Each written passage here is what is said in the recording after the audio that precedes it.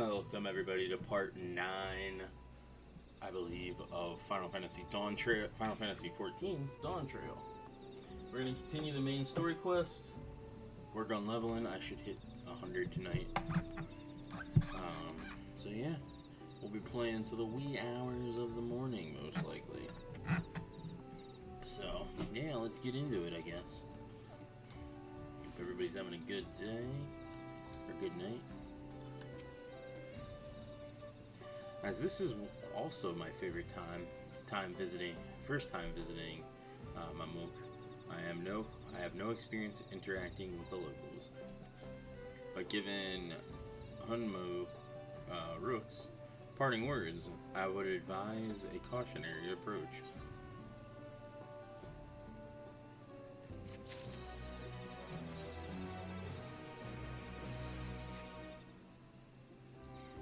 Well, we all know what comes next. Let's find that elector. Two streets seem to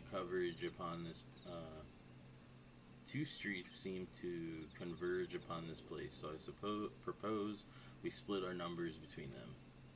Given Hunmarok's guidance, I also suggest that we are on the side of caution and move throughout the city in pairs. Aaronville can come with me, and Alice can go with Cryo. That leaves Angelus to accompany Wook Lamont. If these arrangements are to everyone's satisfaction, then may our respective searches prove fruitful.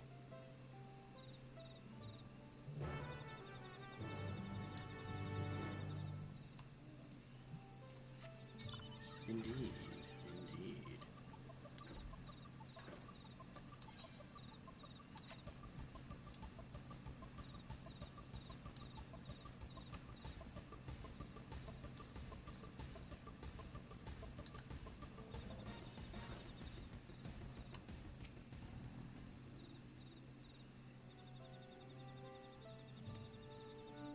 The words may as well be ambient noise for all the care the citizen pays you. Huh.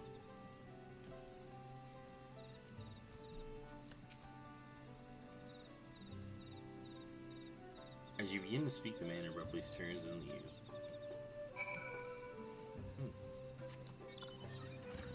That's interesting.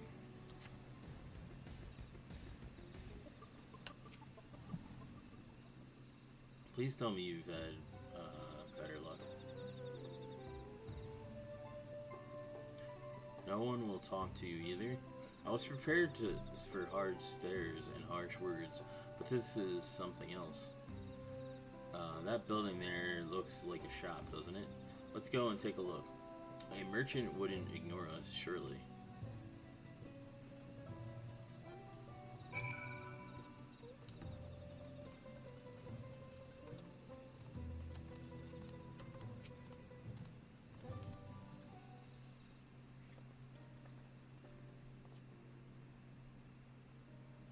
Hello there.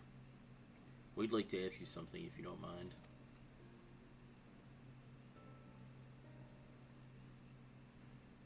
Move along, outsiders.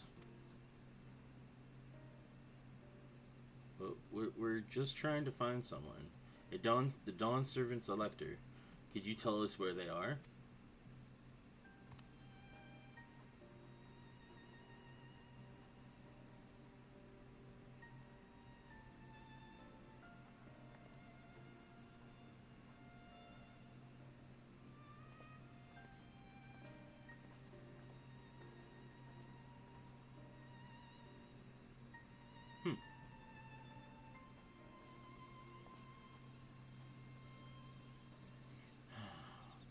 How are we supposed to find the elector if nobody will even speak with us?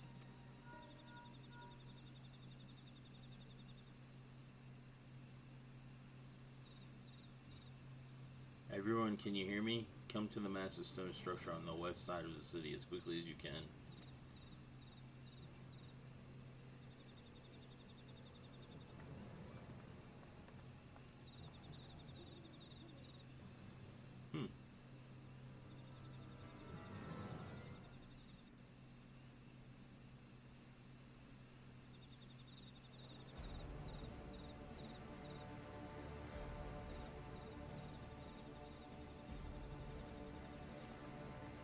there!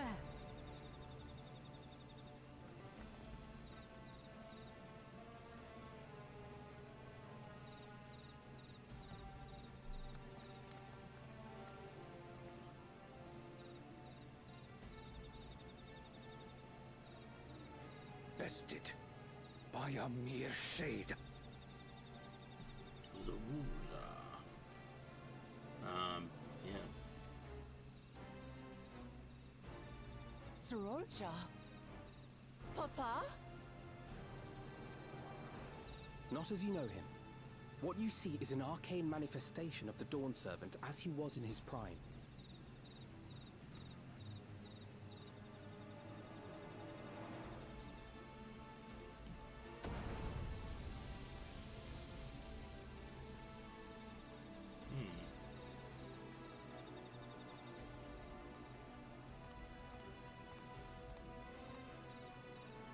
The channeler is Zerelja, Autarch of Mamuk and Elector for the Feet of the Brotherhood.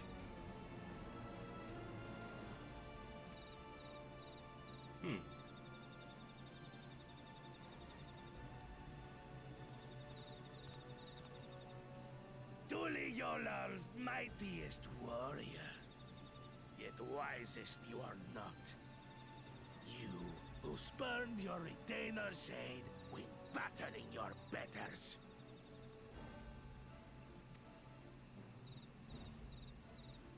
To prove oneself superior to blessed siblings by surpassing the shade of Galul Jar Jar himself. That is the final feat. The first promise fought alone and fell short, but that is now the least of his concerns. You could have let your foolishness end with your failure. But instead, you attempted to harm an anointed Elector. Soralja, as of this moment, you are no longer a claimant. I disqualify you from the right of succession. Be gone from my sight.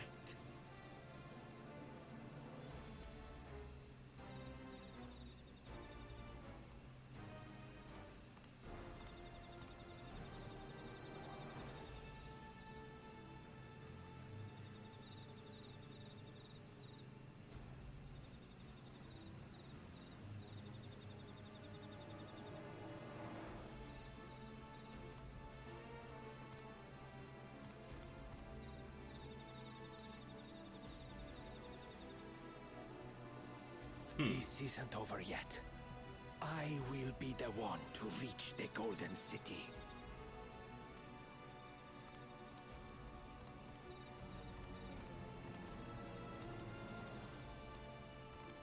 When Zoralcha was defeated, he tried to take the Keystone by force, but he was thwarted by Father Shade.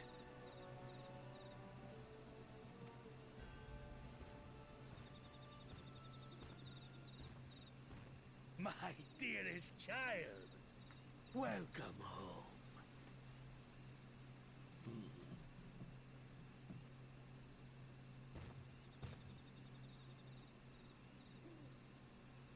This feat was made for you. Only blessed siblings could hope to defeat Gulul Jaja. But ere we begin, I would see the fruits of your triumphs. Come. Show me your tablets. He's got nothing. Except a few, probably.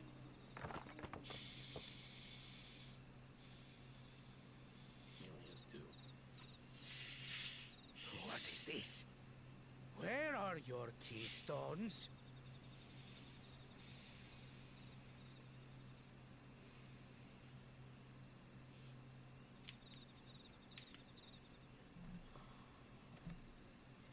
Explain yourself, boy!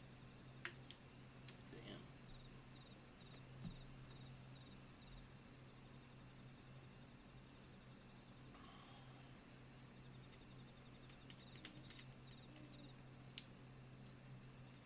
No matter.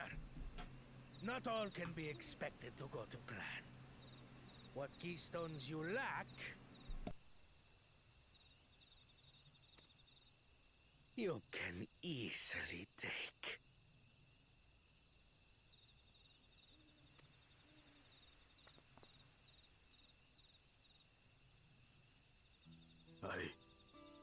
I tried.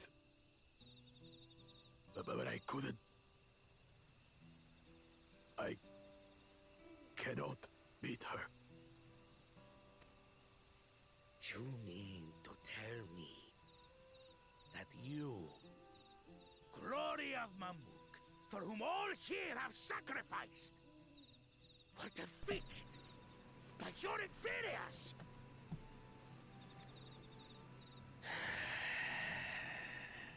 You are as useless as your siblings. A failure. Leave and never return! You have no place here! Interesting.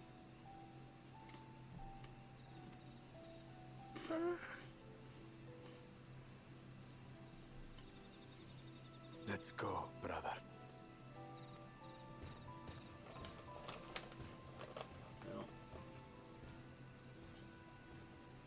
Well, Worthless! Pathetic! This was our chance to claim sovereignty, and he ruins it!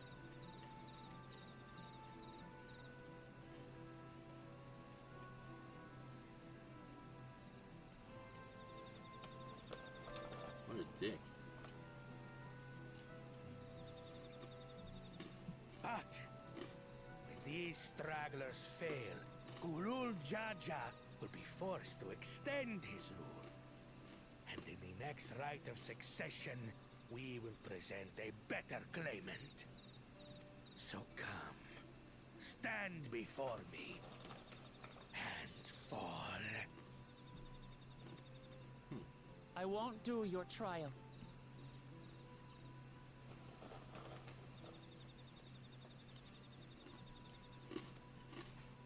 Oh?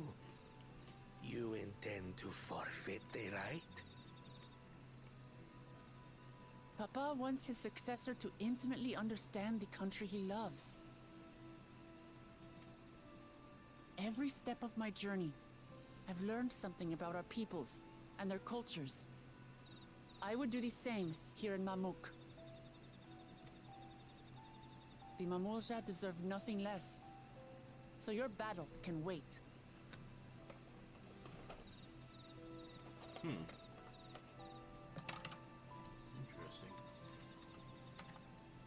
I'm of the same mind. Father named you an elector for a reason. There must be something that he would have us learn.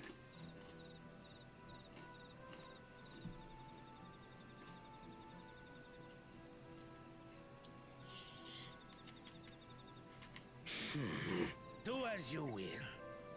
But until you triumph over the Shade, you shall proceed no further. Alright.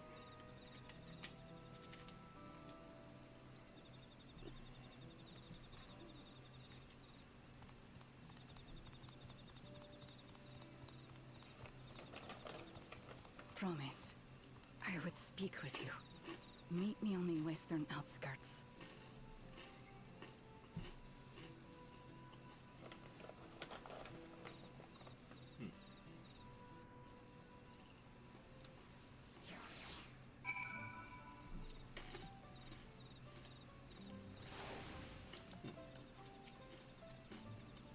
The elector we have met thus far have all had their peculiarities, but each we felt would judge claimants equally. This Zarielja, however, seems set in his belief that only blessed siblings are worthy of the throne. Why would the Dawn Servant name an openly biased man elector? Worried over Zarielja won't get us anywhere. The lady, on the other hand, was the first person to address us with any civility since we arrived. We should go and meet her, hear what she has to say. The western outskirts, right?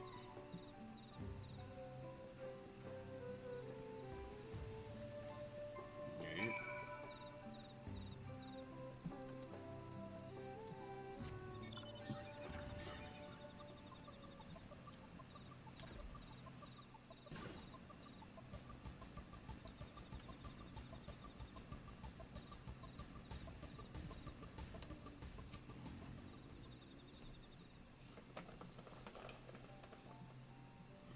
Thank you for coming. My name is Milalja.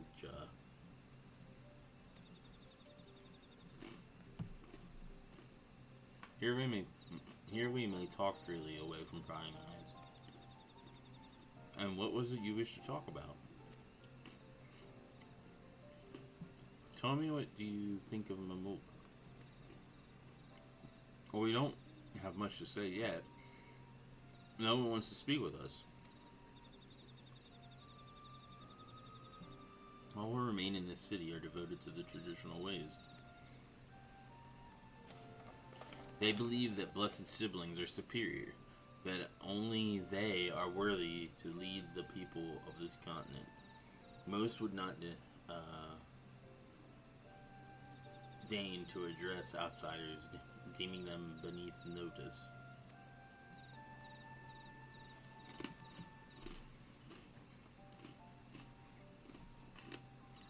Sounds like an ideal community so far as Bakul Jaja is concerned.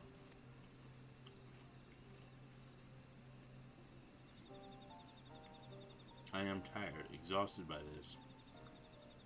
And senselessness.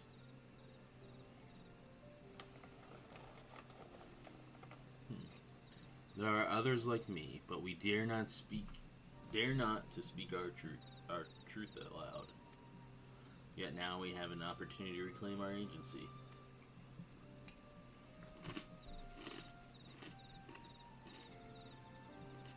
For you have bested Bakul Jaja. You, a Zabra, inferior by all presumptions, triumphed over our two-headed champion. This time anyway. Next time I might not be so lucky. Bakul Jaja is just that strong. I surely don't understand why he cheats so much. It seems to me he'd do better if he just trusted his own abilities.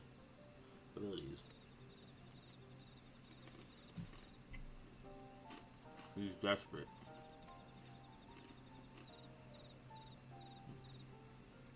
Other blessed siblings have fallen before. Mala Jaja of the Silver Scales, for one. He traveled across the salt in search of conquest, only to be overcome.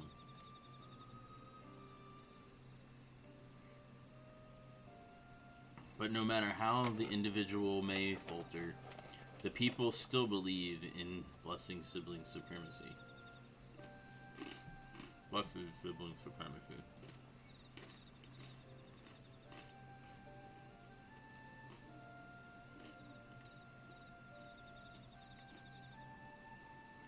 Because of my father.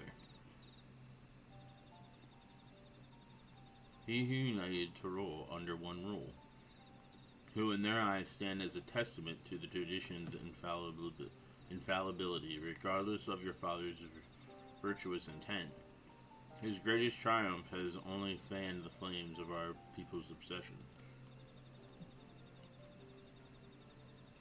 However, as both his daughter and claimant to his legacy, your triumph could prove that Galul Jaja's true strength lies not in his birth, but in his character, and in so doing, you may give us the strength to renounce blessed siblings forever. I can understand wanting to forsake zealotry, but instant forsaking two-headed Mamulja going a bit too far.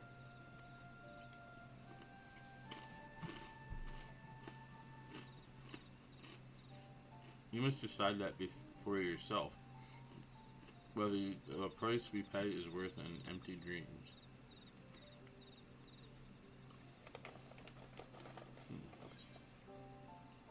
Okay.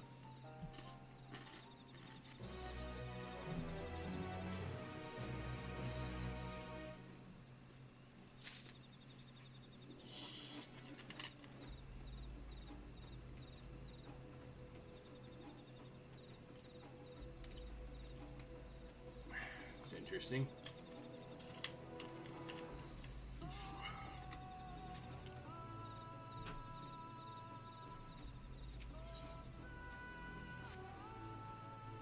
There is a place that will help you to understand our plight. It lies far to the west of here. Follow me.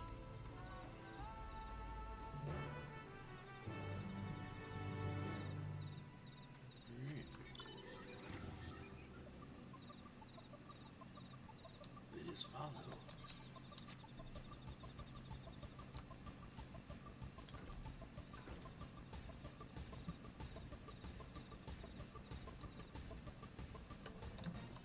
See what we got going on over here now.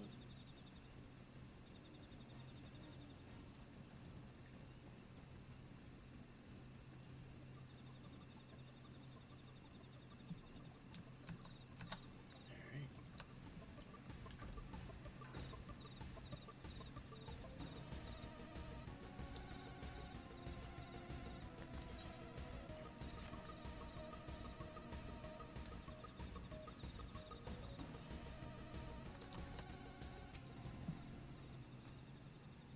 Is that a meteorite up there?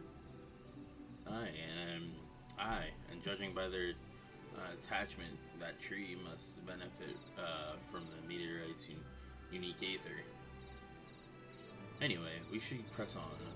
Milalja was anxious for us to see whatever it is she has to show us.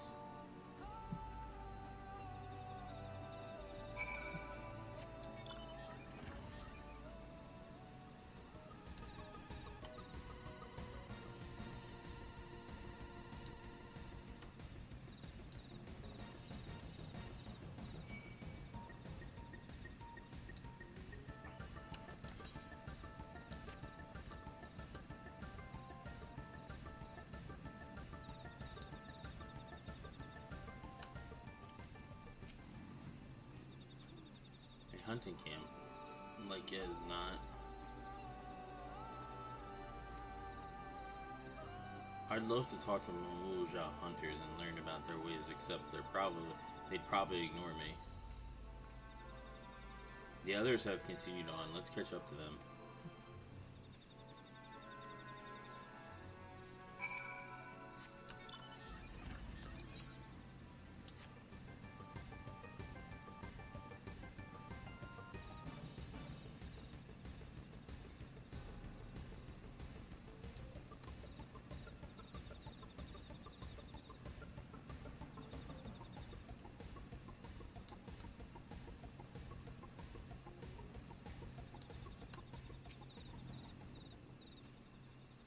This is the place you wanted to show us? It lies just beyond this passage. Entry to those grounds is not permitted even to the devout. Nonetheless, I would reveal our secret to you. Rest assured I shall take full responsibility. Come see for yourself the truth of the blessed.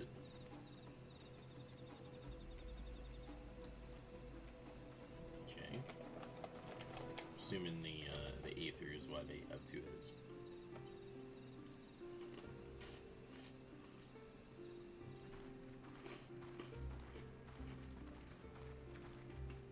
Basically the meteorites.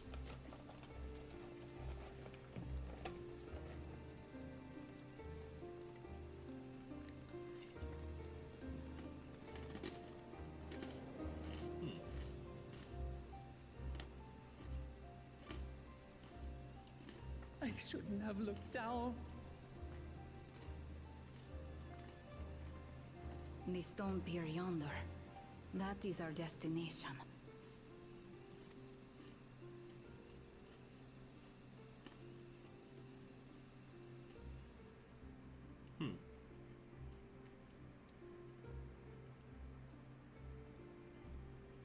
To erect it there would have been no small feat.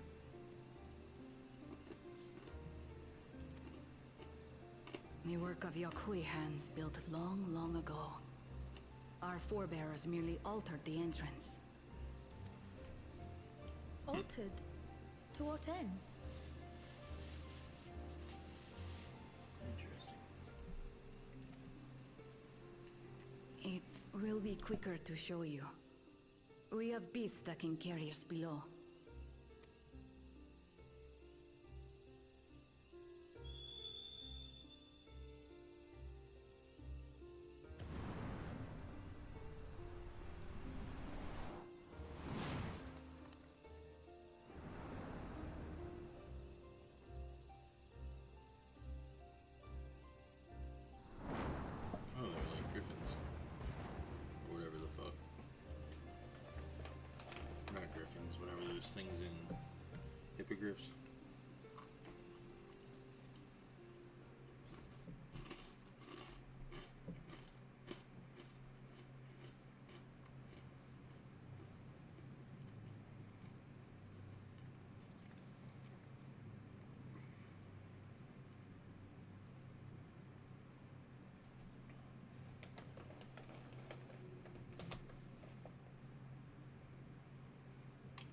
cool Jaja.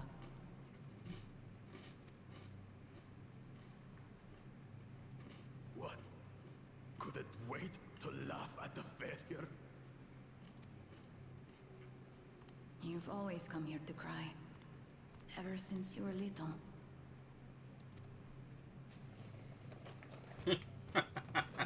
Mother? Oh, that's his mom. Shit.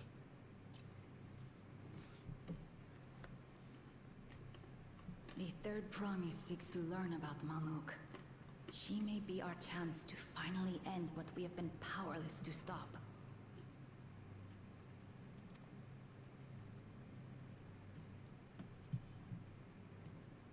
Talk with her. Tell her what we have done.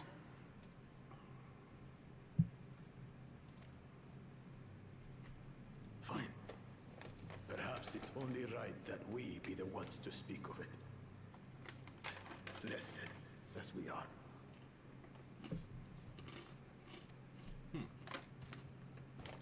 Okay. What do we got here?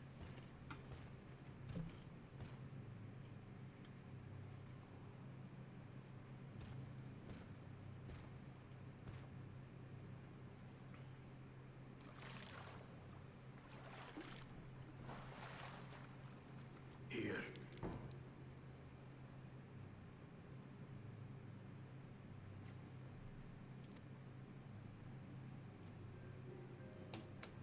This vessel holds the remains of a two-headed Mabonja.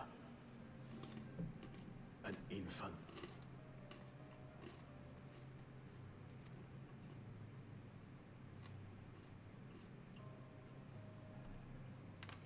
Okay.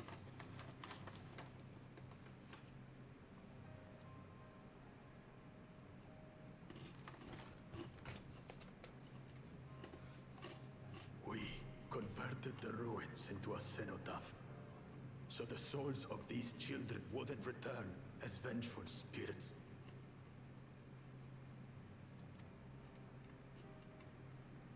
Do you know how blessed siblings are made? I've heard that they are born to Hubago and Bunawa parents.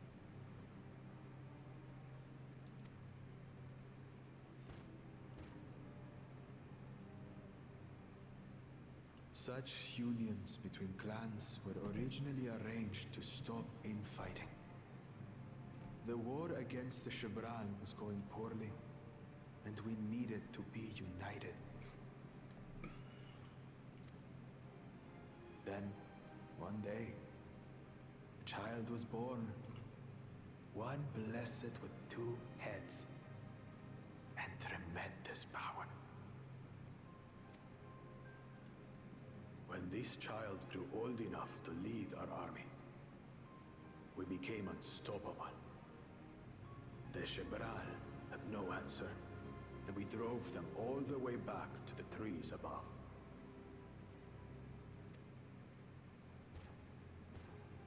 That taste of victory awakened our greed.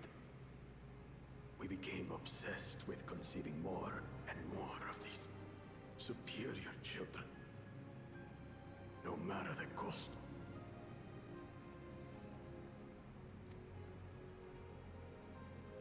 Of the countless born, most die, trapped in their shells. Only 1 in 100 survive. Damn. If we are blessed, it is only because we yet live. Unlike our brothers and sisters, who were sacrificed for the glory of Mamuk. That's horrible. Of course it's horrible. It's an atrocity we can never take back. Those children died so that we could live.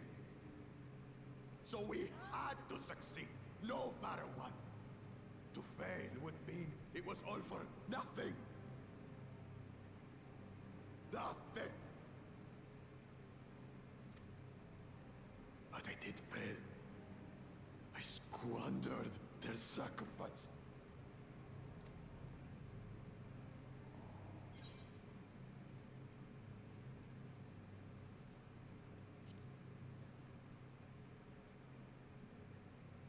Sympathize with your pain, but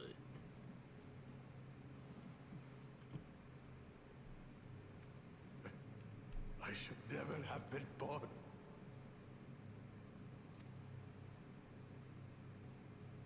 You're wrong.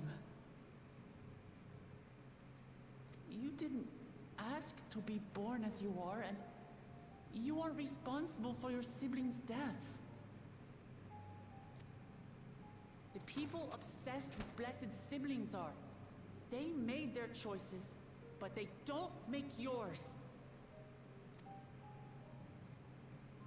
Since when do you let others push you around Bakul Jaja? What do you want? Say it!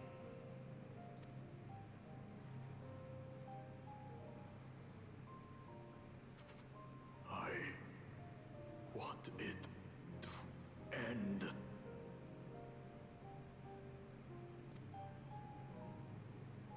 I don't want any more to die.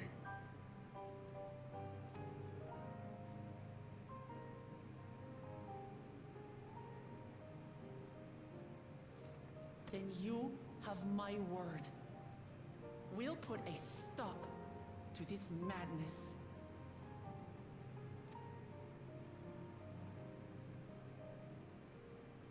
Blessed siblings are revered by their supporters as a means to achieve dominance in Taral. If we understand why they harbor such aspirations in the first place, we would be better equipped to treat with them. Indeed. I just hope they will be open to discourse.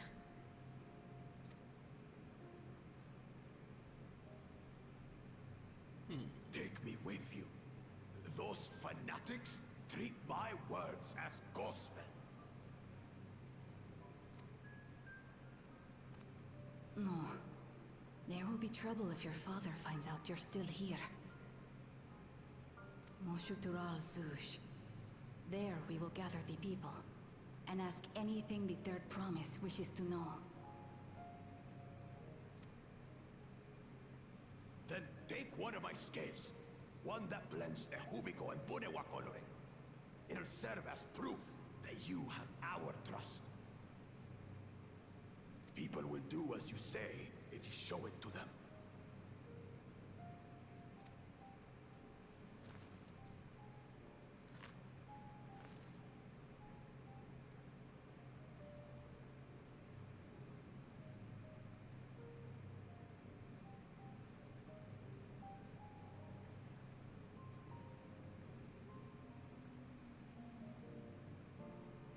I'm sorry for what I've said and done.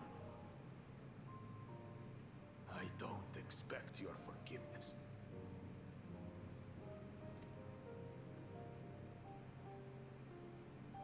You had your reasons. I'm glad I could know them.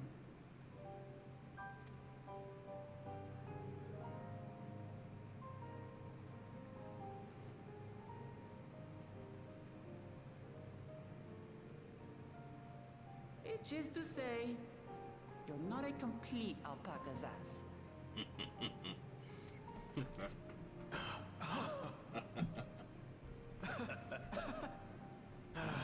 Thanks, Wuklama. Well, maybe it's for the best. Hatred is exhausting, after all.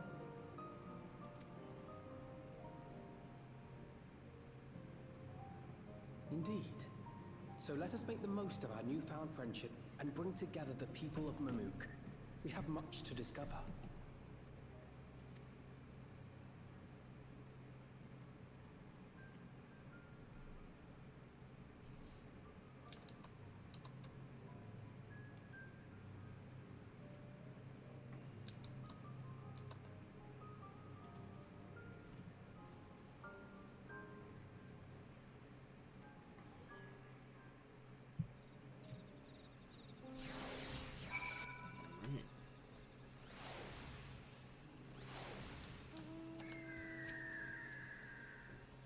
Hey, Angelus, before we join the others, can we talk for a moment? I really hated him, you know, Bakul Jaja. With every fiber of my being. He tried to ruin Ihihana, sabotaged us on the river, kidnapped me for my keystone, and released the most vicious Toro Vidral of all time. Anything he could do to cause us pain, he did. Never in a million years would I forgive him. But the moment I understood why he did what he did, the pain he's been carrying this whole time, all my anger just evaporated.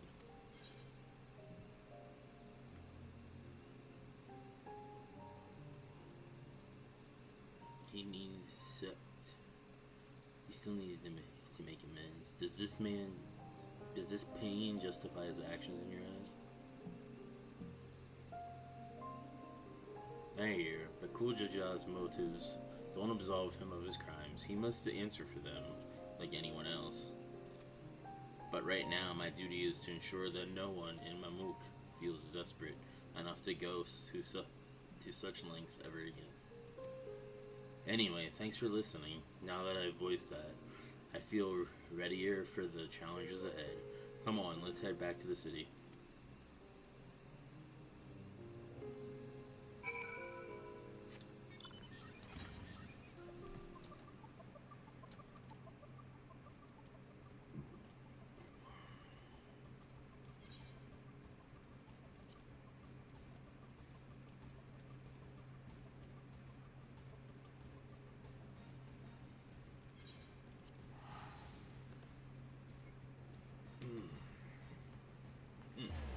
That's interesting.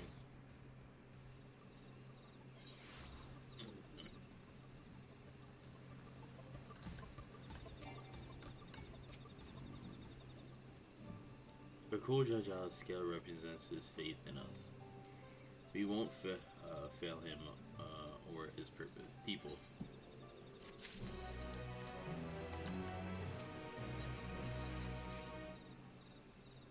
We haven't a moment to lose. According to the Malalja, Maxitoral Zuj is an abandoned settlement northwest of the city. It should afford us the privacy we require.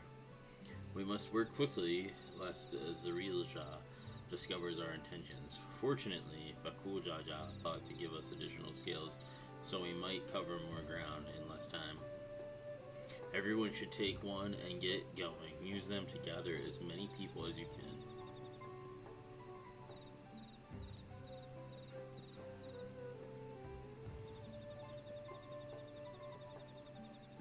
Angelus, let's retrace our steps. Maybe this time we can convince folks to lend an ear. Alright, let's do it.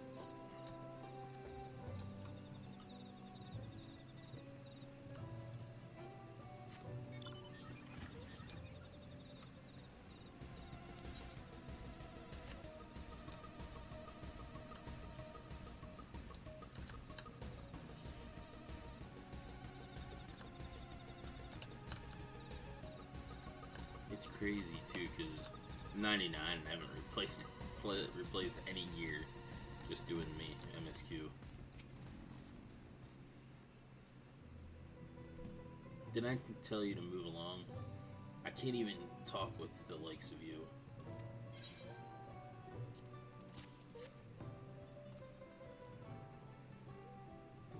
Blessed scale in an outsider's hand. What business do you have with me?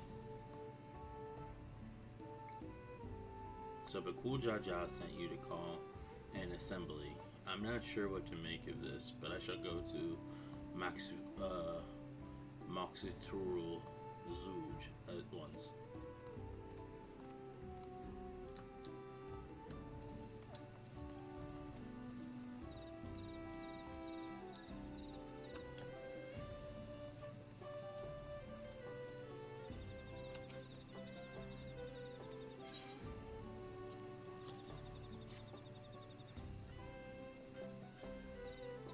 The scale. If the blessed trust you, then so will I.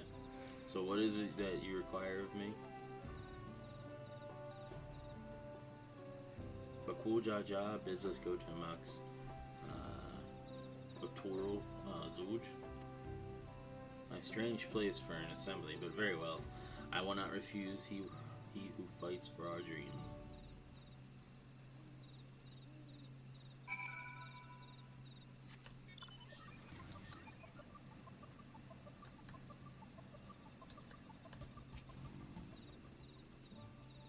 Have you managed to gather some of the good folks?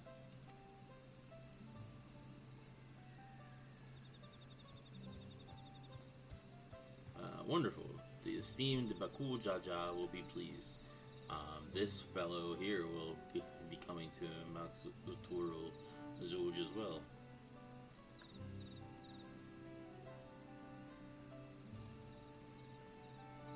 Apparently there is a Najul nursery to the west called Gulma Grove. Could you go and see who you can talk to there as well? I'll meet you in the Max Littoral Zuj afterwards. There's just one more person I need to find.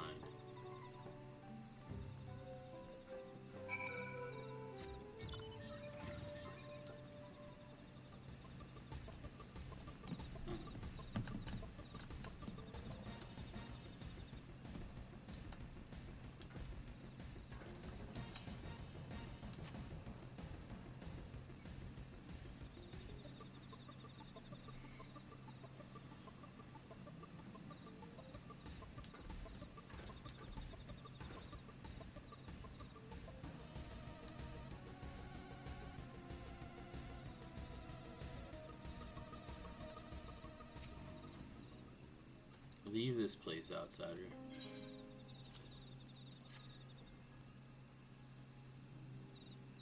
Oh, my apologies. I was unaware. I thank you, blessed Scalebearer, for bringing me word of this gathering. I shall away to Mox Littoral Zuj at once.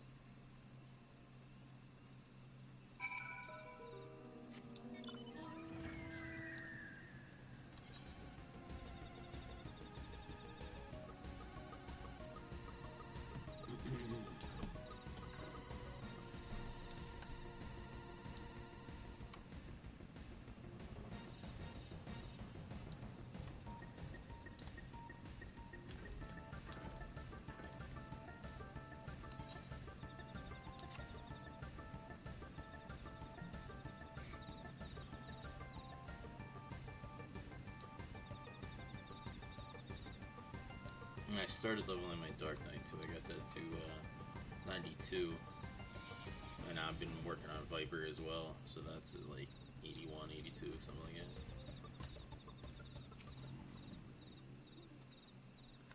So we're working on all three of those kind of at once.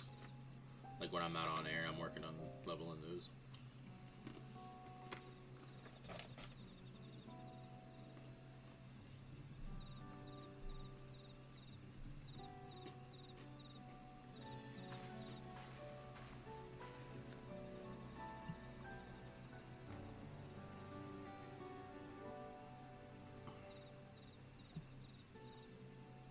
Where's Book Lamont?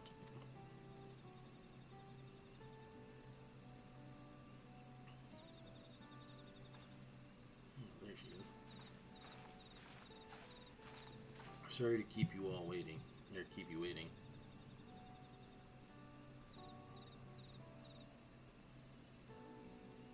You invited the second promise as well?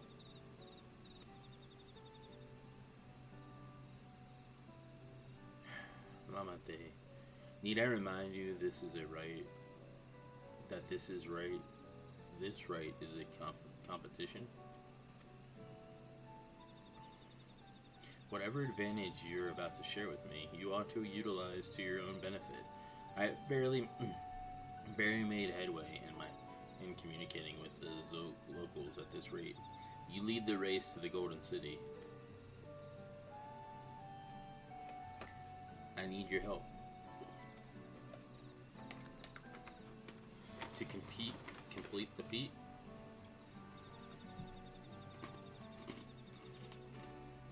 Oh no, Mamook. There's a problem. I can't solve on my own. And you're the most clever person I know.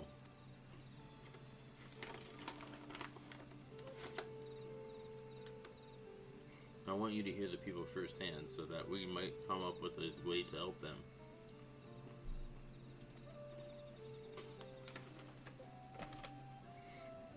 Very well.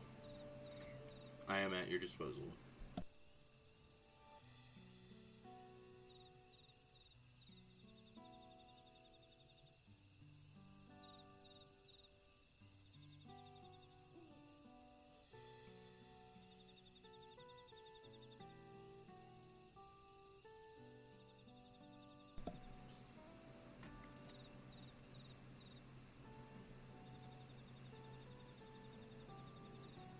Everyone, thank you for gathering on such short notice. I am Walk Lamont, third promise of Toliliol.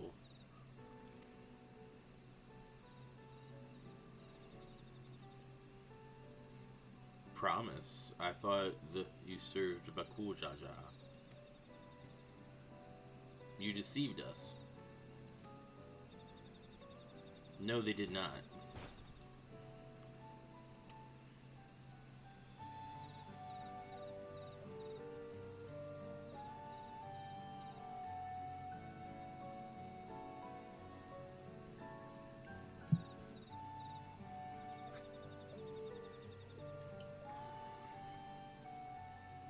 The scale they showed you were mine.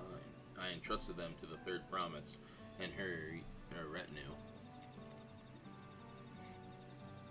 Why honor these outsiders so? Because Woklamant has won my trust. Now you will hear her words.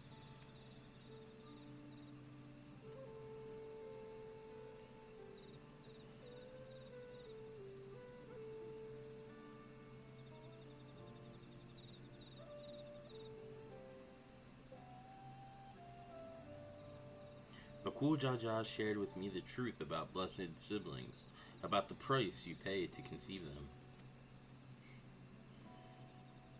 As an outsider to your community, it is not my place to judge you or your culture.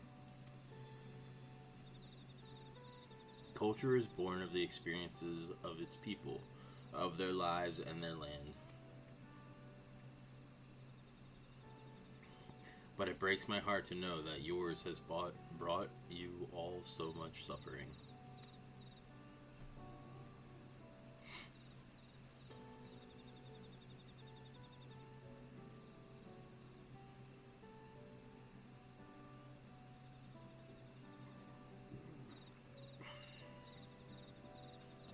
If any here wish to break from the cycle of tragedy that's creating blessed siblings demands, I ask you to join us. Please, I don't want any more of our children to die. You think we want this? We have no choice. Only blessed siblings can liberate us from our suffering. Without them, we have nothing.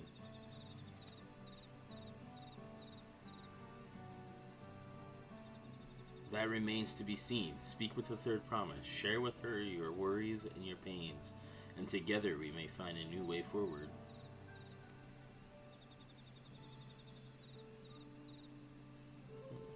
Together?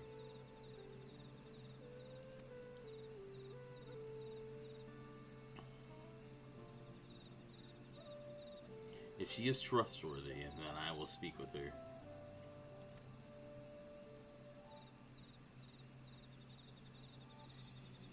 It would be the best if you withdrew, my son. Many cannot yet speak freely in your presence.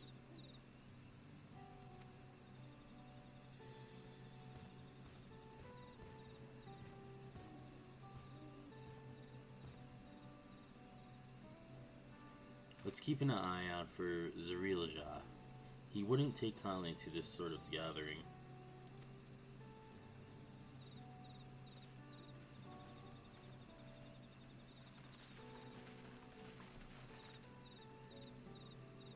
Once we've understand everyone's concerns, we'll be better equipped to help them. Let's make sure they feel heard.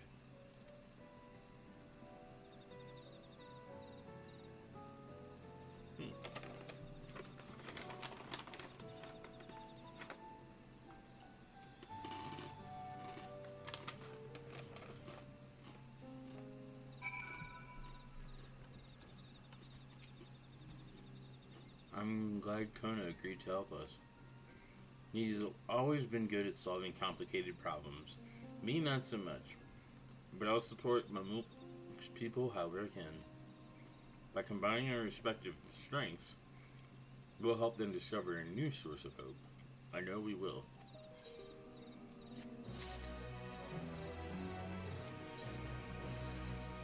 Dies.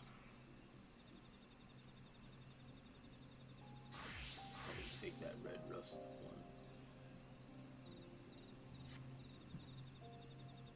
Alright, Angelus. Before we start, let's make sure we're remembering our history correctly. The Mamulja and Zabra fought for centuries over the land in the upper forest, but due to infighting, Mamulja forces struggled to make significant gains. In order to promote cooperation, the Hubigo and Boniwa clans intermarried, and that's how Blessed Siblings were first conceived. With that in mind, let's talk to the people and learn why they rely on Blessed Siblings. The land was once rich with ore, but the Yokoi did not stop digging until all the veins were spent. The meteorites are only good for so much. Even if we made overtures to traders, we have little to offer. Nothing would make me happier than to make a good life for my family in the palace where I was born, but that's impossible. So with resources as sparse as they are, you don't have good prospects for trade. Those who have known only open skies and bountiful land cannot comprehend our plight. To thrive, we must take what we lack by force, and for that, we need the might of Blessed Siblings. There have to be other ways to thrive, ways that don't require fighting. As you'll notice, this forest is very dark, hardly any sunlight makes it through the canopy, so it feels like it's always night. We plow, we fertilize, we irrigate, yet our crops shrivel and die as though cursed.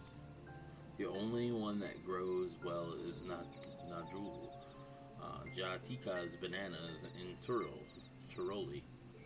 Try living on that and little else for a few centuries and see how you like it.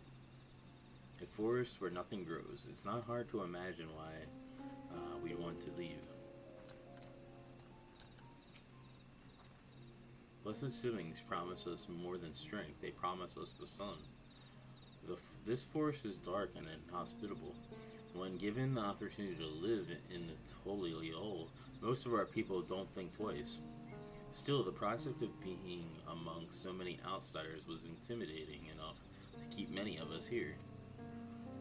Blessed Siblings are meant to deliver us from this accursed forest, to lead us to the fertile land above, where we might make a place for Mamulja to abide in peace and plenty. So you desire a fertile land, one that's all your own. Well, I think I'm starting to understand.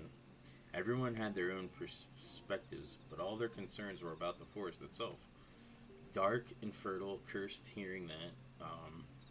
It's little wonder that people here wish they had better land, and who better to get it from than Blessed Siblings. It's hard to convince people to stay in a place that can't provide what they need. You'd think the meteorites, at least, would have value, but apparently not. Hold on. Didn't Annabelle mention something about the meteorites? That the aether they emit makes the plants glow blue? A rather significant psychological effect, physiological effect, I would say. If we were to study these meteorites, we might discover other ways they influence local flora. I noticed a curious amalgam of trees and meteorites just south of here. Determining precisely how they interact with one another may yield crucial insights. Everyone, I really appreciate you for sharing your thoughts with us. Thanks to your insight, we have a promising idea already. We just need a moment to investigate it further, so please bear with us. We'll be right back.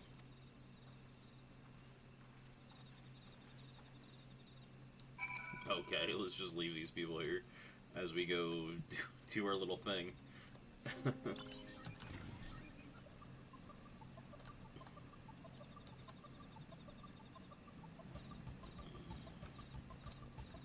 Well, Aaronville also mentioned that those meteorites are like super magnetic too, with those stones that he has. So they might be able to be used for something else that they can use to trade. At least that's what I would think. That, and they could use the bananas to trade, so you would think that they'd be able to use those to trade for actual food as well.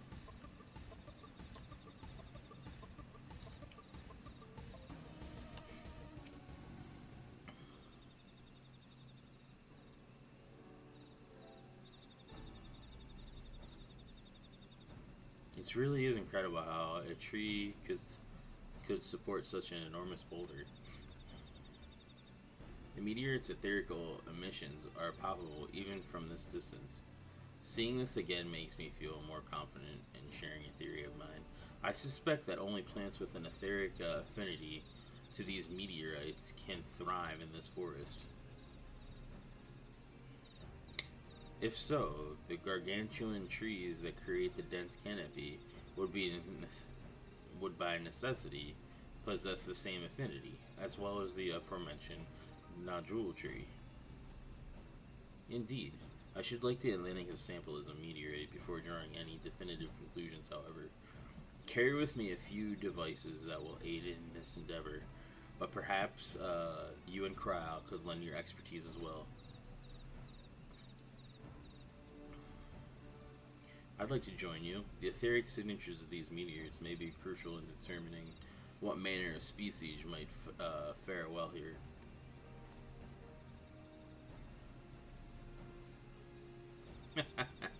I think I see what you're getting at. If we can prove to them the cursed forest isn't quite so cursed, maybe the people won't feel like blessed siblings are their only solution. So how can I help? Want me to climb the tree and break off a piece of meteorite for you? There are plenty of fragments on the ground already.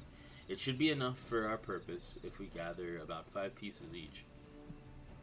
Even better if those fragments are gathered from disparate locations. I will collect your pieces once you have them. Sounds good. Let's go collect some meteorites. It just turns out it's the Moonanites, and they're just there, and then in their 8-bit glory, they just flick us off once we collect them.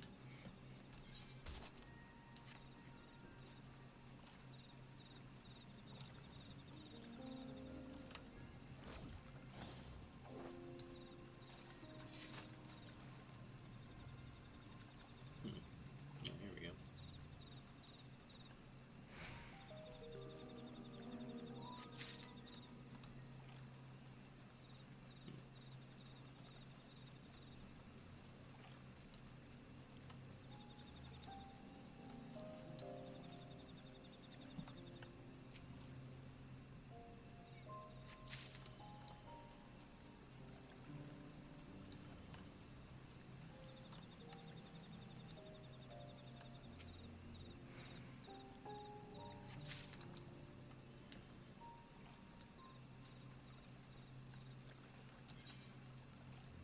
That's all over here.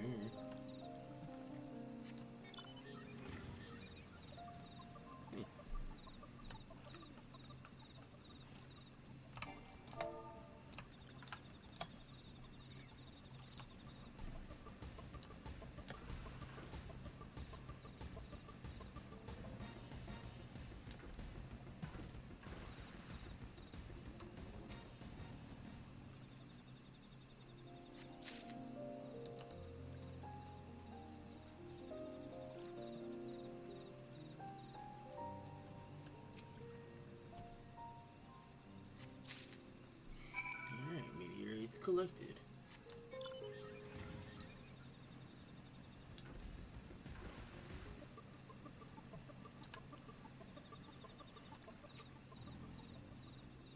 Did you find your fragments? Indeed. Much obliged. Alphino, Kryl, and I will combine the gathered samples and conduct an analysis forthwith.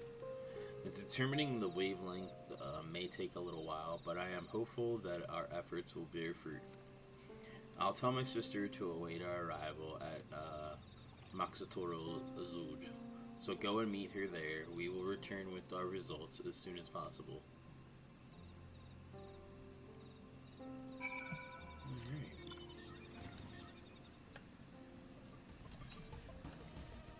Where's the thing at?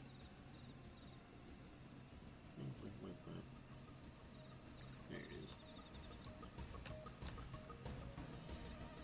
This thing here, I gotta wait till I get flying to get up there, I think.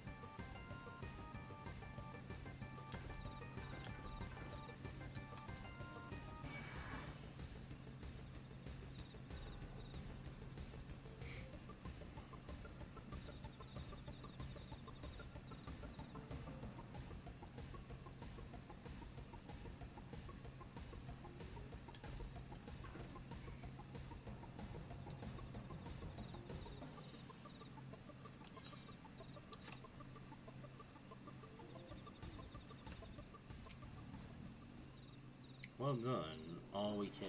We've done all we can. The rest, we must leave to Kona and the others. I don't know the first thing about these Charlian devices of his, but if they can be of help to Mamuk, I'm glad he has them. There's hope for this forest yet, Angelus. I can feel it.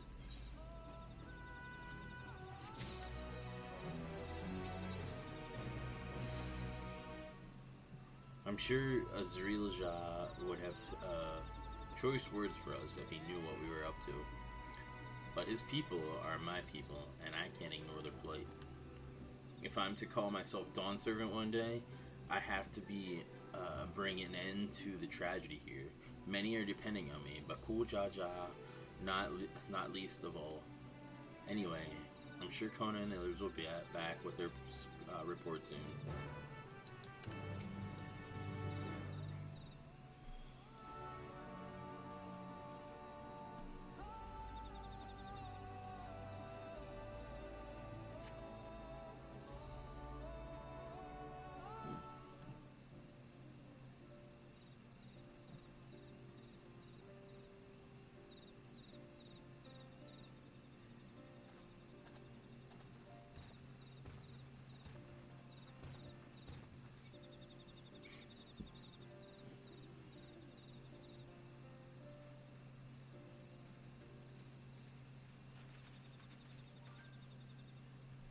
Good, everyone is assembled. In light of our news, I thought it only right to call the others.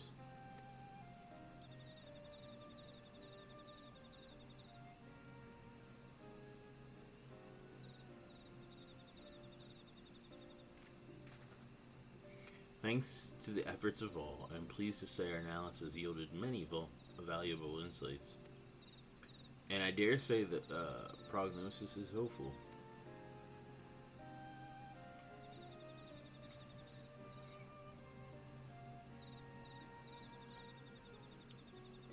Earlier, we asked about the hopes you place in the Blessed Siblings, why they are important to you.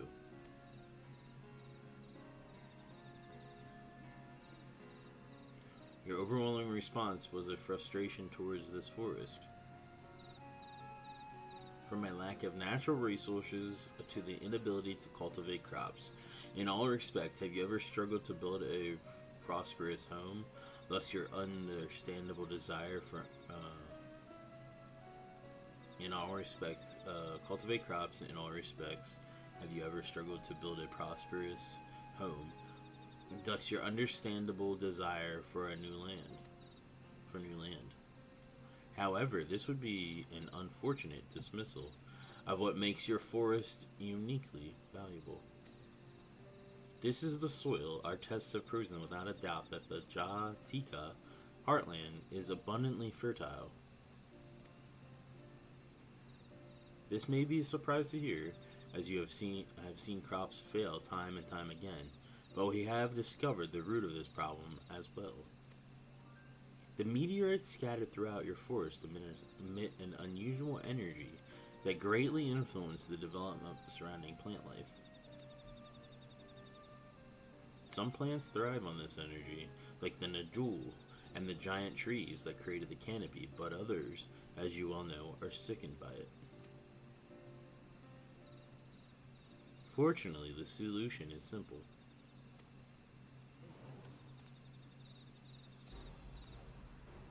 Across the salt in a place called Charlian, there is a peerless collection of flora sampled from every corner of the world. Now that we know that energies are most prevalent in your forest, we can offer you seeds and starters, and the starters guaranteed to thrive here. I took the liberty of contacting a few colleagues via Linkpearl. Should you desire them, a sample of our best candidates can be shipped here in short order. Just as Eorzea acquired the Papoto and Tomato from Torol, so time might Mamuk benefit from foreign crops. You mean we'd be able to grow more than Najul here? Precisely. While care must be taken to choose those specific species that will not have an adverse effect on the ecosystem, your agricultural options should increase markedly. With the right crops, Mamuk will have all it needs to prosper, both at home and in trade. Plus, the siblings don't have to be the answer anymore. Then there was never any need to fight, never any need to sacrifice.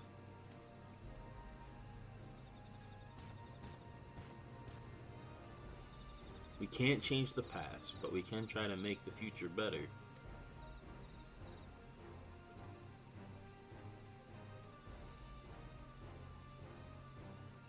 Let the old teachings end with us.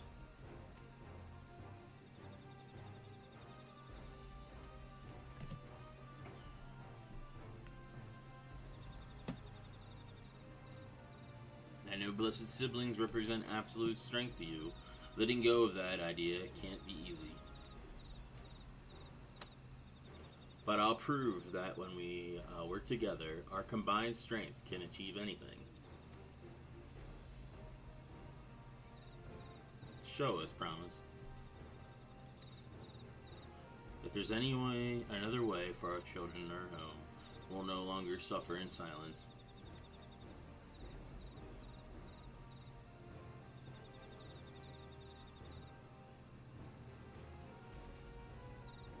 Sometimes we have to fight alone, but not this time. Would you say a few words, Angelus?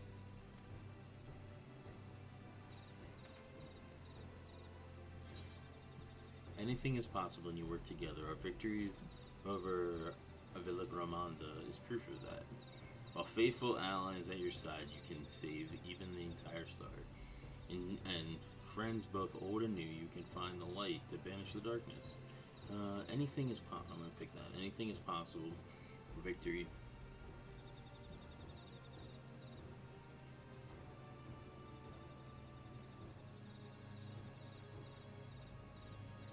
The Sky Rune, the great Gulul Jaja himself struggled to even seal it.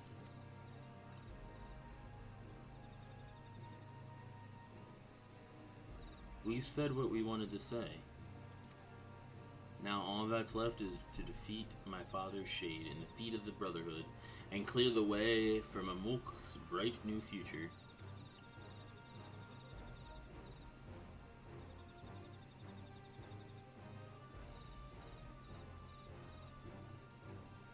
Do not give us cause to question our faith in you, please.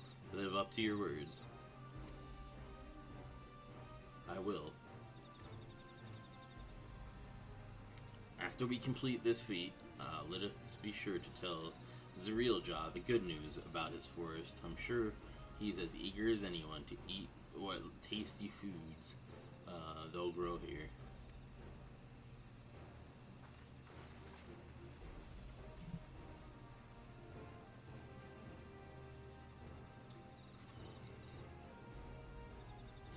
Compassion even for the likes of him. You continue to eclipse me in every way. Then it is a simple choice.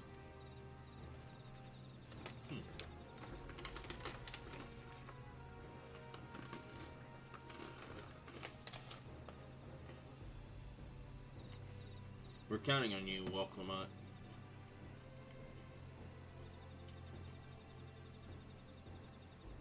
Yeah, if there's specific crops and shit that grow, then there you go.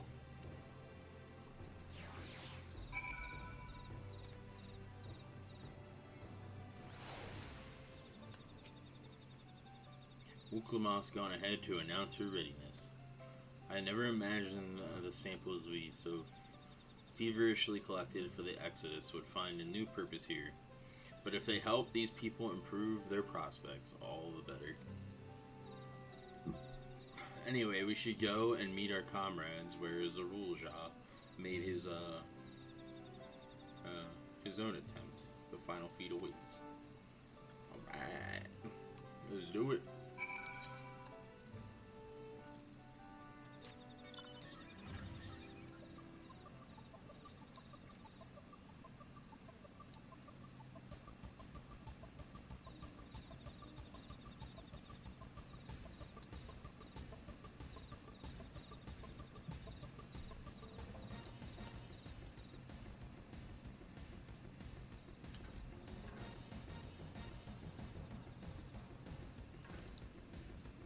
Or at least attempt to.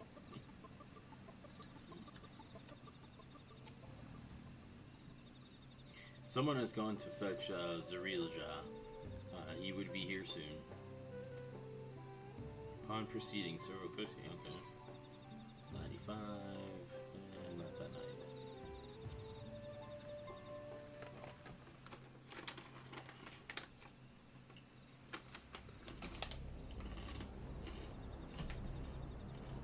As far as item level, I'm like 1 off.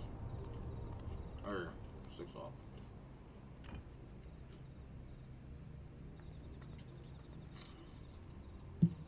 Zerilja, I'm ready for the final feat.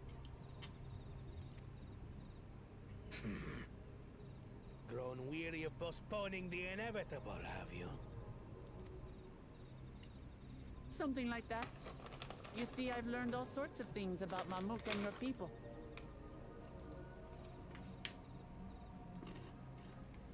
Is that supposed to impress me? I now understand why I need to surpass blessed siblings. The cost of producing superior offspring is destroying your people's souls. Look at them, and you'll see this. So I'll defeat my father's shade, and prove to you that there's a better path for Mamuk. What drivel! Without the blessed, we are nothing but weaklings! Doomed to fade into obscurity. Of course you are weak. We all are, each and every one of us. But when we join hands, we gain the strength to overcome any foe, even Vali Yarmanda.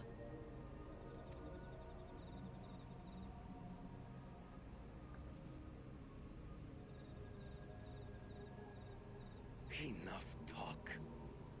Prove your mettle against Gulul Jaja, the finest warrior ever to have graced Tural. Alright. Fine by me. Not even Papa's shade will stop me from upholding his legacy. I will fight alongside her.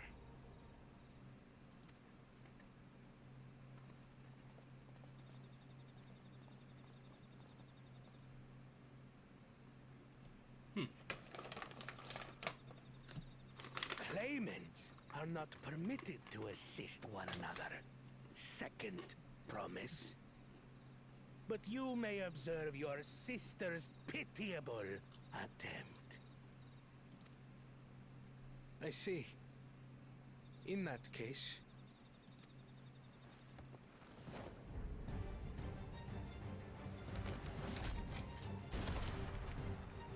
It seems I'm no longer a claimant. I am now free to participate, I trust.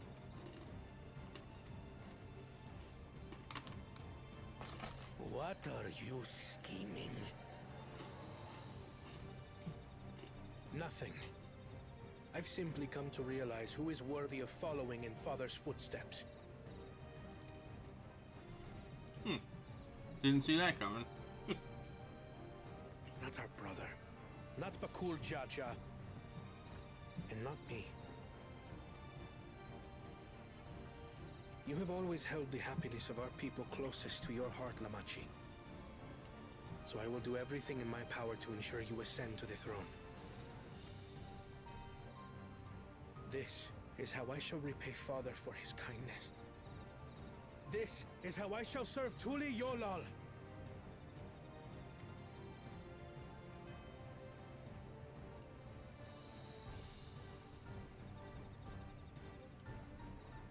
I could always count on you, Kona. Thank you. It will make no difference. Numbers matter not in the face of true might.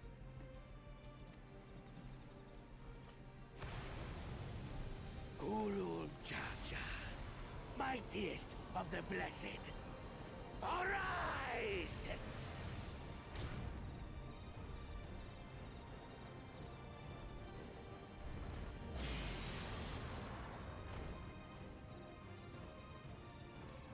Everyone ready? Yep.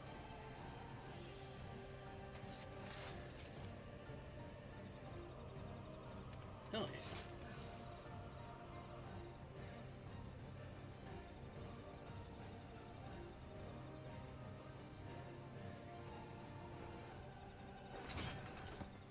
No hard feelings, Papa. I've got a lot of hopes riding on my shoulders, and the only way forward is through you.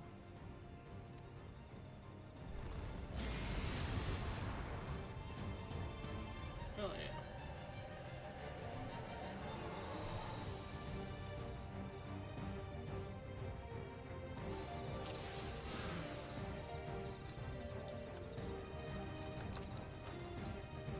Bear witness to our resolve. In the reason which guides our journey. So long as we stand together, we're unstoppable.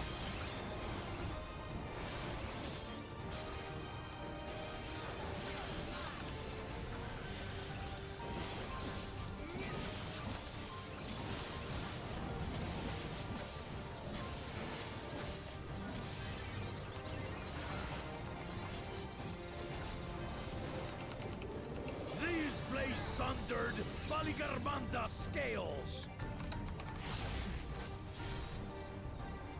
Blades of fire rain.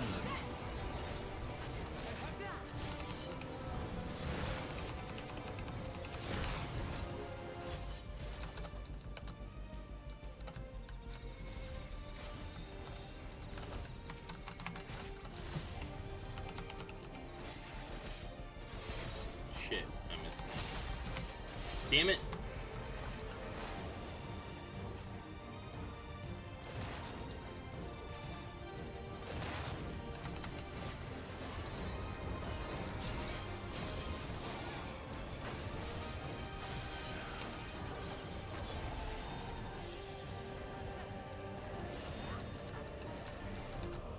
Take that!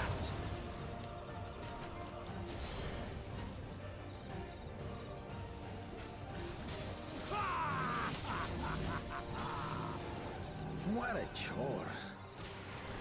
Ever hungry for battle.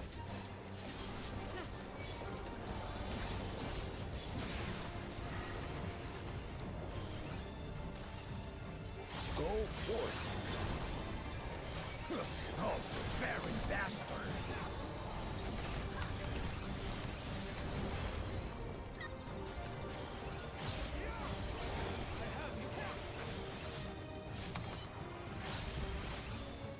How is this?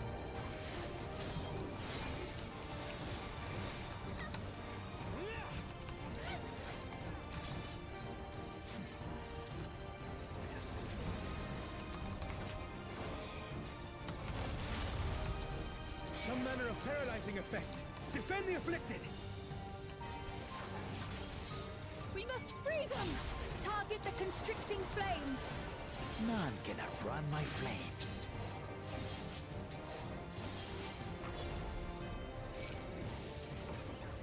For the machine!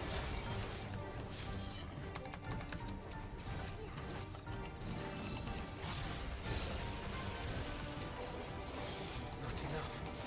But together, we shall triumph.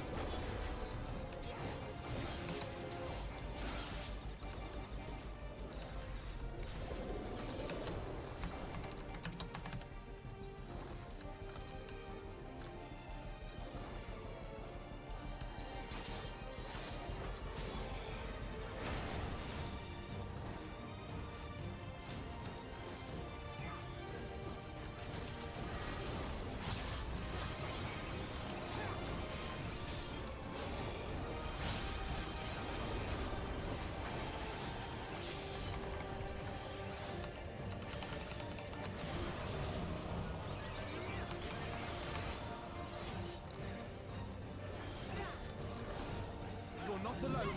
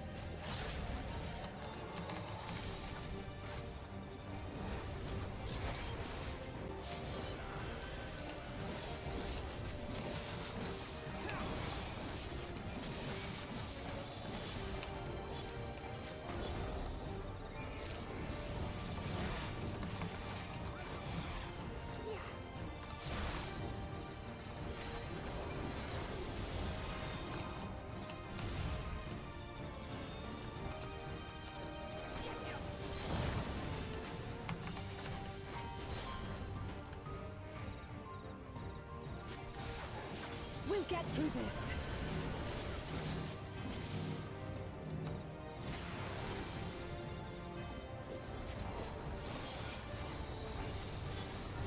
I know not who you are. How you plot with tenacity. Surely this will quench your thirst for battle.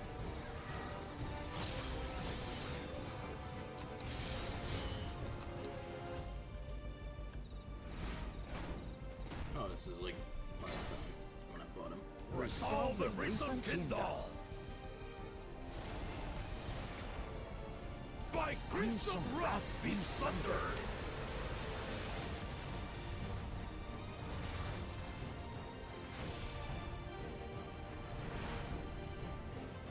Oh no, this is Uri.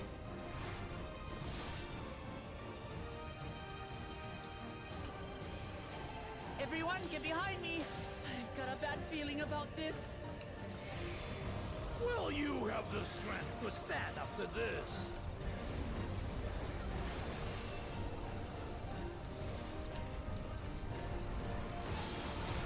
I will be the next Dawn servant.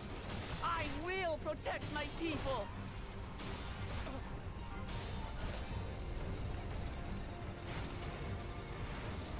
Holy hell. Is that the best you can do? Impressive! But I'm not finished yet. We will see Lamachi become Dawn servant. For Tuliyola!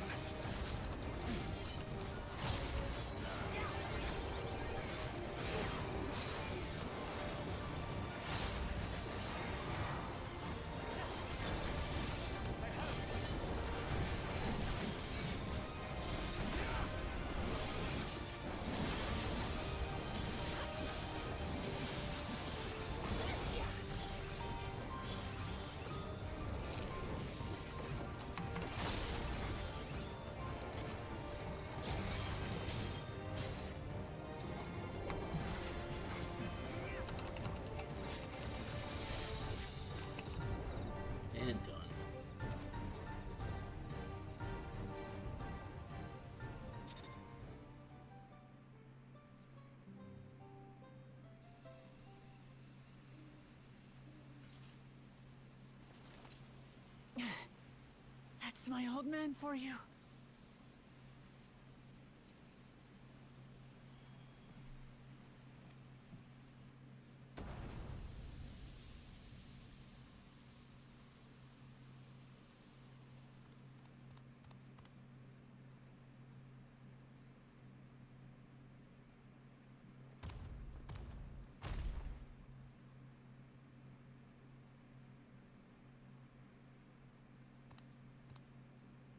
I refuse to accept this. Ain't that a bit stubborn? Even for you.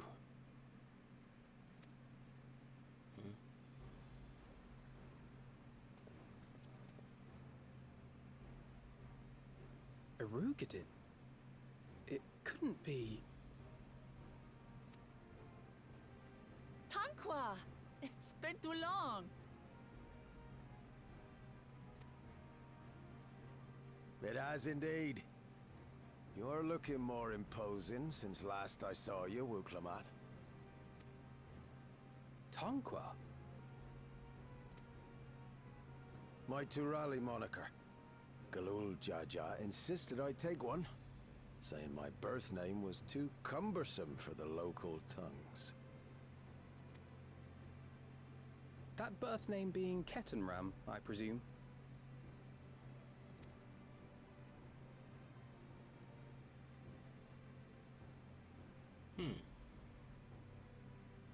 No! Ketenram's that legendary Eorzean sailor. The one with the pickled cabbage. We can talk about me cabbage later.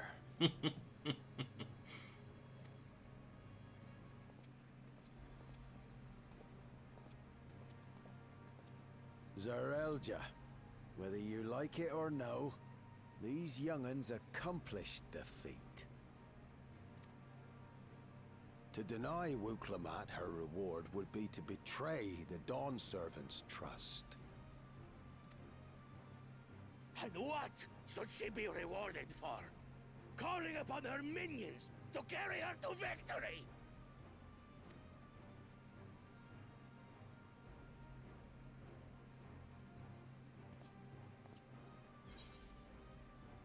We're not minions, you're Womon's friends and comrades. You're the Otterak of Mamuk. Show some dignity.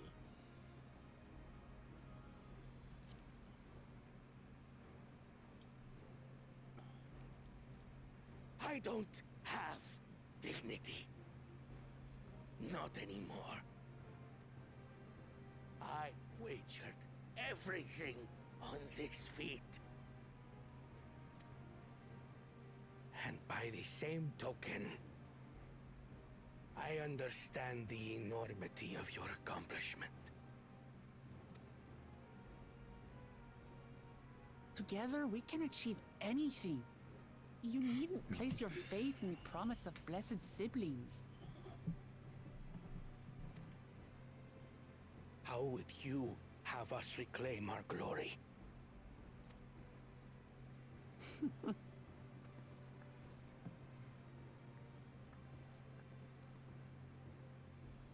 With friendship and community. With us.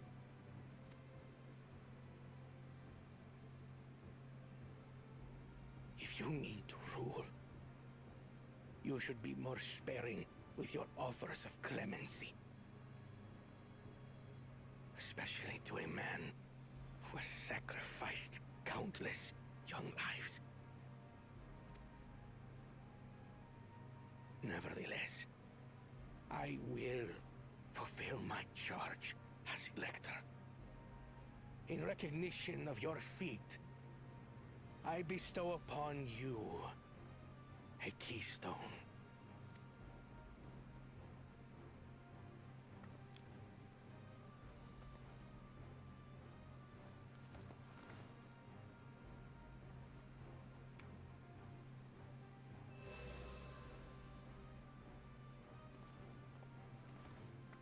Congratulations are nearly in order, I suppose. I'm confident that you will find the Golden City in no time.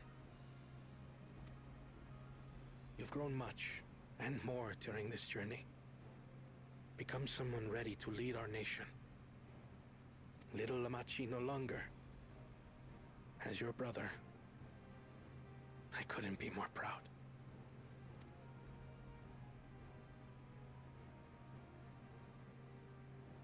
Kona. Thank you.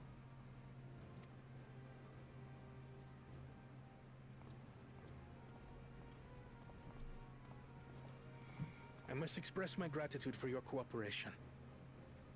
And my regret for failing to live up to expectations. Nonsense. If you believe Wuk-Lamat is the woman for the job, then you have our wholehearted support.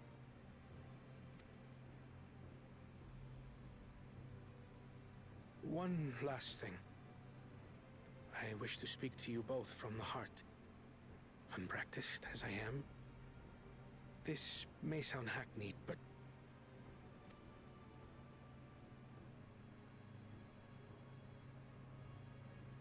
I am truly grateful to have met you.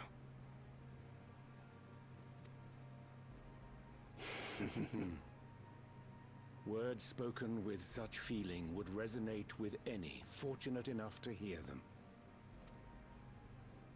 Though our journey together hath ended, ever shall we cherish the memories. Aye. And should you require further esoteric musings or biting witticisms, don't hesitate to call. I dare say we'll come flocking.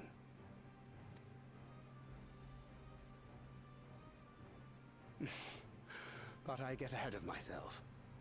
As I recall, our contract remains in effect until we've escorted the second promise back to the capital.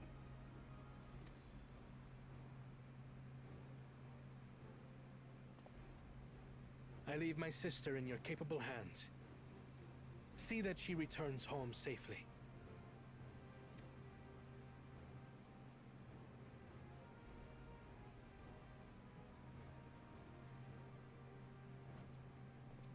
You've still malms to go yet, Wuk-Lamat.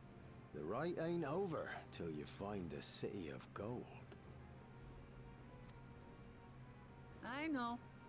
But if I can come this far, I can go all the way.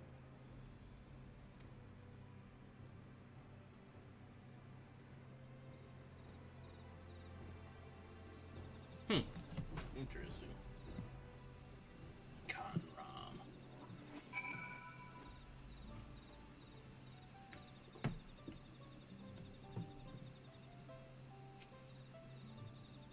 Let's go and tell the people of our victory.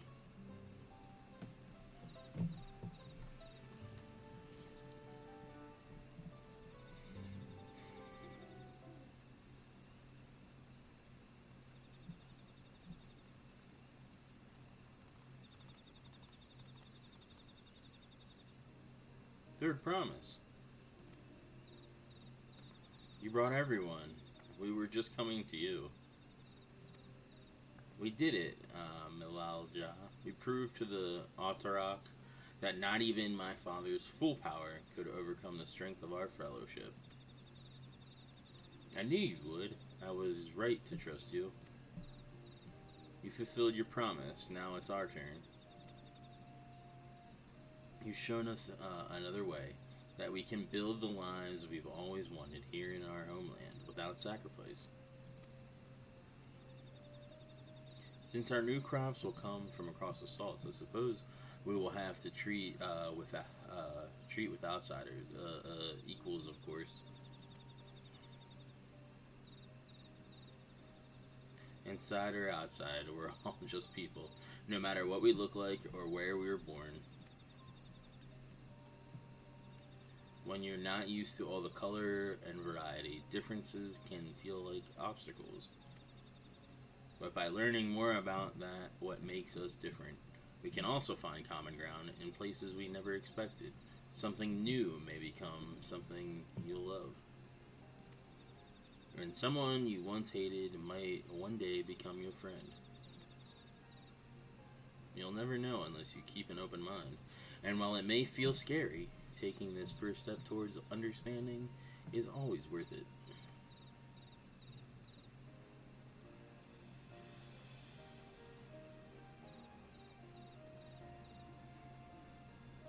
Of course, learning about outsiders may well help Mamuk grow.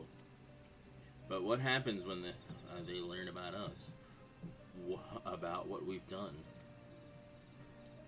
They will not.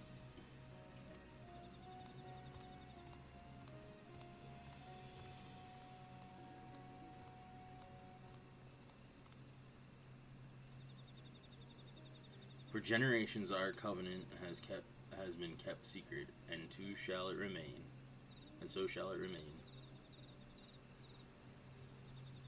The atrocities committed here were facilitated by the Otteroks, and we and no other else are responsible.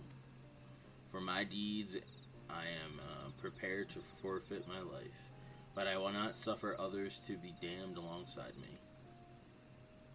No one's being damned, and your life isn't forfeit. The last thing this city needs is more death, but Kul Jaja hasn't fought this hard for this long, only to lose his father.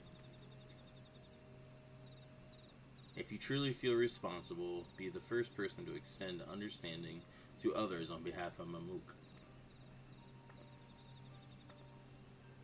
Your community is waiting for you, and here and in Tolilio.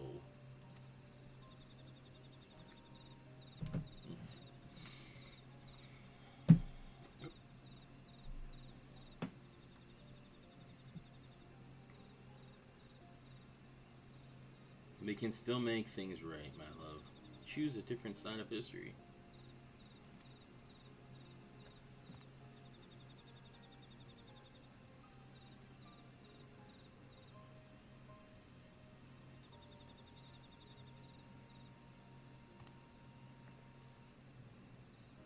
Thank you, Third Promise. Thank you for everything.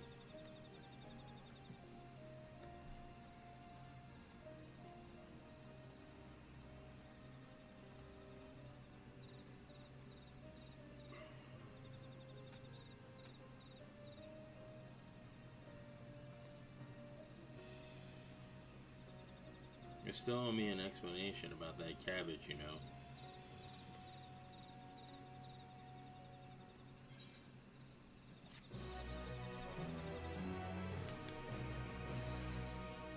The people of Mamuk have accepted you. Merchants and vendors are now available for use. Okay.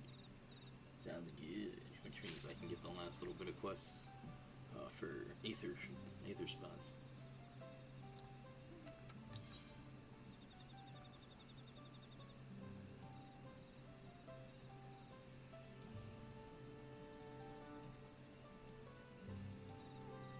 Let's do the Aether spots first. And then we'll continue the rest, because I want to get flying in this zone.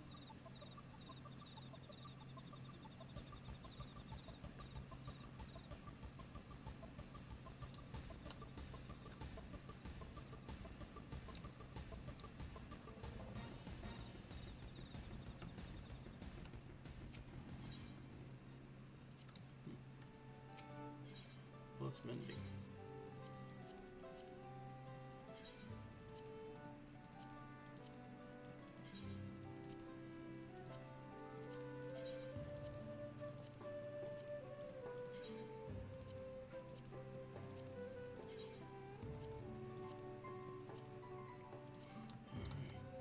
Good.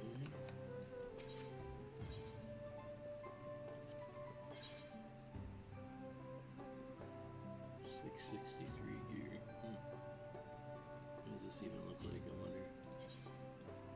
Dude, some of these weapons in this expansion are kind of meh. Or at least so far that I've seen. I'm not too impressed with the weapons. But hey, that could change.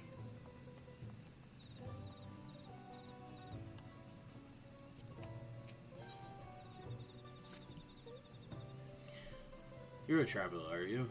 Could I ask for your help with something? There are too many prying eyes here. Come and meet me on the other side of Gulmajik Grove.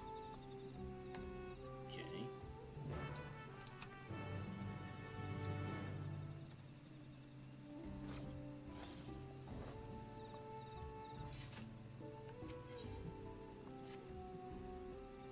You're one of the Third Promise's retainers, aren't you? Please, please help me.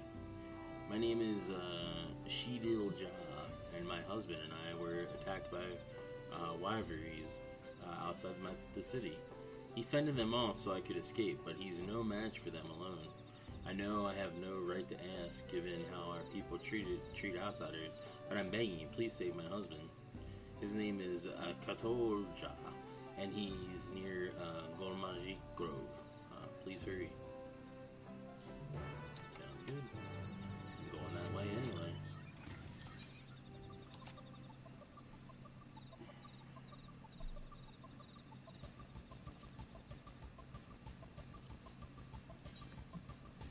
Because I need... Okay, so then quest... MSQ quest will give me the last one for the... Because let's check this out. Aether Currents. Looks like we got 3 other zones left, 2 in the game, or in the expansion. So I'm like halfway through it, I would assume, based on how many zones I have left. So that's cool. Let's go talk to this guy first. Good, you made it. I need your help in handling a small but quite literal, irritating problem. Have you heard of blue leafkins? There supposedly were once Mamulja, who were cursed for some misdeed or another. Those who believe in that sort of thing are terrified to make any contact for fear that they'll be cursed as well. I personally don't believe there's any truth in it, but that wouldn't stop people from thinking I was contaminated for crossing paths with one. For I blessing blue leafkin generally keep to themselves deep in the forest, but recently one's been spotted wandering around these parts. That's why I need someone unbeholden to Mamuk's superstitions to dispose of it, and to speak not a word of the deed. Alright. I can do that.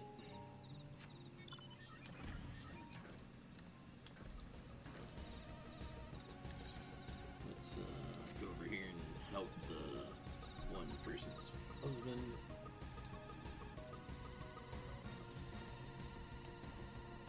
And we'll go do the other one. That should be the 2, and then we'll continue MSQ.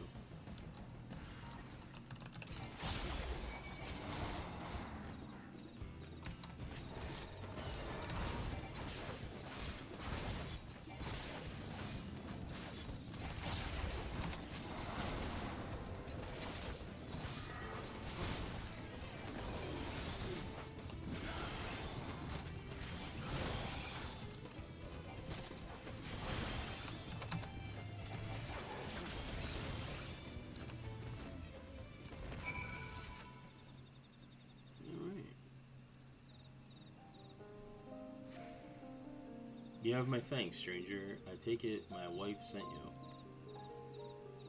Wyverns don't usually attack people. I hardly knew what was happening before they were on us. But that's neither near here nor there. Let's return to Mamuk and see that you receive a proper reward. Shidilja should be anxious for our arrival as well.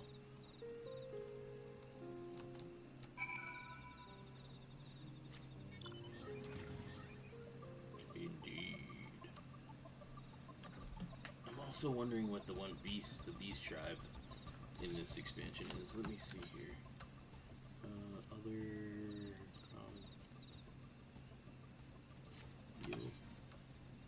Nope. See? And there we go. Reputation, Endwalker, got that done. Shadowbringer, I guess I haven't met him yet. I really should go and do all the beast tribes that I can do that aren't gathering ones. Because the Vath, I have a bunch. I did a bunch of that already. Vano. Stormblood, I did some to friendly. Shadowbringers, I did all of those because that's the things, and I did all that. There's other ones though in those expansions for gathering stuff, I think. Or crafting beast tribes.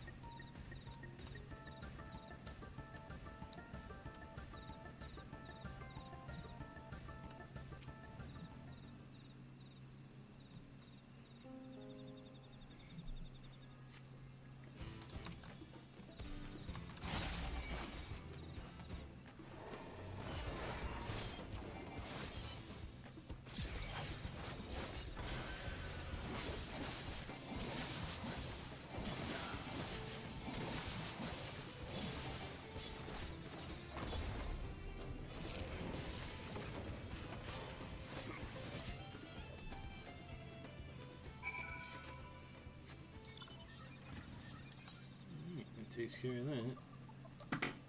Excuse me. Thank you, traveler. Now we'll be able to hunt those forests without fear. We have many stories of blue leafkin, but none agree on who among the Mamulja was cursed first or for what misdeed. Some say it was a Daporo punished for felling trees. Others say it was a Boniwa punished for burning them. Each clan insists the blame lies with another, of course. Honestly, I think it's just a tale to keep people away from the dangers and forbidden areas of this forest. Just the other day, one of our own went and pursued a mark in that direction, and he hasn't been seen since. The blue leafkin just now. Could it have been? No, it's just a story after all. Anyway, you've done us a great service. We'll be sure to keep to our normal hunting grounds and see if we can't find our missing friend. Alright. Take care of that. Let's turn in the other one.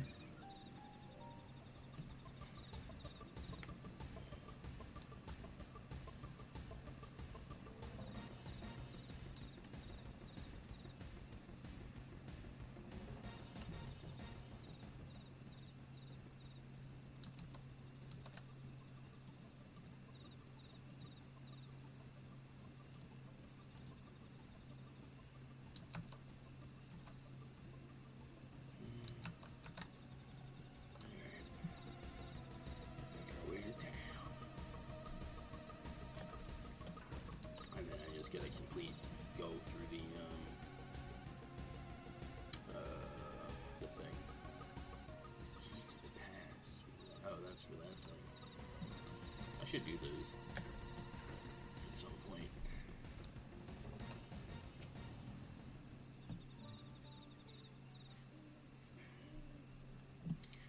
Oh, and thousands blessing upon you, my Gapulja is safe thanks to you, your kindness. I don't know what I would have done had you not arrived when you did. Most of our able-bodied fighters have left the city in search of mercenary work, you see. As I once did myself. You're from Eorzi, aren't you? I toured across the salt in my younger years. That is, until I suffered injury enough to send me home for good. Now I can hardly manage to ward off the occasionally feisty wyvern. It would seem. Glory days mean little when you can no longer protect your loved ones. I'm perfectly fine, aren't I? Besides, those wyverns weren't feisty. They were positively feral. I still can't believe we were attacked by such normally docile creatures. Something had them agitated, though. I can't imagine what. Still, if our local wyverns are being driven into a rage, that doesn't bode well for us. I realize this is more than you bargained for, stranger, but would you be willing to help? And it's unheard of for wyverns to attack Mamulja, so we need to determine what's going on before someone gets injured.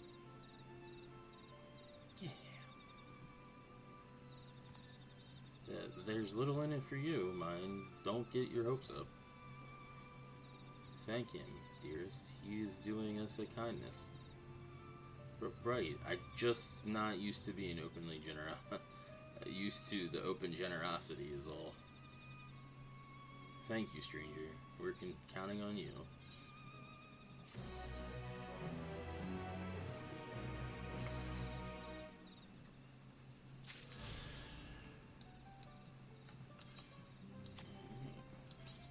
So that leads us to the MSQ to get that last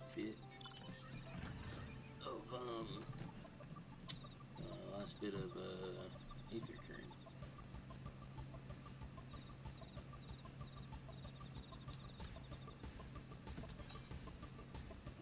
Oop, boundary.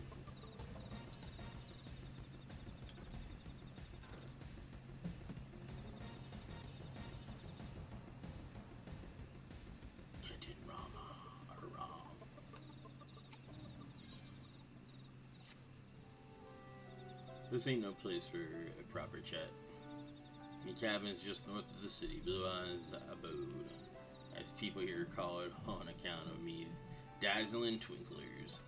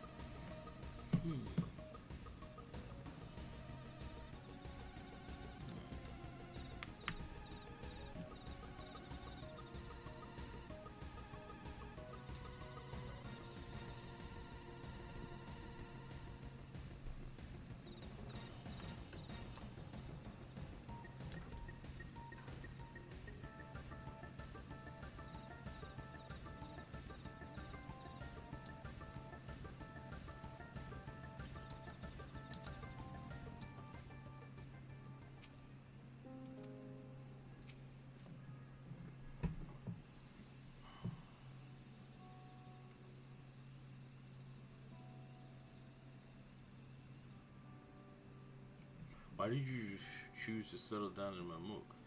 They haven't exactly been welcoming to outsiders, legendary explorer or otherwise. All the more reason to keep a weather eye on them.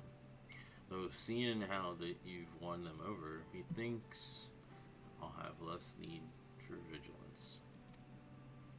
I'm here as a Galul Jaja's behest to ensure his hard-won peace is kept, and incidentally to remind Zarilja of his duty as elector should he have forgotten it.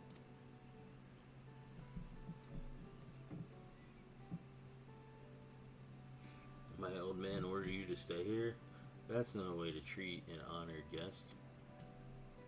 Heh, I'd say I'm more than your father's guest by now. Or didn't you see the spelcher atop Warkor Zormor?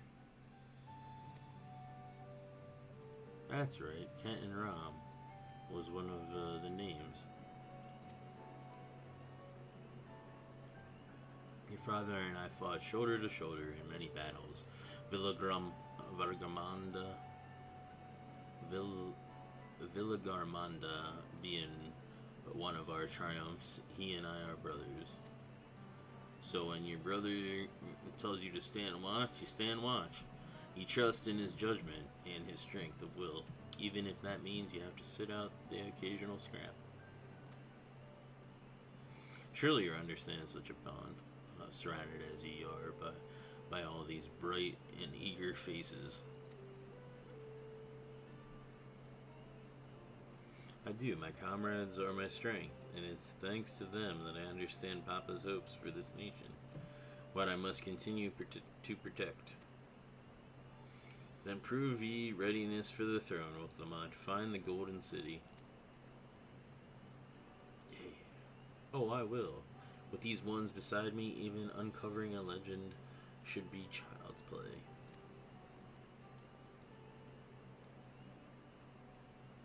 Especially since I believe I already have.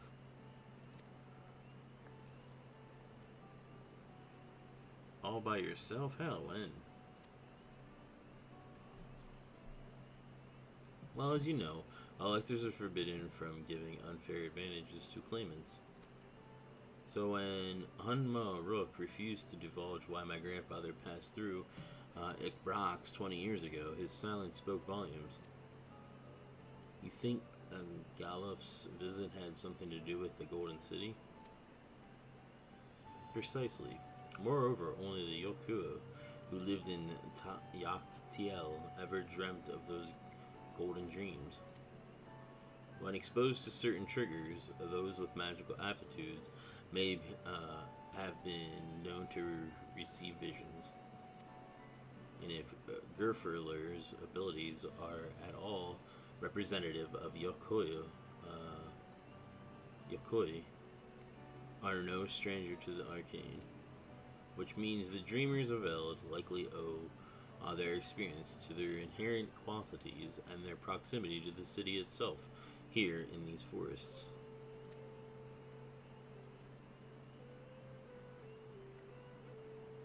all we need to do is search Yaktil from top to bottom, right? It would behoove us to try and narrow our focus to that end.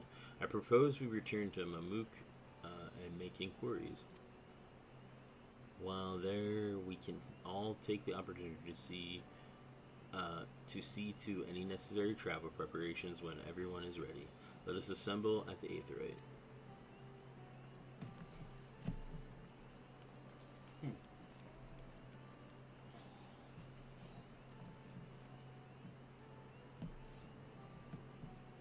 You're Kachia's boy, aren't you?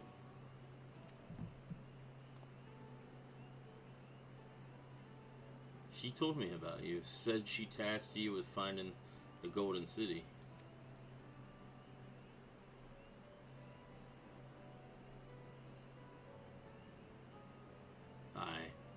I might even succeed despite my best efforts.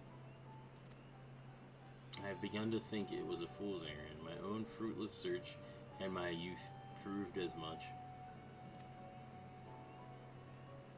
Yet here you are, older and wiser, playing the fool again.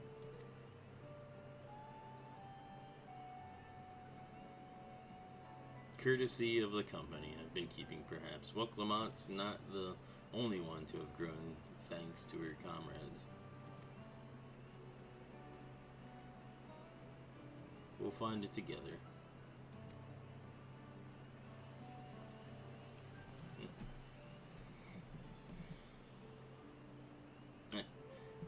Was I ever that young?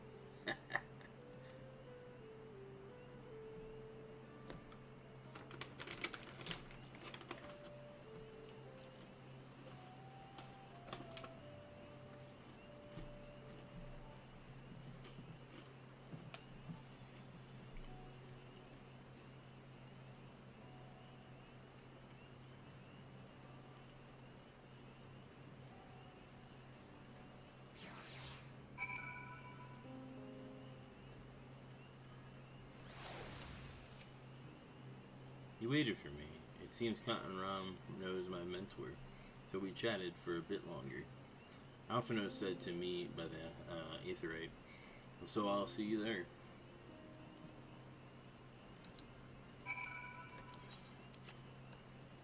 Sounds good.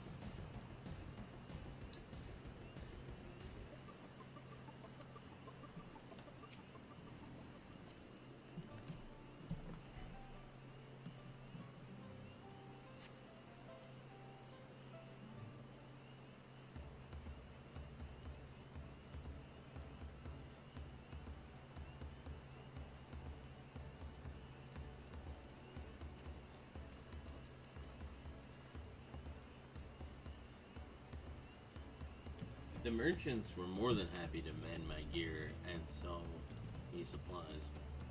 One would hardly believe that they were ever averse to aiding visitors.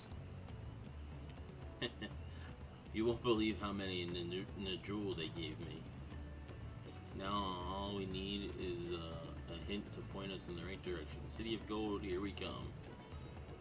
I think I can offer that much.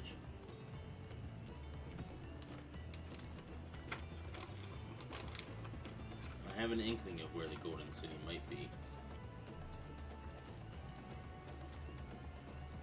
Malaja and Zarilja, you've come to help us?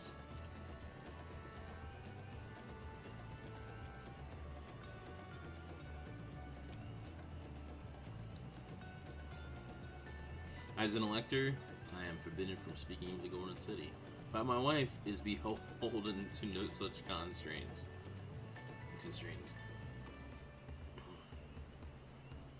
Then anything you can tell us would be greatly appreciated. Our people have lived here for centuries. There is no corner of the forest we do not intimately know, save for one. Do you recall the place I showed you where my son confessed the truth of blessed siblings? That stone pier stands at the entrance of the Skydeep Cenote, the final resting place for children we lost to our zealotry.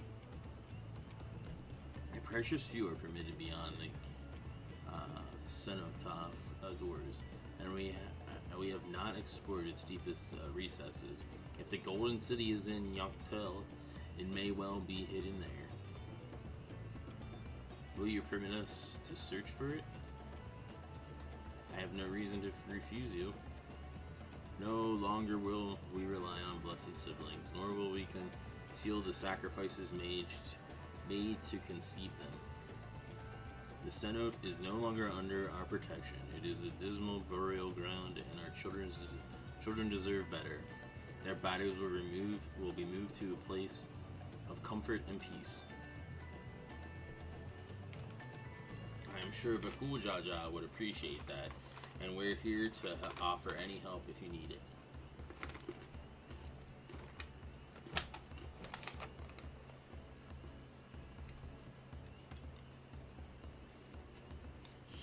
Your father also visited the Cenote, come to think of it.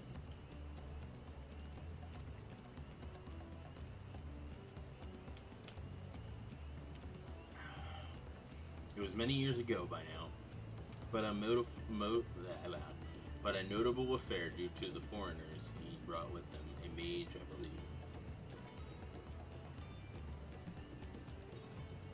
believe. Truly. The Dawn Servant did not disclose his reasons, but he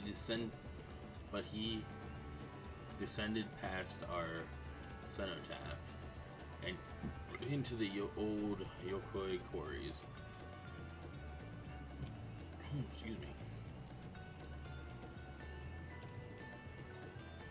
Doubtless the very same ones excavated by Vorporo Lore's dreamers. Then the Golden City must be there. In the depths of the Skydeep Cenote?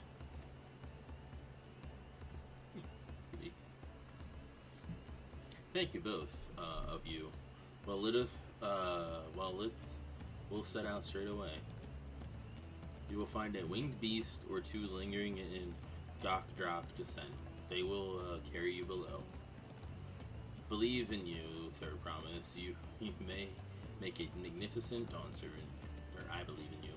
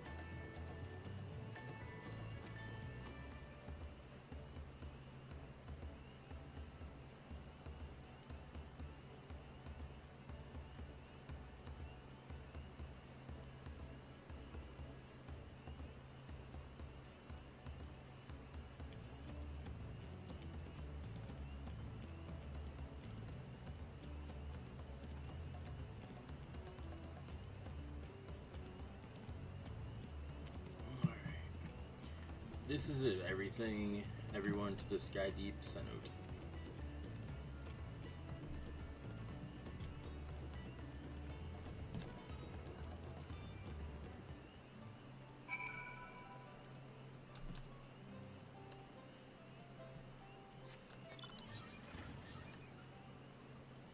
Where are we headed? All the way over there, to the west, where we were earlier.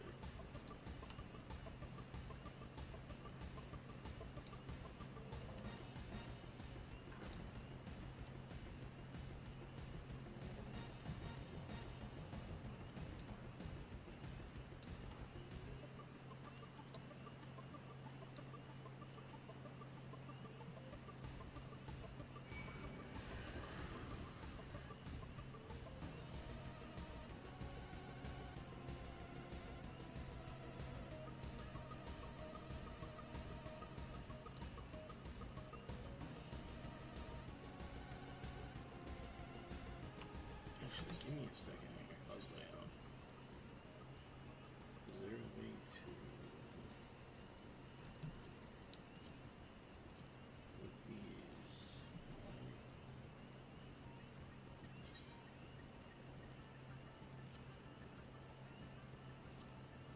Oh, there is.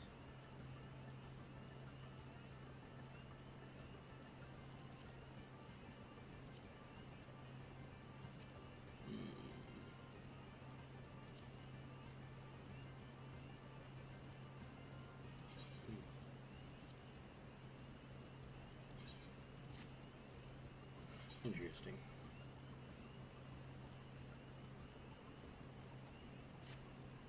I'll have to look into that then. If I can make all that stuff smaller, I might.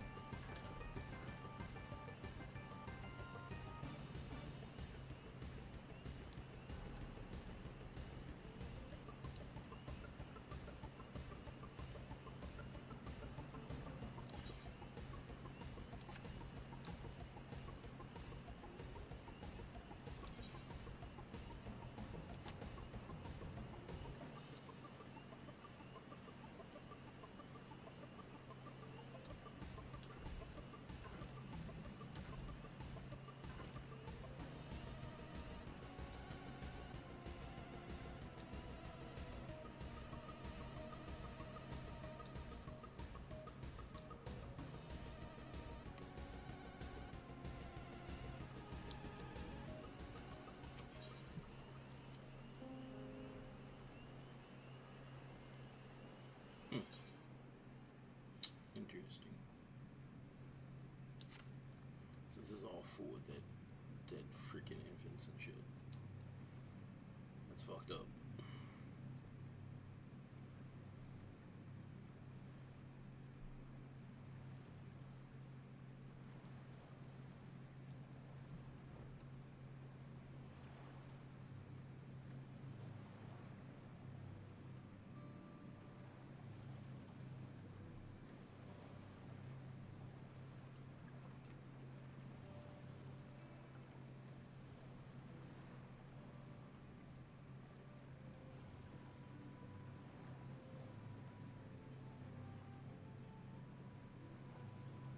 This is the cenotaph, which means that beyond these doors is Right of succession or not, disturbing the souls that rest here feels wrong. I know, but I can't turn back. Let's pay our respects at the very least.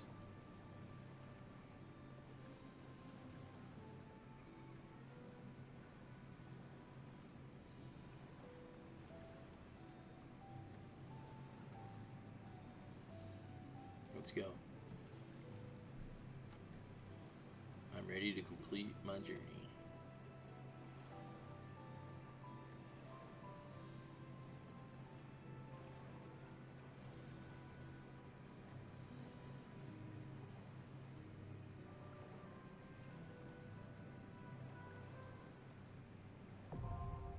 The sky deeps and now accessible, which is an instance.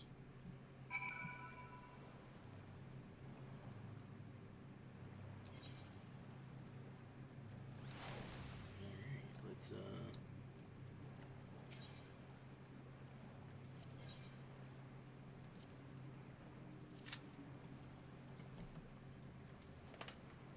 queue up that dungeon.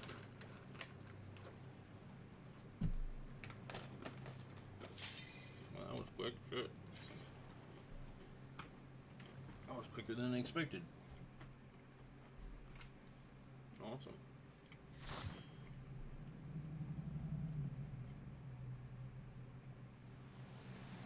Oh shit, yeah, look at all those bodies. That was what he saw when we beat him.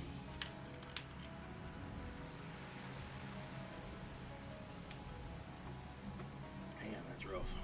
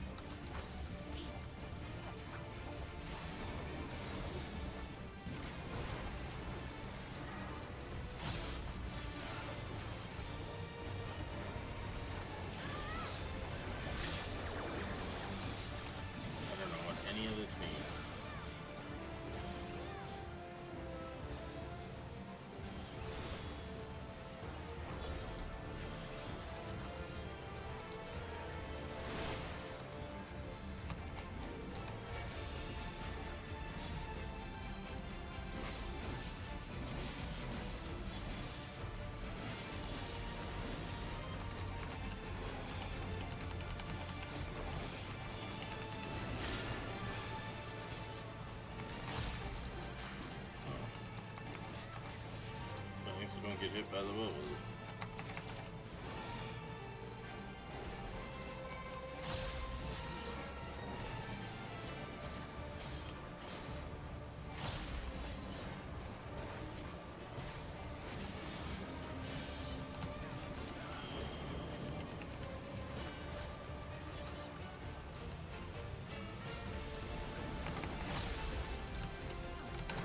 Shit.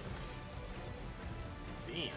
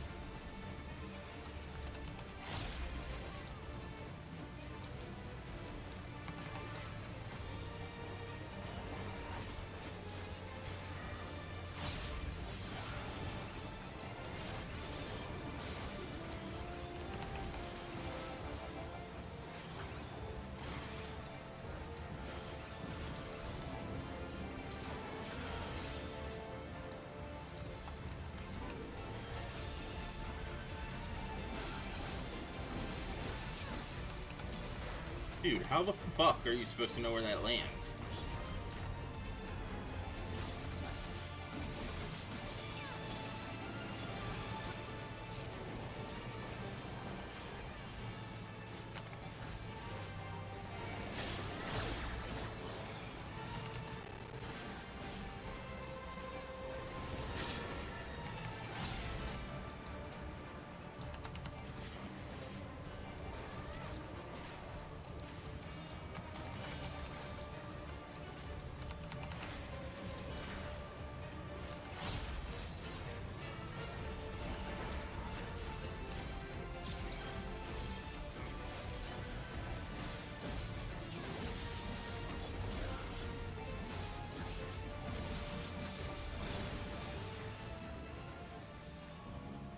Alrighty.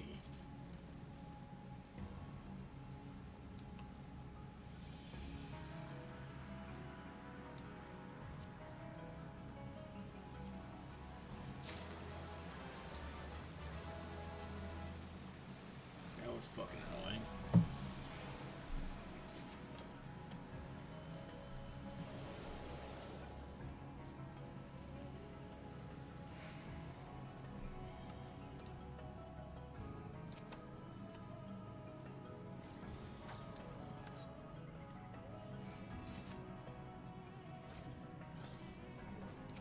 Oh, excuse me.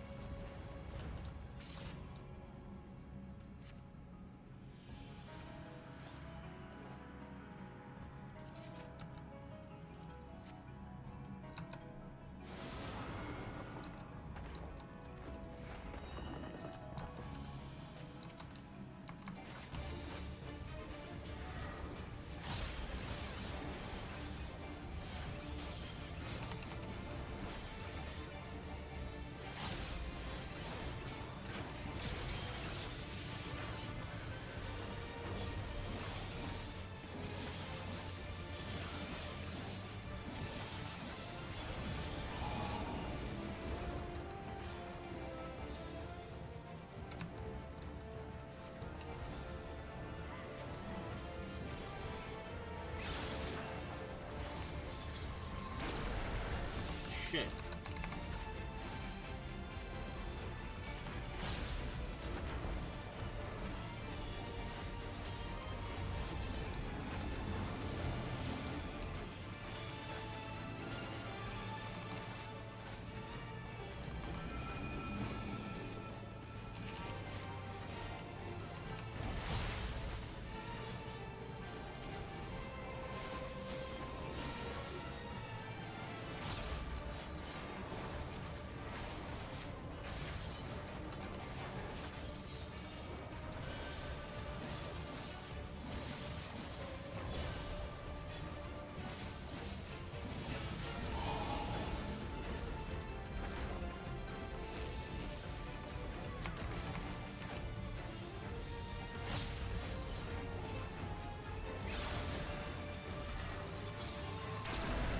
See, that's fucking bullshit.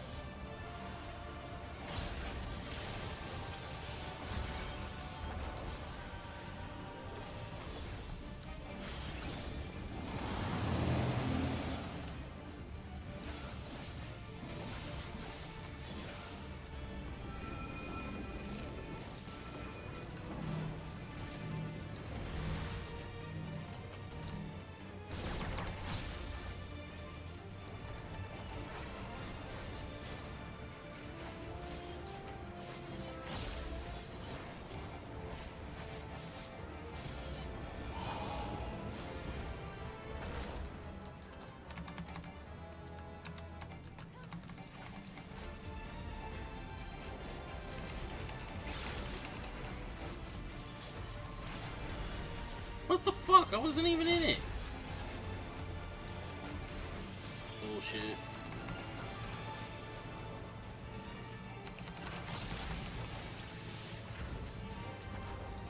Oh, maybe it was telling me I was going away.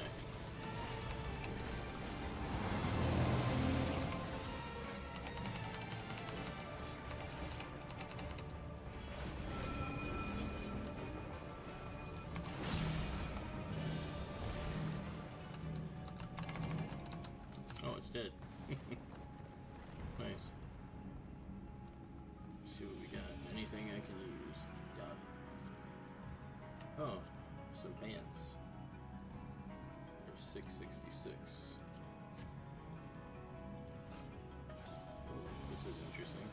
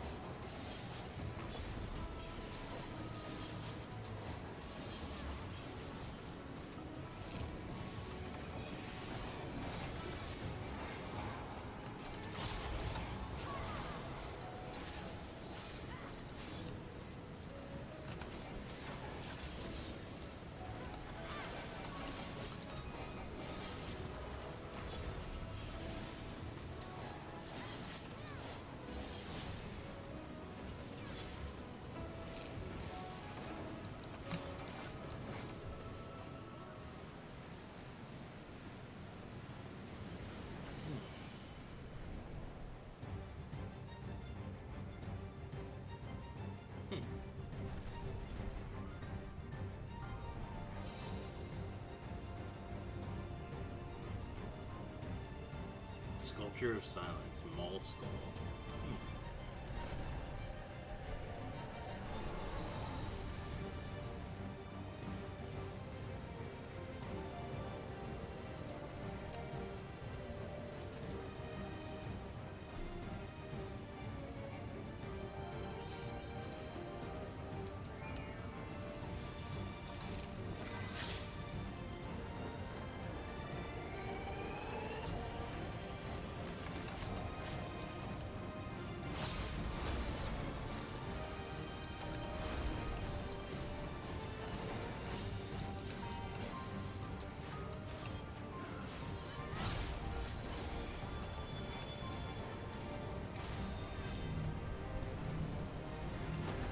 Oh, what the fuck?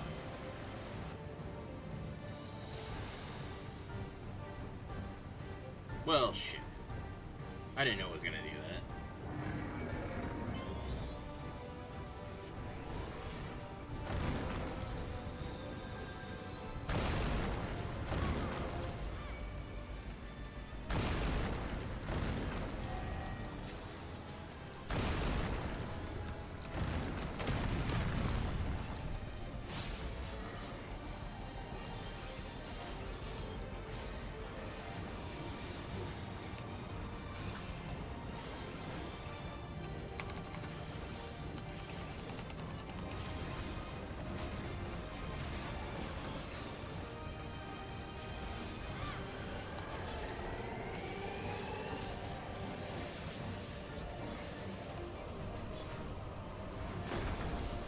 Oh, what the fuck?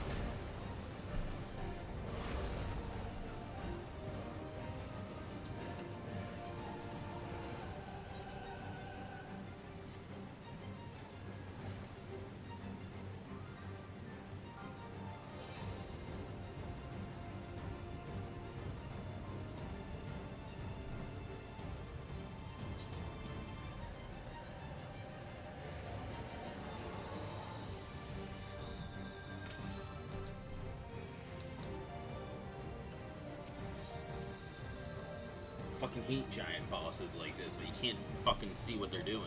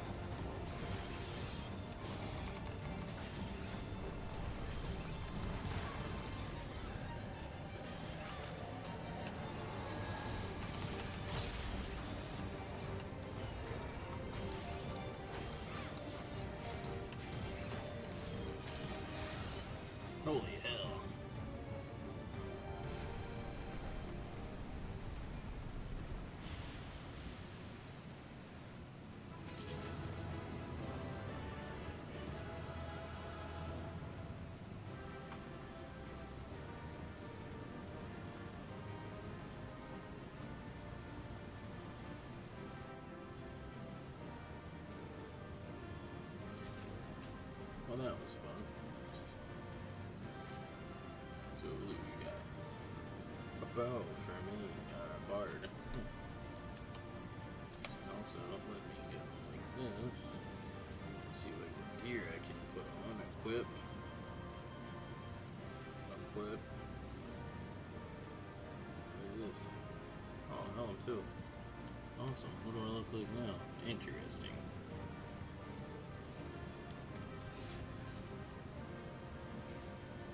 That's very interesting.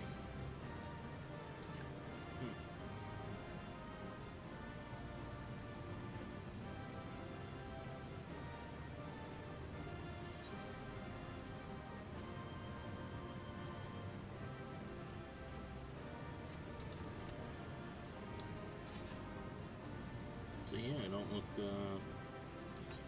like I did. So I'm not digging the helmet that much. The helmet's kind of neat.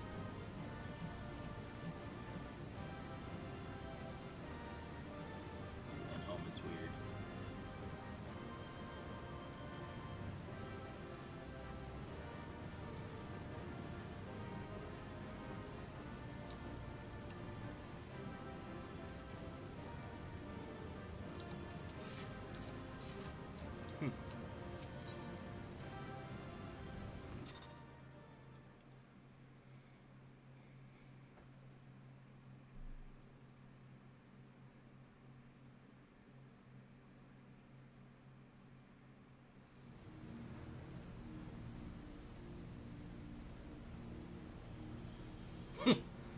I got sunglasses on over it. That's messed up. I'm gonna probably have to turn off my helmet.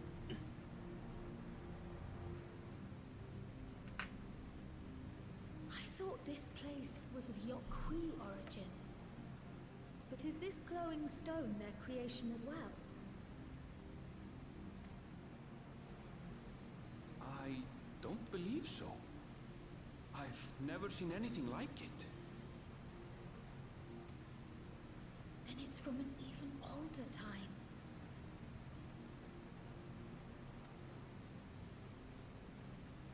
Don't tell me it's the Allagans again. That's what it reminds me of, Allegan While Tech. careful study would be required to confirm, it does not appear to be reminiscent of their designs.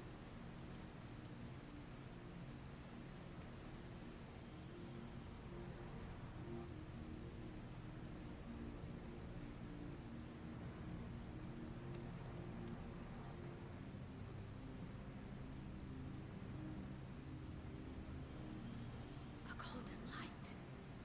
Could it be?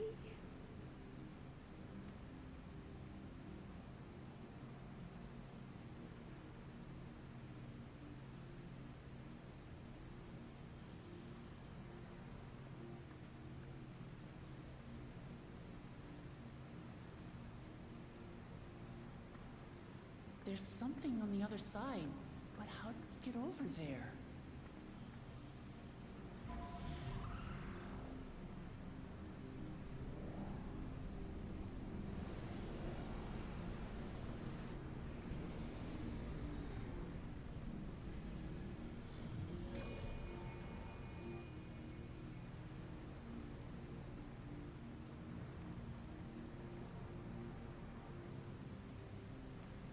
That's how, apparently.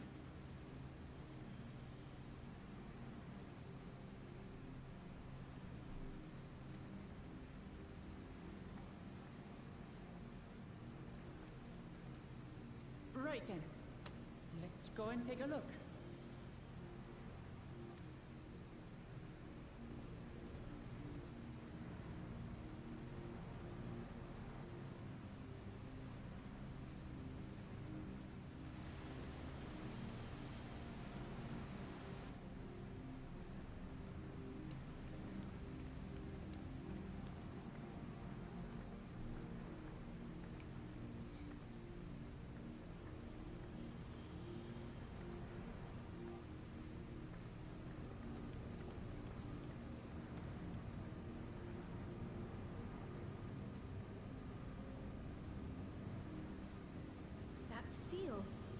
That's Charlian and no mistake.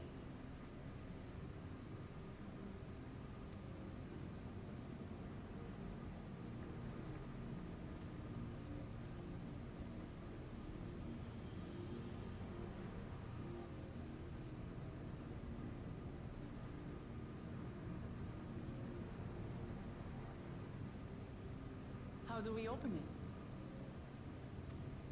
Come and look at this.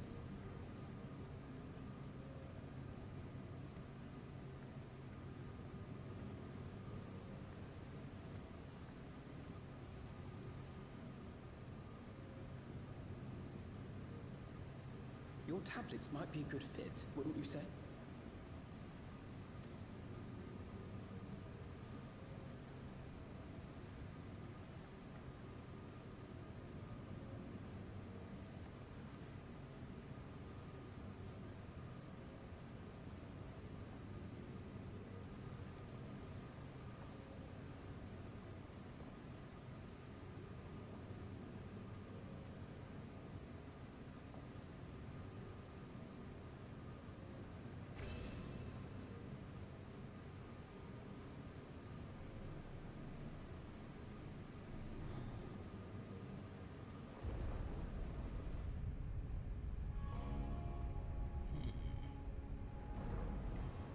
Leave it to Alfino.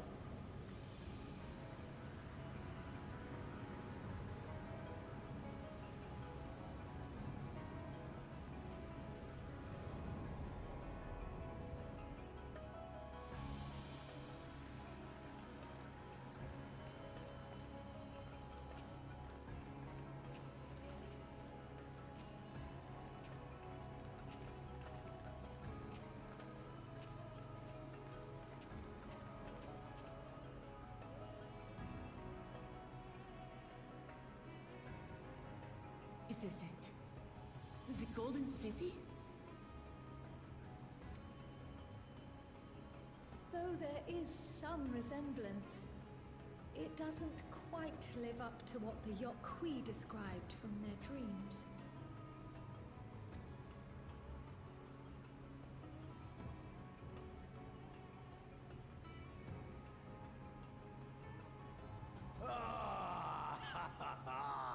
Well done! Well done indeed.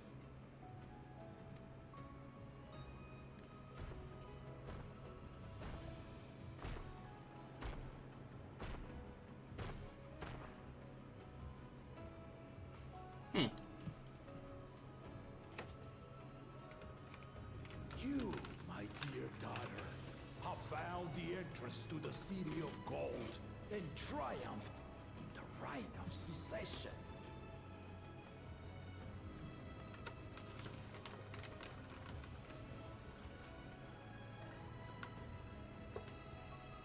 So we did it.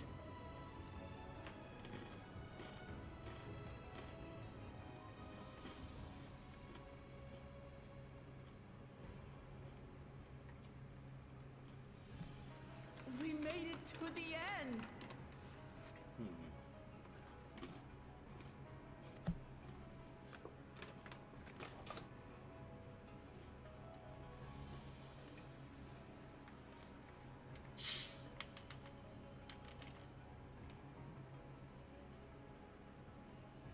You seem more perplexed than joyous.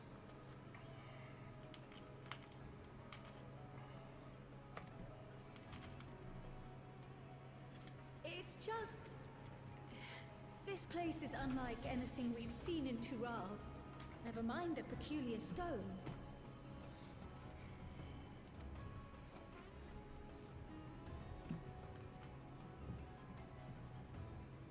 So I am given to wonder, what exactly lies beyond that gate?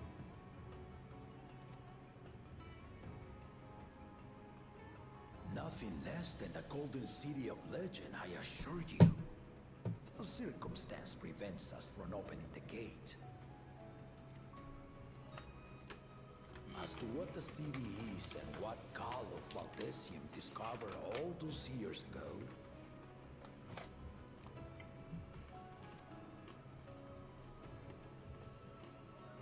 This knowledge and more, I will share with you after your ascension. What you choose to do with it will be up to you.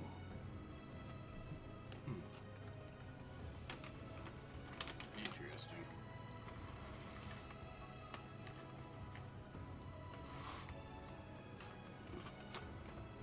The Golden City is real.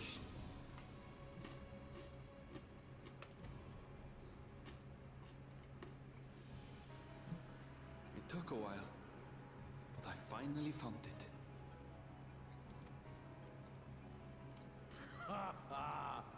Come, let us return to Tuliola. Home at last.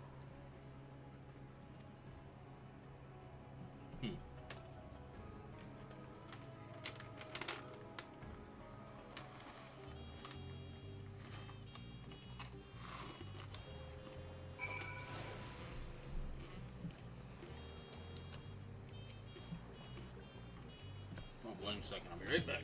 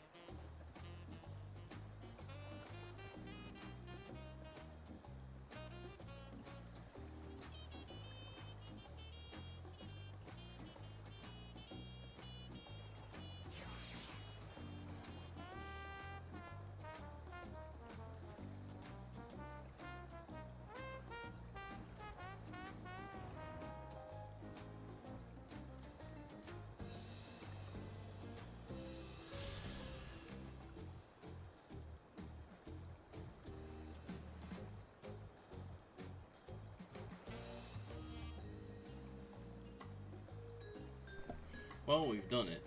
We've seen Won Clement to victory in right of succession. Like me, I expect you have no questions about.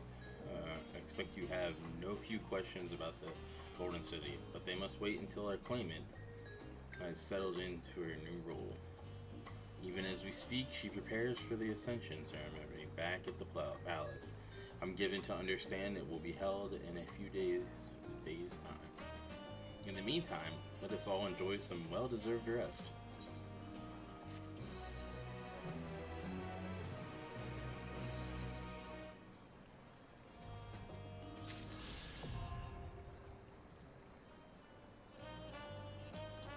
Alright, let me do this though. Let's see if it does anything with the visor. No, it doesn't. Let's just not display the headpiece, because that headpiece is kind of poopy. The rest isn't too bad, but yeah, kind of poop.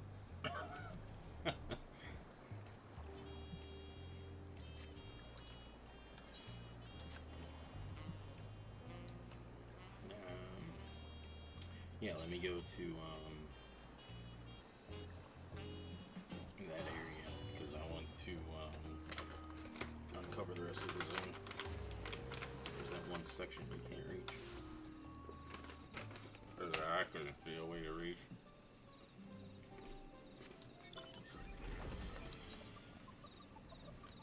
Yeah, that was right there.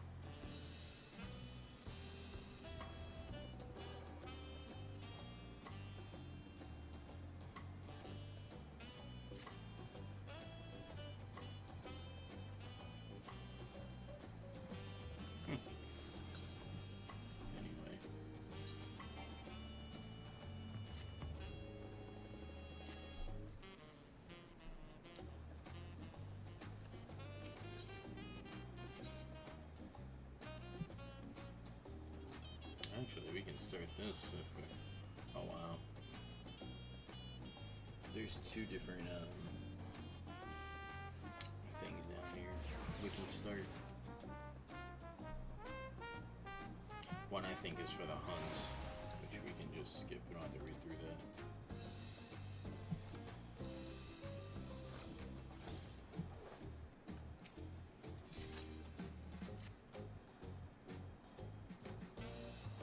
Angeles, the Wing of Protection has been keeping a beady eye on you. Say you've been making yourself useful, that your adventures have been you tonight on every corner of Tyrol, including Yoctil, I hear, the land of my people. I know how dangerous those woods can be, not only from the tales of my ancestors, but from the bills on the board to think you are ready to take on a bigger challenge. That's the spirit. Alright then, let me tell you what these intermediate marks are all about. Yep.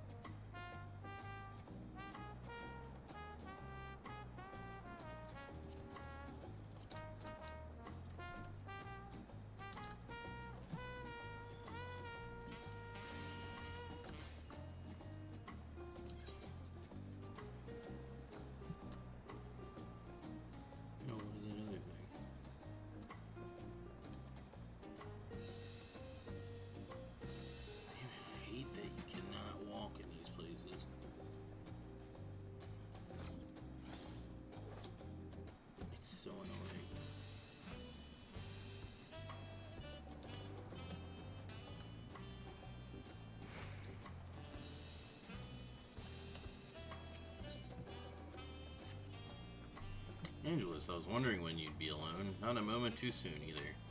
I've got an urgent job that needs doing, and there's no one else I'd entrust with it. Of course, you'll be wanting to know the details. It's a long story, so why don't you grab a seat over there? I'll join you shortly. Okay.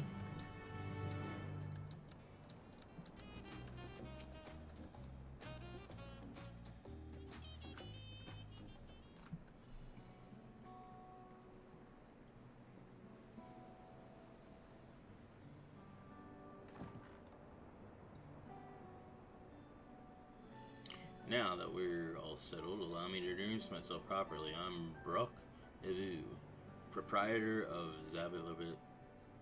Zabalyav Tai. As you know, my establishment is open to anyone. People hailing from across Tyrol and sometimes further. Come here to whet their appetite and slake their thirst. Given how we turn no one away, it is inevitable that a few bad apples might mix into my motley patrons.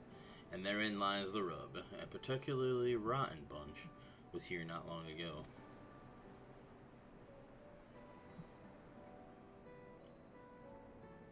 Sitting just over there, in fact, and having a conversation most foul.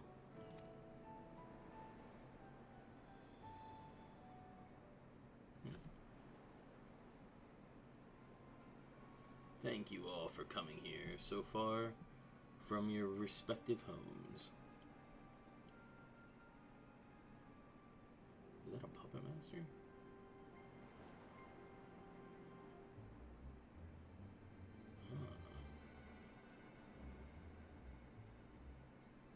As this is the first time we have all gathered in one place, perhaps formal introductions are in order.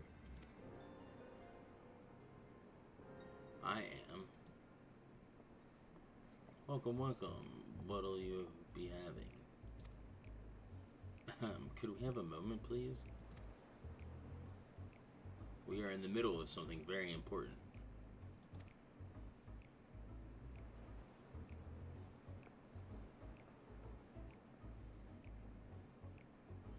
Now then, where was I? Oh yes, I am F5. If you are sitting here now, it is because I have personally invited you to the passage of the Unbound, my secretive, villainous order with ambitious to sow discord throughout the world.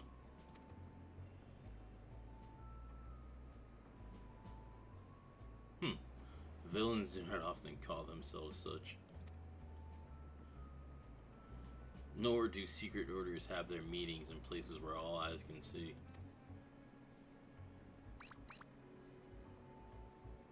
What do you know? Your snide remarks only ruin my carefully constructed atmosphere. If I had time to think of a suitable slogan, you would understand that words are everything. But I digress. I invite you all here for one reason, to throw the world into a mire of chaos, and then watch its nations crumble. What else would we call ourselves if not villainous?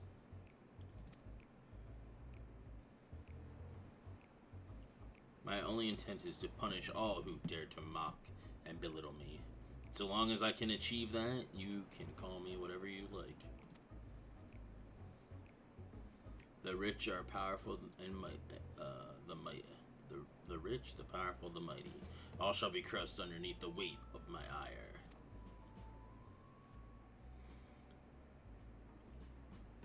A grand design for a group of six. Even if we manage to muster others to our side, there's a limit to what we can accomplish. I regret to say you are right. At its present, we are bound and powerless. This is why, in order to raise our fists against our oppressors, we must find the strength to shatter our shackles. And in so doing, we shall become unbound, like the birds soaring up above. We shall take flight and spread our wicked wings, staining the azure skies black.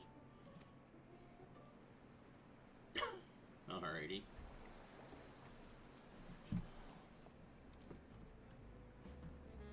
Ah, but sometimes skies become treacherous with clouds, and even birds must rest. You speak of finding strength. Is that why we are here, to look for it?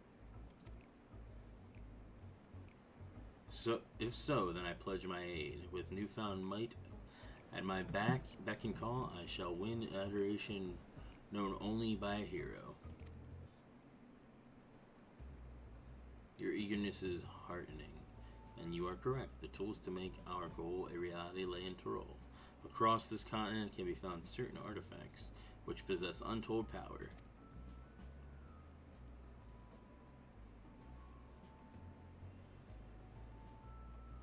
Alrighty. Did you say artifacts? I sense an adventurous hunt for instruments of devious devilry ahead.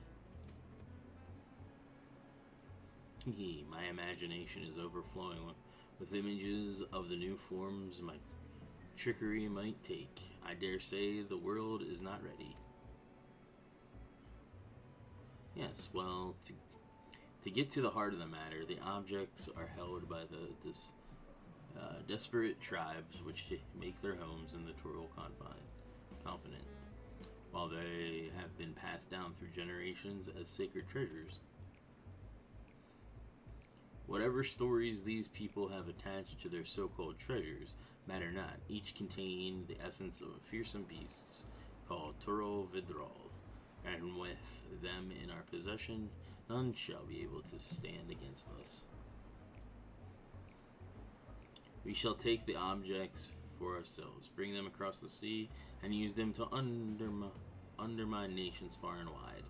The means by which you each choose to do so, I leave in your hands. I only ask that you do not disappoint.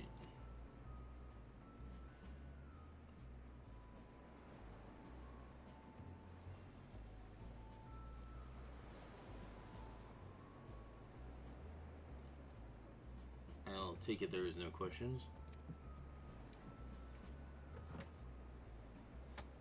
And let the passage of the unbound open unto the world. We begin at once.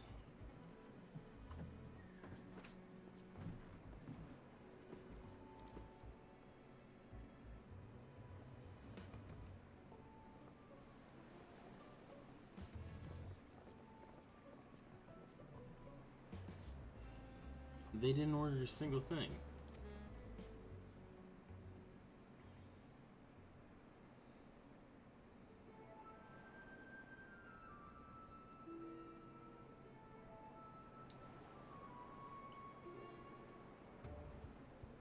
That's the long and short of it. What do you think? That might lack they might like distraction, but they seem formidable nonetheless. They left without ordering anything. Villainous indeed. No, I like the first one first. They might lack distraction. They may, yeah. Of course, we have a duty to report what we heard to the Landsguard. We did. But it didn't make a damn difference, because soon we learned those unwelcome guests had teeth. Not long ago, one individual from a remote tribe came here seeking help, recovering a stolen relic. Then another came with the same story, then another, and so on. By the time we realized the passage of the Unbound was a real threat, they had one and all made their way across the sea with their ill-forgotten gains. Each tribe has sent one of their own to recover what was lost. But being in strange lands, they're at a disadvantage. That's why I've been looking for someone who knows every corner of Orzia and beyond. Now, I know your business is in Tyrol, or else you wouldn't be here in the first place. But if you could take the time to hear Earl Majan out, you'd be doing a service to many who could really use a helping hand.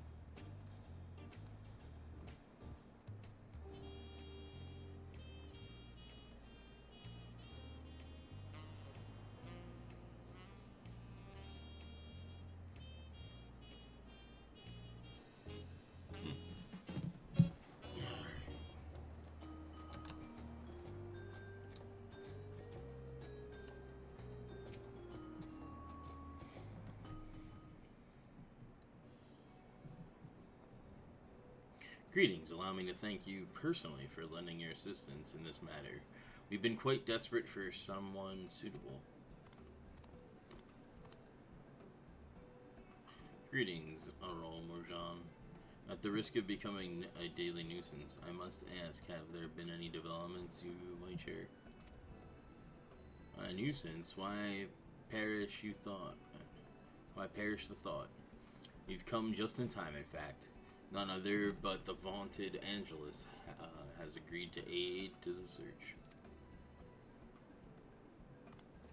Finally, a fortunate turn. So long as our sacred treasures are in wicked hands, our home shall know no peace.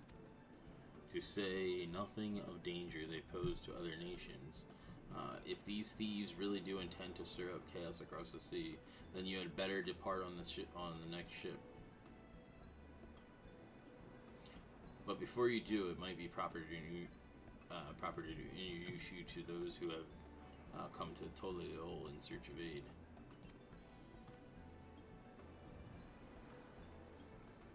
Roholja. Lazeninkwi, there comes from a village far to the north. A single warrior cannot hope to withstand the power of her tribe's relic, so she requires a stout protector, someone that can be leaned upon when times are darkest. The heirloom that nothing must recover afflicts terrible maladies upon its victims. He seeks someone who commands great healing magics to counteract this effect. The search for Shipia's tribal treasure has been entrusted to a peerless hunter. She requires someone to act as a frontline fighter who can distract her target while her bow takes deadly aim. And lastly, there is Suhi, who knows little about her people's ancient artifact aside that it must not fall into the wrong hands. She seeks a mage of great power, but anything beyond that lies shrouded in mystery. And are you forgetting someone? Rahal Jah? Your crisis is just as pressing, even if you won't say so yourself.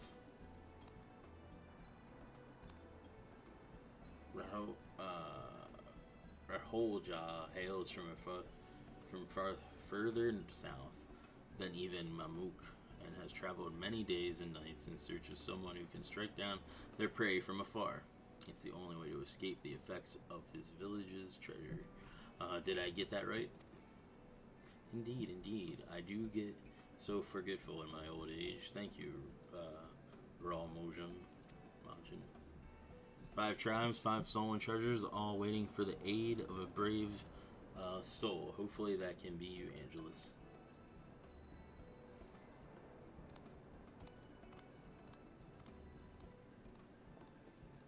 Of course, I'll share all that I know on the matters you only need to ask. And know that I will not hold it against you should you choose to assist only those for whom your talents are best suited. So long as you do what you can, the people of Tyrol, and maybe even further, will be in your debt.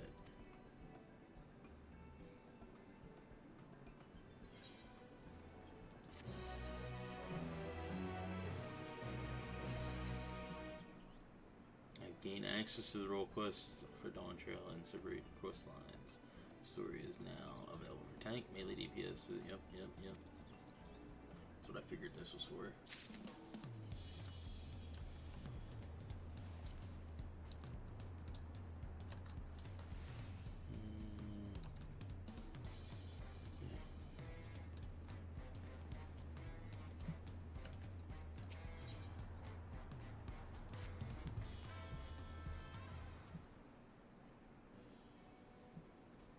Hello there. I take it you've spoken with Baruch Ivu, willing to lend a hand? I am truly grateful then. Allow me to introduce myself. I am Shashipia, and I have traveled far from my village in the forest of Zaktorol in search of a brave soul to help us retrieve our stolen treasure. For generations have my people watched over the Dreamweave Cocoon, the vessel in which the power of the Swallowtail Tidral is sealed. Before its ascension, the Swallowtail warded off would be predators by assuming the form of more threatening butterflies, poisonous ones, and the like. Though it is through its skill at mimicry, so it survived day after day, summer after summer, until the dawn of its great new existence. It becomes capable of taking on the form of any creature which crosses its path. This fearsome power was sealed within the cocoon, and any who possess it command the self-same ability. Indeed, the wielder too may assume the form of any manner of beast or man they beheld. Yet this mimicry is not limited to merely physical forms. No, the wielder may replicate the talents and abilities of their target, so long as such actions fall within their kin, that is. In an instant, they may become a master of the hunt, a twin blade wielding viper, or a savage brox with claws and fangs to gut whomsoever they please. It is this power which has protected my village from the predators of the forest. For though it grants many boons, the forest contains threats too, in equal measure. By donning the skins of its most formidable beasts, we've kept ourselves safe for generations. Without the cocoon, my village's very survival is at risk. That is why we have sent our foremost hunter, Italka, to ensure it is reclaimed. She has never failed to capture her quarry, so I thought she would make short work of this ordeal. Yet there has been no word from her. I fear this may be a hunt she cannot undertake her alone. It is for that reason I wish to enlist the aid of one familiar with the lay of the land beyond the Great Sea, and one whose prowess is in close quarters would completely complement her expertise with the bow. One of the villagers ran into the thief before he fled and said he intended to use the cocoon's power in Kugane, which I understand is the name of a large settlement located far, far to the east.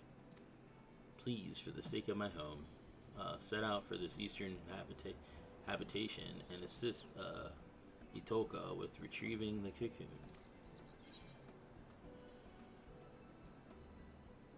Leave it to me. Your willingness to aid is most reassuring. You have my heartfelt thanks. Upon arriving in the Eastern Lands, search for a Vera woman carrying a bow and dressed in a similar attire to myself. If you visit a tavern like this one, I dare say you may find someone who has seen her.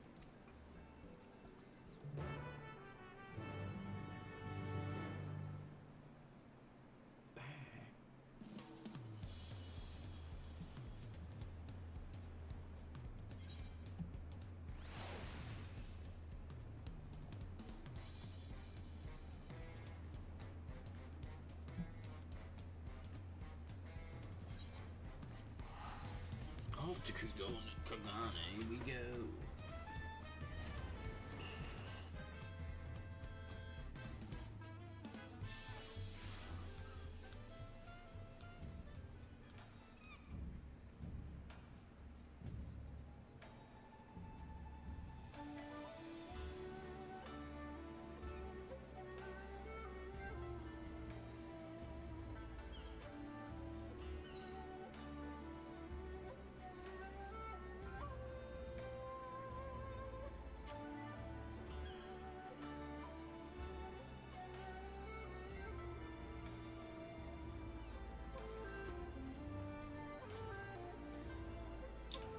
Danny Trejo.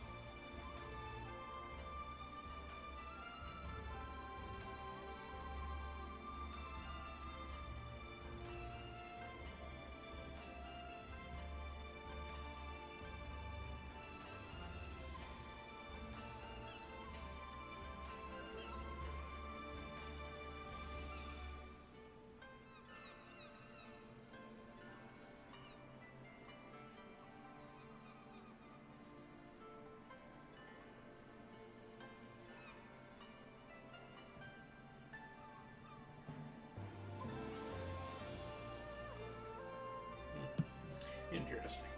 Alrighty.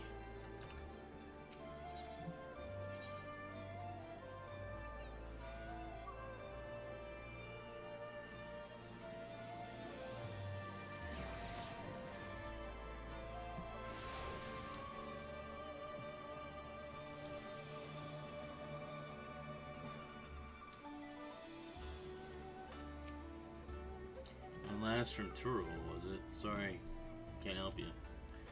That reminds me though, I heard Turo has its own local variety of spirits called MSQ. Been meaning to taste it myself for an age now, but you've no idea how hard it is to get one's hands on a bottle of it here.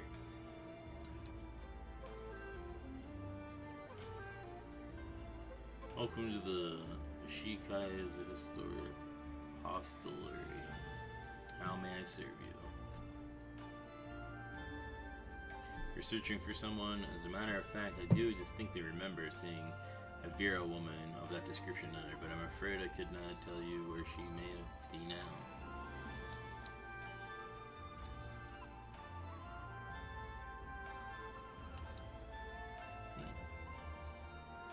Where the hell?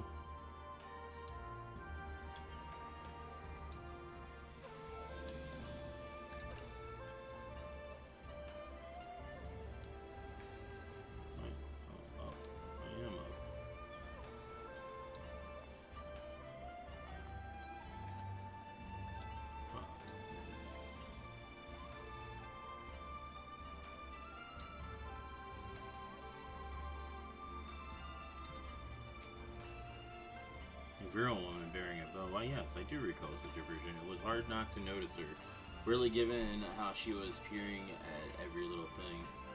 If she came from the distant lands to the west, no doubt Kagani is quite the unusual sight for her.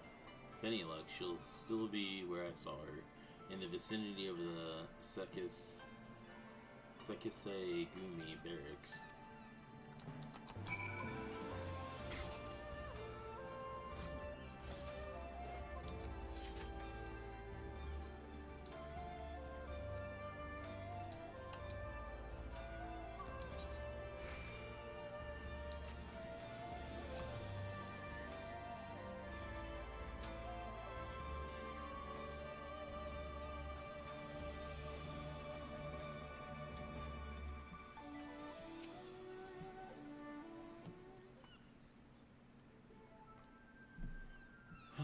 This city is simply too large for me to cover alone. Perhaps it's time I return home.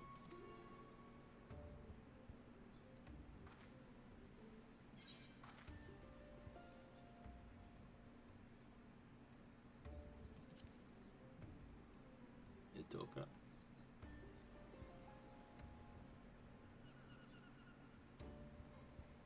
Yeah, yes, I am she, and you are.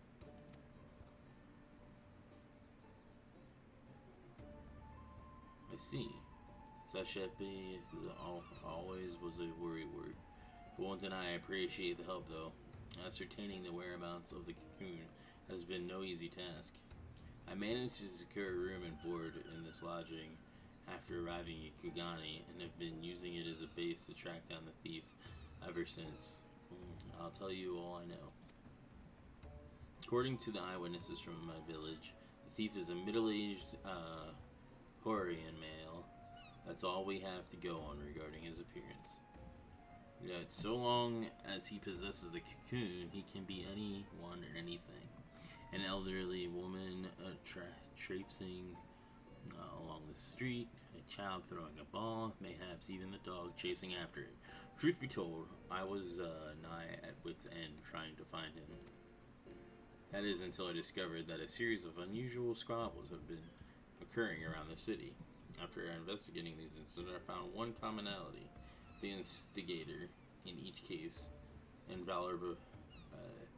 invariably had no recollection of the incident, let alone of inciting it.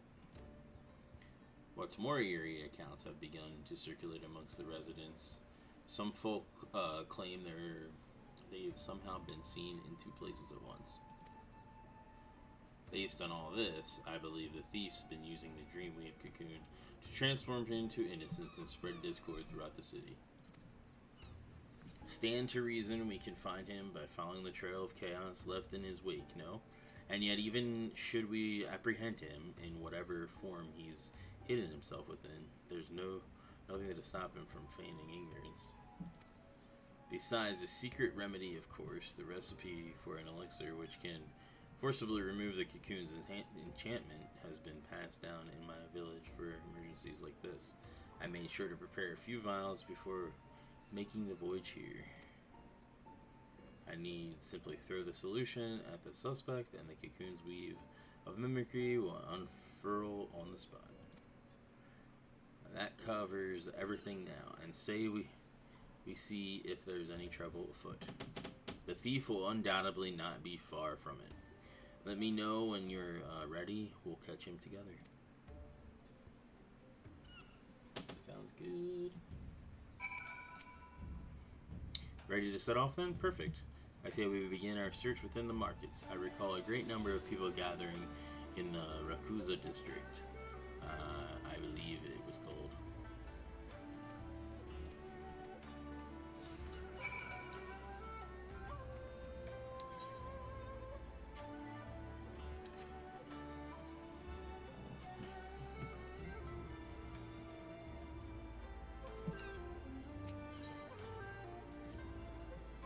To think that all of this was wrought by mortal hands, remarkable. My people have ever lived in harmony with nature, but that doesn't mean we condemn the ways of those who choose otherwise. In fact, in the brief time I have been exposed to settlements like this, I've come to see such places have their merits too.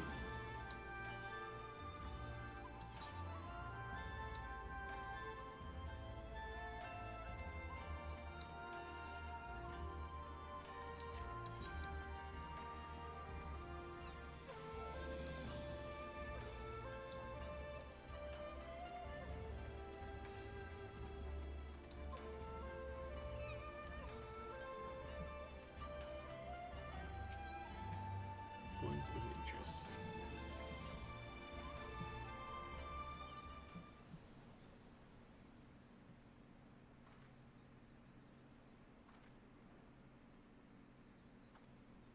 Look, you thieving whoreson. I told you this isn't enough.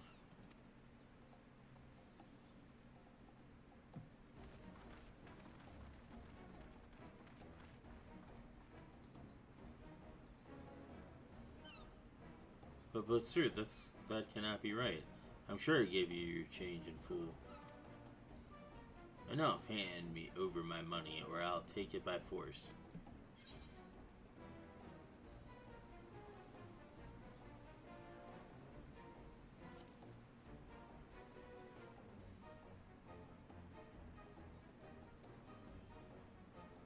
But isn't it obvious? No one gets so worked up over a handful of coins unless they're looking for trouble. Reveal yourself, villain.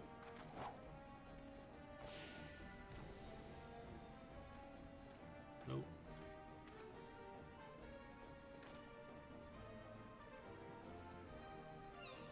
But what in the blazes do you think you're doing?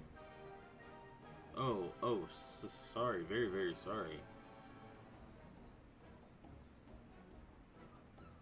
Ah, oh dear. Thousand of pounds, sir. Gravely miscalculated your change. I will return what you owed immediately. I beg your forgiveness.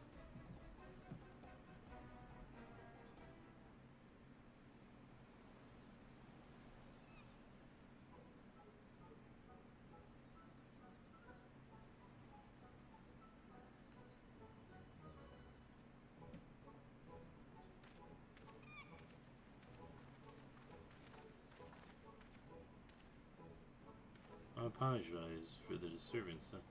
I'm dreadfully embarrassing. How dreadfully embarrassing. Well, the honor doesn't quit after a single arrow misses his mark, but not to dwell on what's done, and instead focus on our next course of action. Let's see how things fare on Kagone Dori.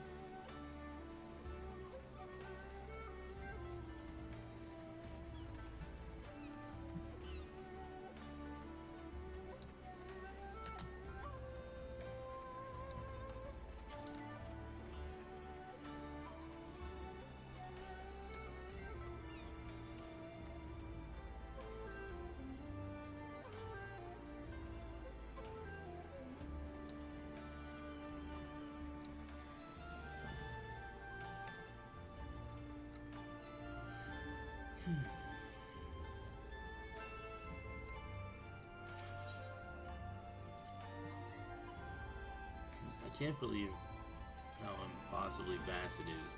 My jaw dropped when I first saw it. I could hardly fathom where the horizon ended and the sea began.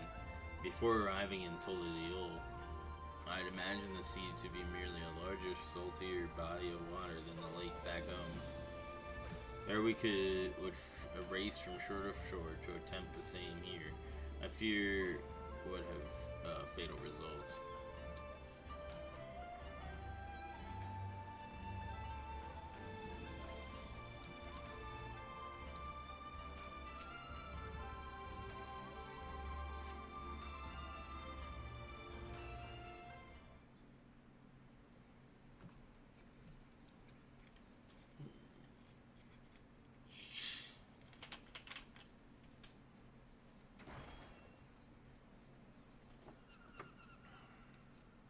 Cut you down where you stand, you lustrous lummox.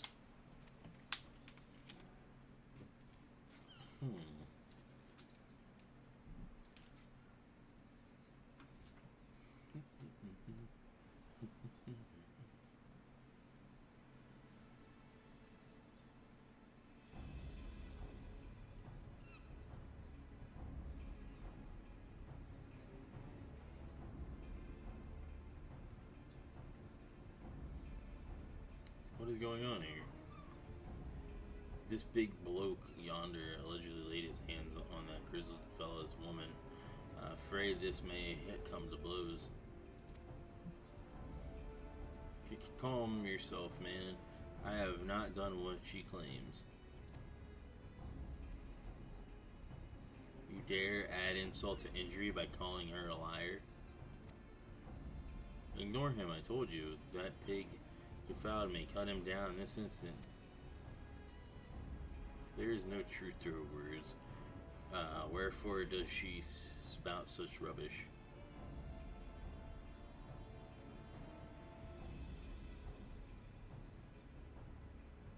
Kami, give me strength. Cut the bloody brute down already.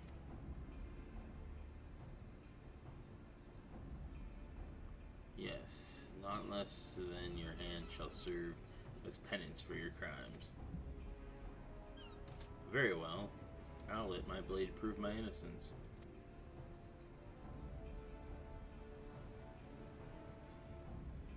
It's her, right?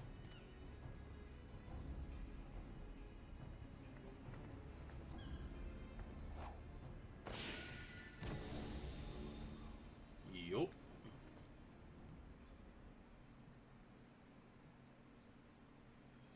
It's what's his name? Oh, maybe not. It's a different guy. Was that really necessary? No matter. I was growing weary of this pretty farce. It's time I moved on to bigger and better things.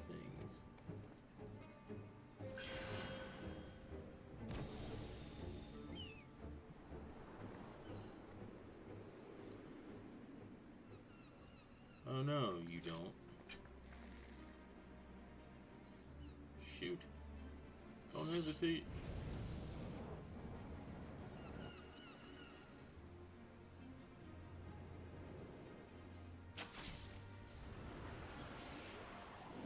Ah, she missed.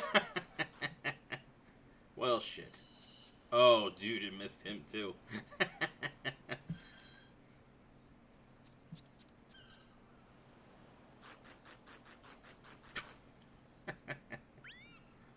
Oh, that's funny. Oh, shit.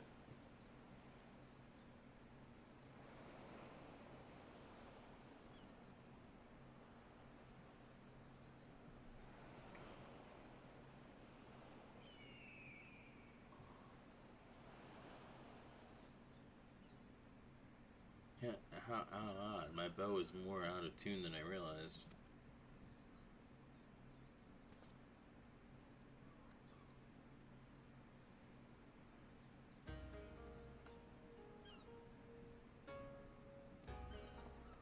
Sweetheart.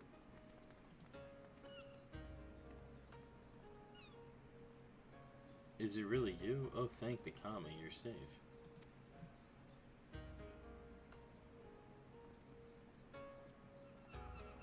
found her lying unconscious in a nearby alleyway. She should only vaguely recall being attacked from behind before losing consciousness. So the villain knocked her out before assuming her visage in a ploy to deceive her husband. I fell for deception like a complete and utter fool. I do not even know how to begin to make amends. There are no amends to be made. You simply acted as any husband would. Due to your involvement, this matter was resolved without bloodshed.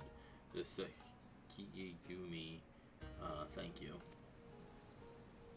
'Tis regrettable, however, that the villain managed to escape. A criminal who can change their shape at will is extremely dangerous. Know that the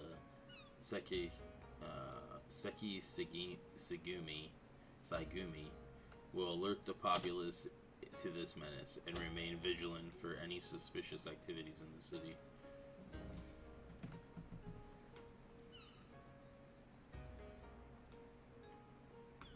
Indeed.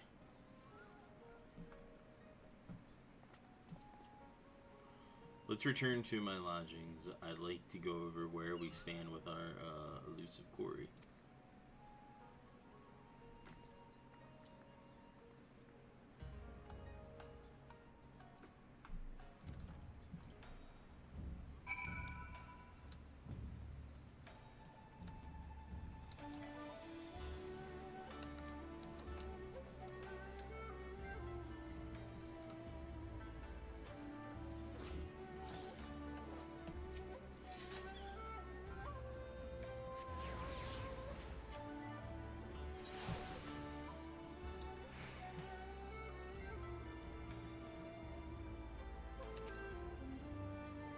As predicted, the thief has been using the cocoon's power of mimicry to incite conflict around the city. What he hopes to accomplish by doing so, however, is still unclear. And so long as he has this power, our sole means of tracking him remains that havoc left in his wake. A trying trail for any hunter, but I am heartened to have a warrior like you beside me as I tread it. We'll catch him together, and when we do, we'll met out the justice he deserves, Angelus.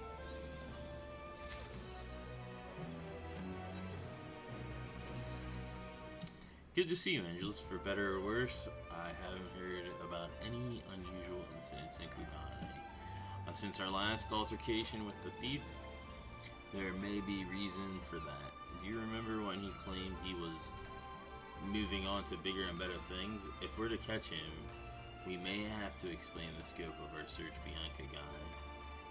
Yet, he traveled all the way from Turo to this eastern land for a reason. I can't imagine he'd go too far. Do you know of any other settlements nearby?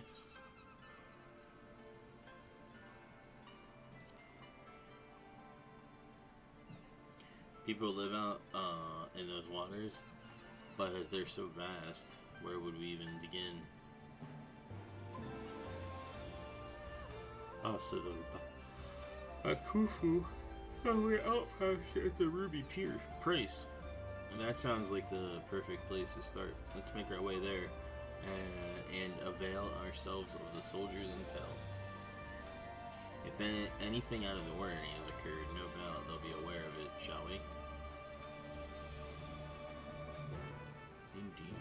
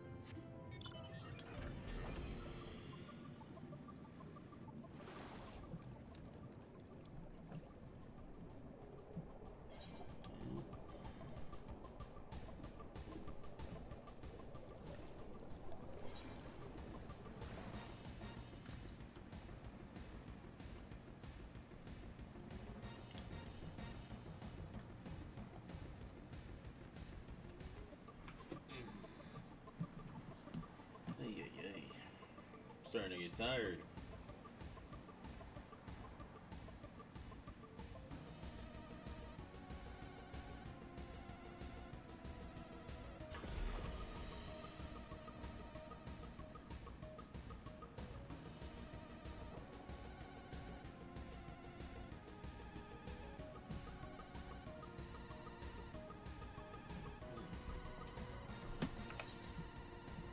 What new shit did I get it on, dude?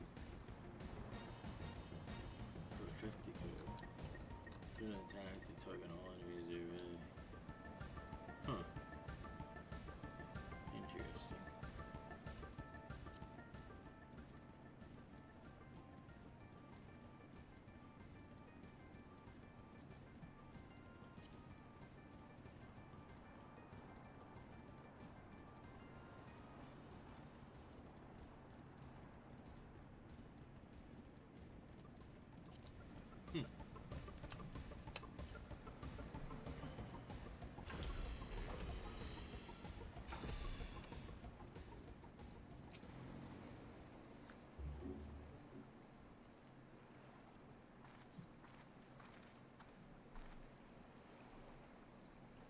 Well, this is unexpected. What brings you to the Ruby Price? Disputes. Strange you should ask. Not even a moon ago, the water of the Ruby Sea, or poised to turn in sanguinary shade. Please tell us everything. A Confederate skiff approached the Ruby Price without authorization, and its occupant being hurled insult after insult in an obvious attempt to provoke us. We did not succumb to their provocations, however. After warning the vessel we'd fire if they drew an elm closer, they withdrew without a word. However, should they attempt to provoke us again, we will not display the same level of restraint, and the roar of our cannon shall signal their comrades to rally in full force. The water will flow red. Of that, there can be no doubt. Tensions run high. Not like this has ever occurred. I see. Thank you for the information. Might we speak privately?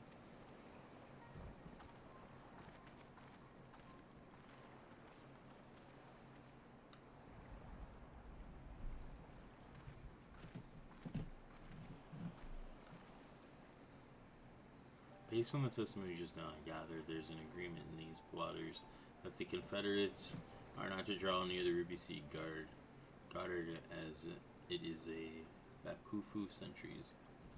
By Bakufu sentries.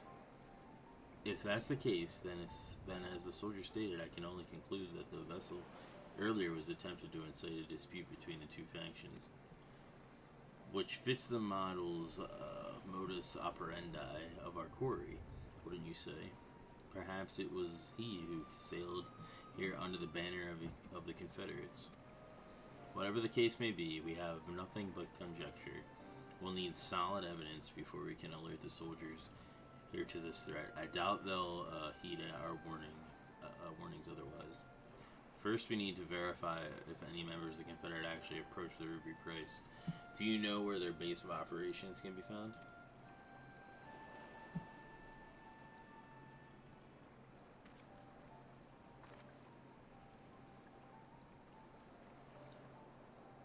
Sakasuki. Looks like it would be faster for us to swim there.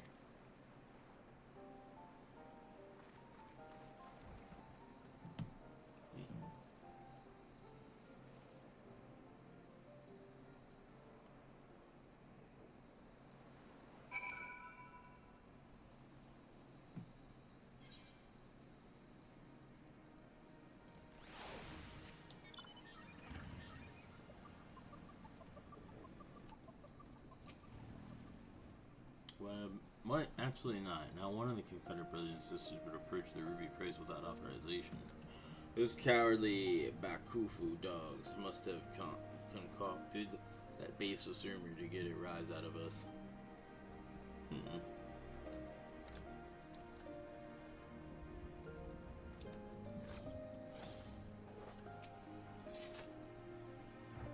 Soldiers of the Ruby said that, did they? Pardon my language, but that's a load of shite. We have no interest in yon waters. If anything, I've seen their skiffs encroach on our territory of late. If you ask me, they're the ones thirsty for blood.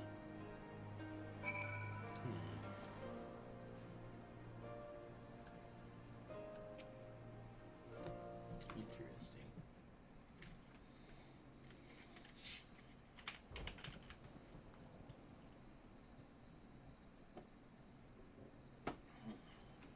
There you are, Angelus. Listen to what this person has to say. The situation is more grave than we thought.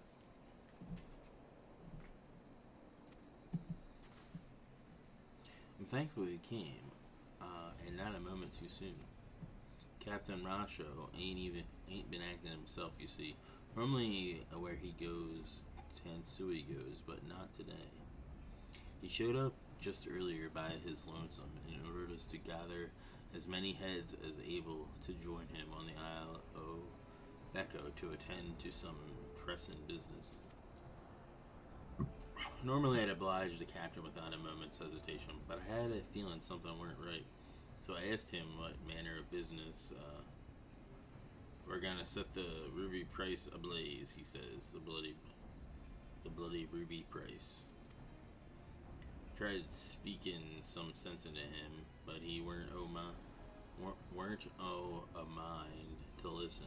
Walked off saying he had no need o' craven bastards like me. Look, I don't know what has gotten into Captain, but it can't be anything good.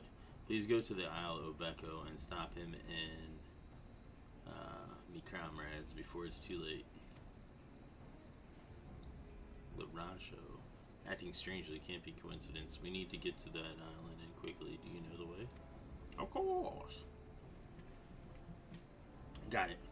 We've not a moment to waste.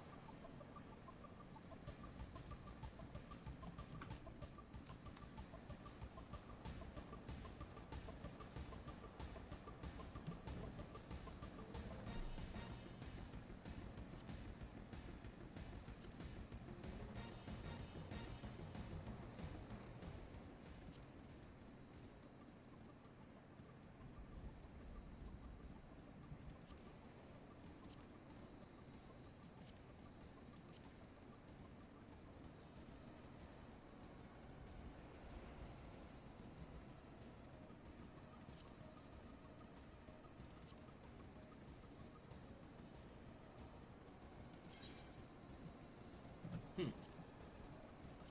should probably get these.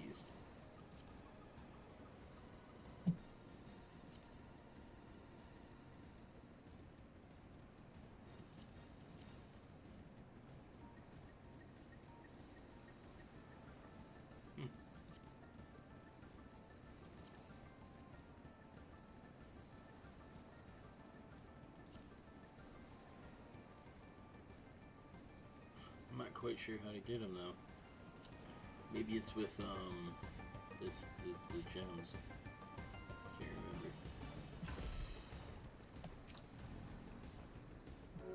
I hear voices. Seems they've gathered up ahead.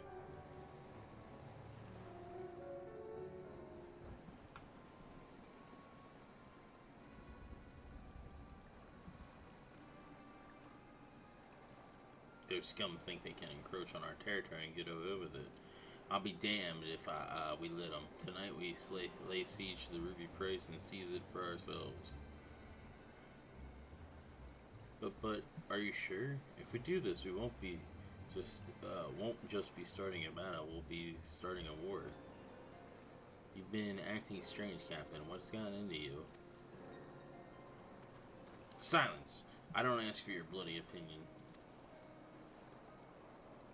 Those lying dogs claimed it was us breaching the agreement. I say we give the bastards what they deserve.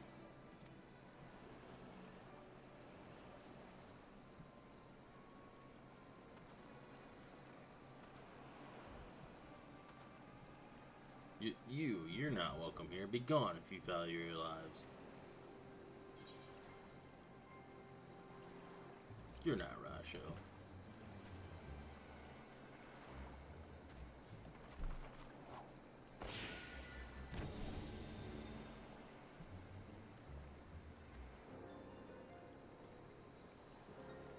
You saw through my disguise once again. Don't tell me you count even a pirate captain among your acquaintances.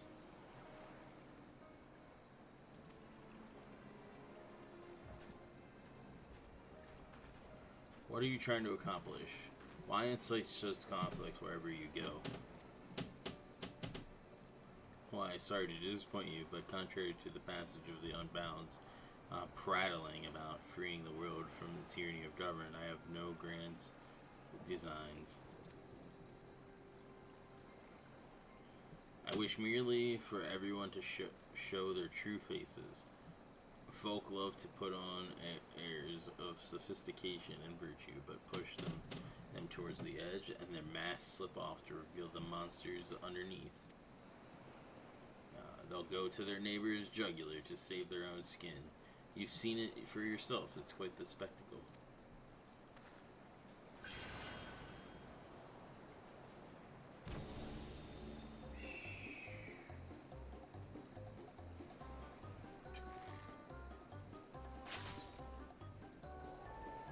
Hit him, damn it. Oh shit. Now where the hell is he going? Damn it. The winds are too strong.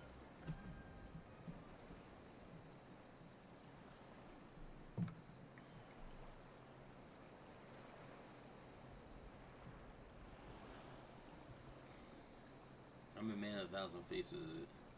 Is a true menace indeed. We'll return to Ano Koro forthwith to alert the captain. Rest assured, the Confederacy will be keeping close watch over the Ruby Sea.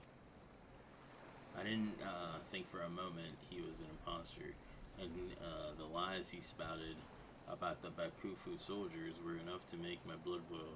To think what would have happened had you not been here to stop us. Kami bless you.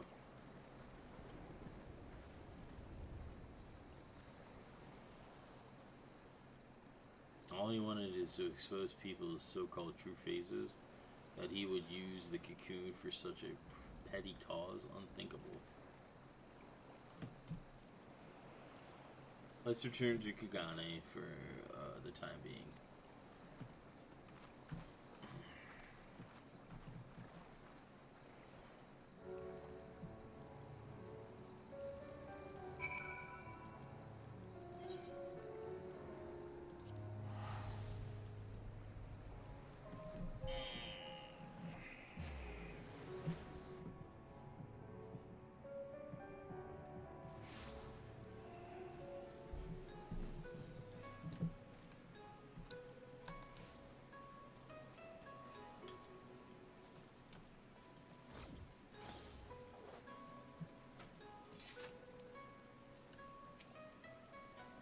Damn it all.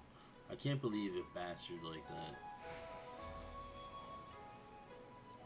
Forgive me. I find myself more disgusted with the villain each time we see him, and to think all of this is driven by a small-minded spite.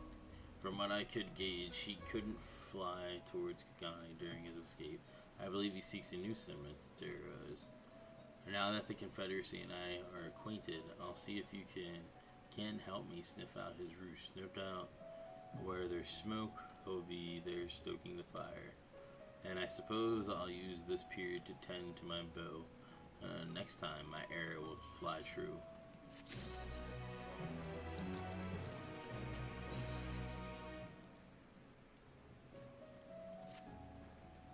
Wonderful, you're here.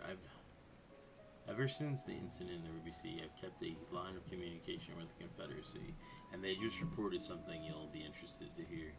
Apparently a man impersonating the distinguished Lord of Domo was recently exposed. One of the Lord's retainers saw through the Pretender's facade while he was attempting to stir up trouble in the Doman enclave.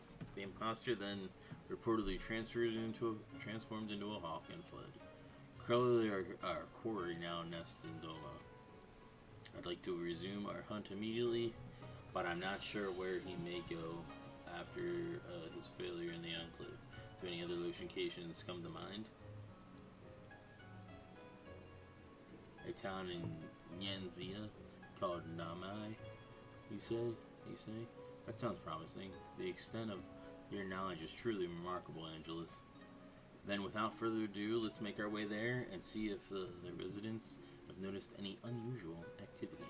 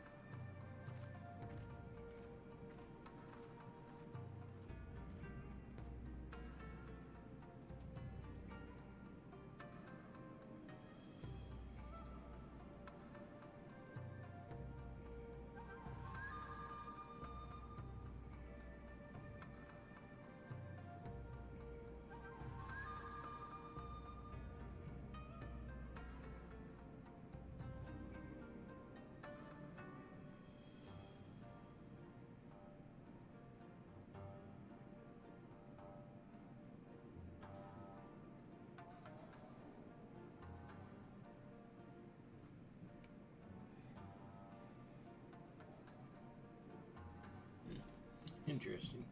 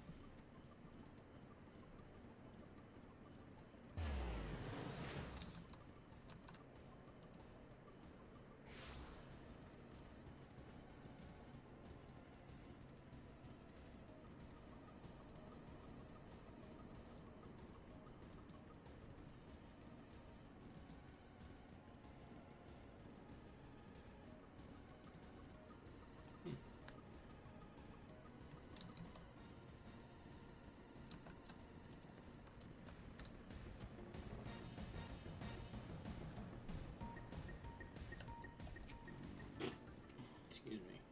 Trouble, none that I can think of. For blessing, all has been peaceful.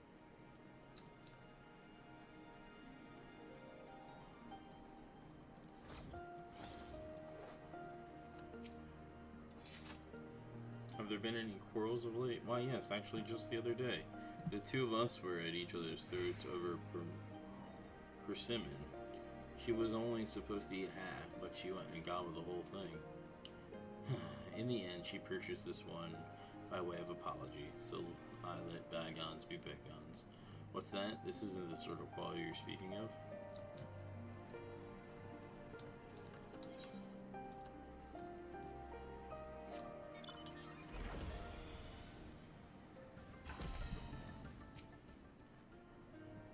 By the Kami's grace, our quaint village has not seen strife since the Imperials were ousted. There has been news, however, of a man impersonating Lord Hien at the Enclave. As I am told, when Lord Hien voiced intentions to invade Nagzia, all present grew wary of the individual.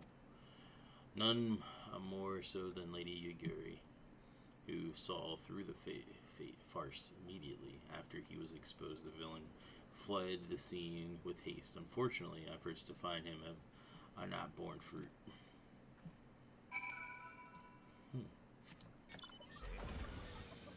Yagiri.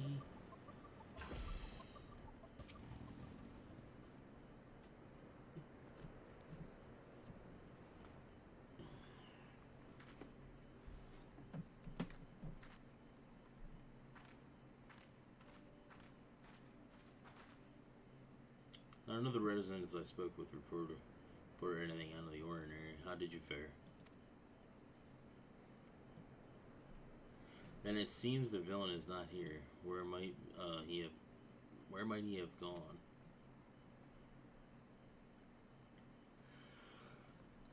Huh? What are you doing here?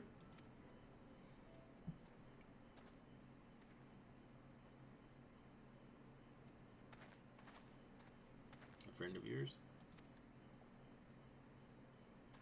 Don't hang your head like we're strangers. We met just moments ago. Remember, you asked me how to reach the House of the Fierce.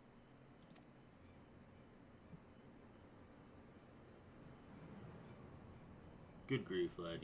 You're lost, aren't you? I can't understand your embarrassment, but I'll tell you the way again. Listen carefully now. Follow your descending path leading north of the village till you see a small pond, then simply dive in and swim. The House of the Fierce will be on the other side. Could he have impersonated you this time? This doesn't bode well. We must hurry. Much obliged, sir.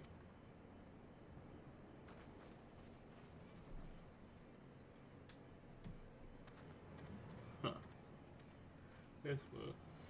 This dick is gonna try to be me.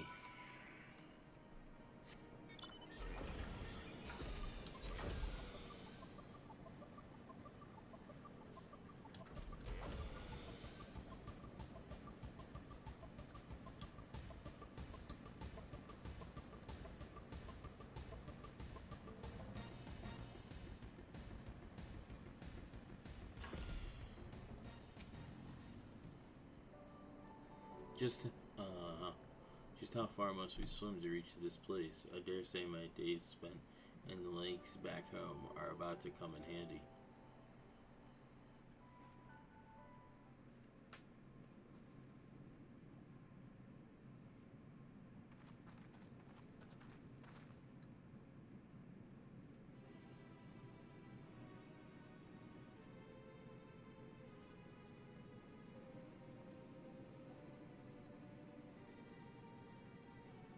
My friends, it's come to my attention that the Khan of the Azim Steppes, mighty Oranoir tribe, conspires in the shadows to invade Doma.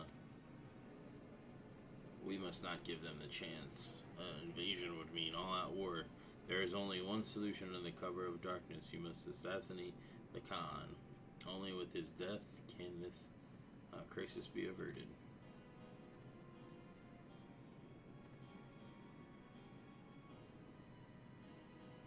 They grow weary. Perhaps I should observe my targets more carefully. What? With all due respect, these allegations must be brought before Lord Hien. It is imperative we receive his instructions before acting. That would be playing right into the Oronair's hands. After all, an imposter disguised as Lord Hien was but recently exposed, and Oronair spy. There can be no question. Yet the spy has fled, their whereabouts unknown. They could be anywhere, and anyone and anywhere, weaving new schemes. Even as we speak, decisive action must be taken. This is why I came to you. So the impersonation of Lord Hien was but a part of Oronair's grand scheme. But why would those who fought alongside us for Doma's liberation conspire to invade? Forgive me, but you do not seem yourself, Angelus. Something isn't right. Because I am desperate? Shadow looms over Doma, and only with your help can I cast away its dark, pal. Please lend me your strength. Our honored friend Angelus risked life and limb to see Doma free. Yet you address him with suspicions and doubt? If he says he must act first to prevent great bloodshed, then we must act. Is it true that he has never led us astray? Brothers and sisters, let us join hands with Angelus once more to drive back the shadows rising over Doma.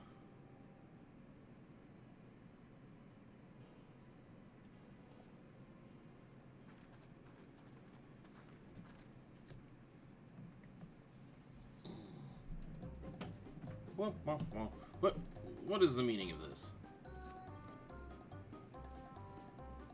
It's that infernal Oronair spy. Quickly kill him before he can escape. You sound nothing like me.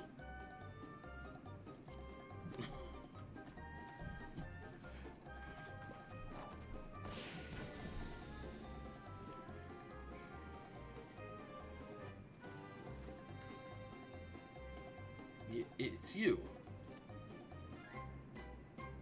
Such persistent vermin.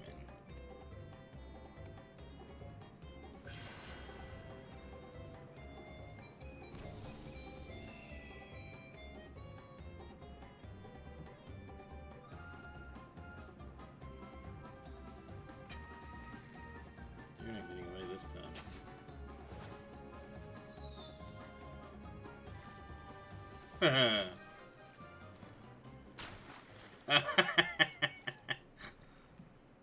Oh, jeez.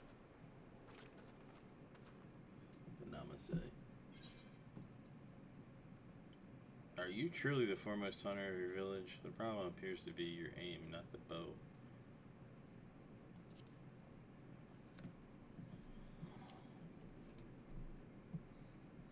Pathetic. There's nothing like that other girl. What was her name? Yes. Itoka. She was fearsome, that one. Right up until the moment I drove my blade into her back.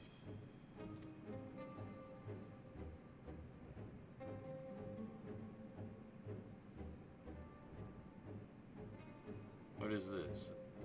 Don't tell me you've been masquerading around as Itoka herself. After all, that would make you no better than me. Hiding behind the name of another won't erase the blame you bear for everything that happened.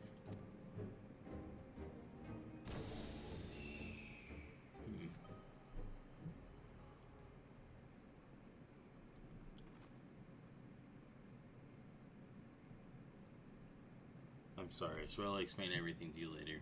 For now, we should apprise these men and women of the situation.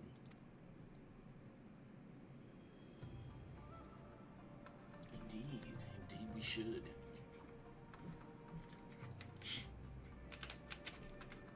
To think he can transform into anyone, a truly fearsome ability. I shall alert Lord Hien to this threat immediately. Rest assured that all of Doma will be on alert.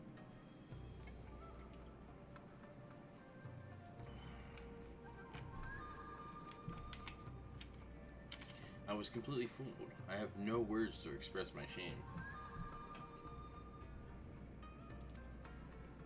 Upon speaking with you again, I realized that though the impostor assumed your guise, he had neither your spirit nor your grace. Forgive me, I will not fall for such a farce again.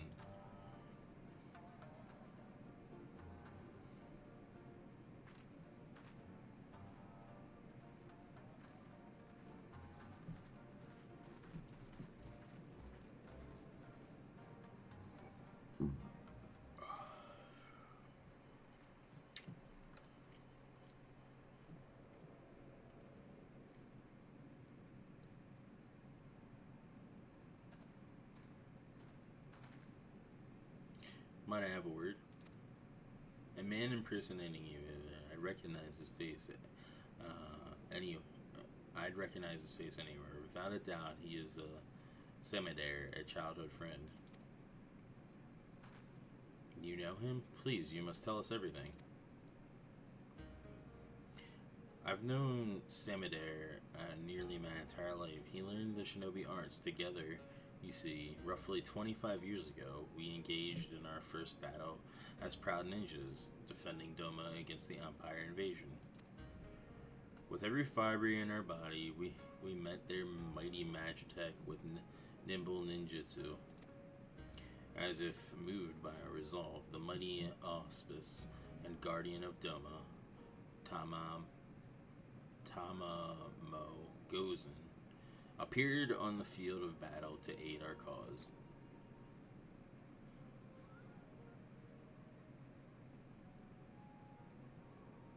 Yet our efforts were for naught. The Empire fell upon Doma like a hammer, and we were crushed beneath their overwhelming force.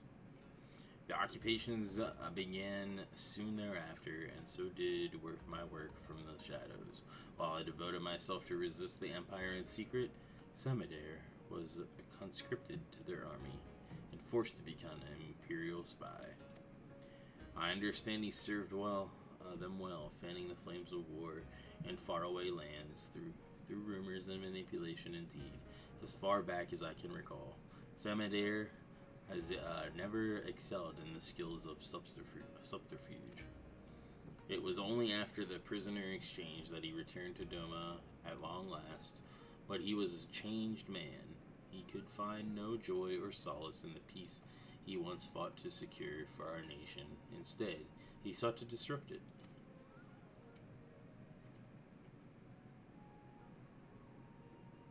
War has taught me the truth of this world. Civility is but a facade to hide man's savagery, and I'll prove it here in dear Doma. The fool I am, I thought he was jesting. Only later, when I discovered the web of lies he'd spun to turn folks against one another, did I realize he meant every word. I tried to confront him, but he fled Doma before I had the chance. Nevertheless, I searched his home afterwards and discovered a missive from an organization called the Passage of the Unbound. I have it with me here.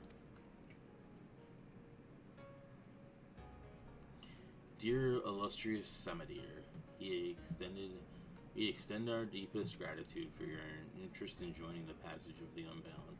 With each passing day, our secret order draws closer to its goal.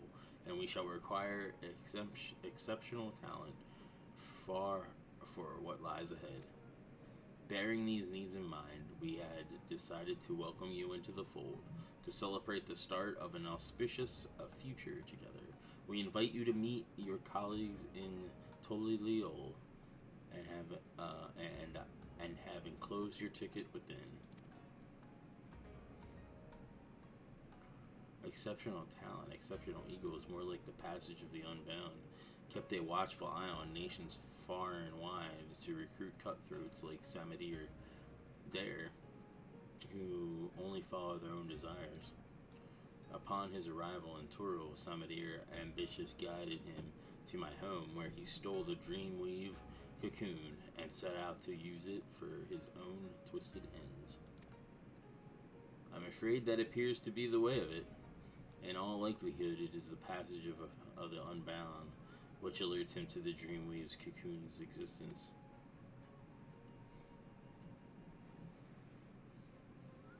Today, Samadir attempted to incite war between Doma and Azim Steeps by wearing the face of our dearest ally, you. Your timely appearance prevented the worst from happening, but so long as he can alter his form and face at will, who can say what tomorrow may bring? His years as a secret operative have made him a master of reading people. Should he decide to study his target before taking their form, I fear his schemes may not be discovered until it's already too late. Please be careful, and may the Kami bless and keep you.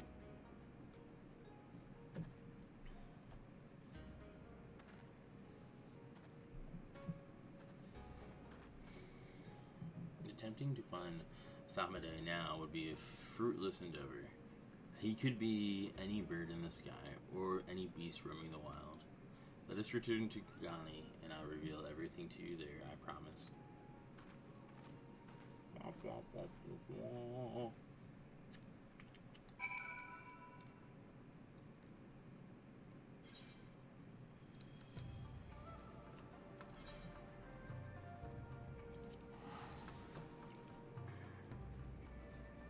To Kagane we go.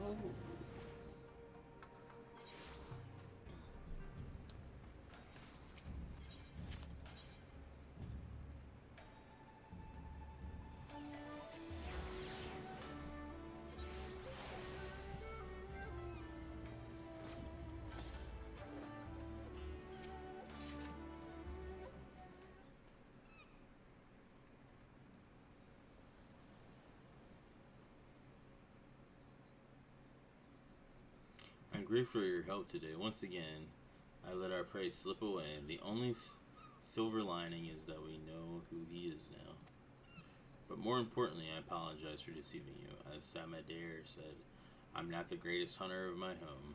I'm not Itoka. I am Kyoyuki. I hail from the same village as Itoka, and I too am a hunter, but only in name. You've seen my aim for yourself. Yet most shameful of all is that it's my fault the Dreamweaver cocoon was stolen.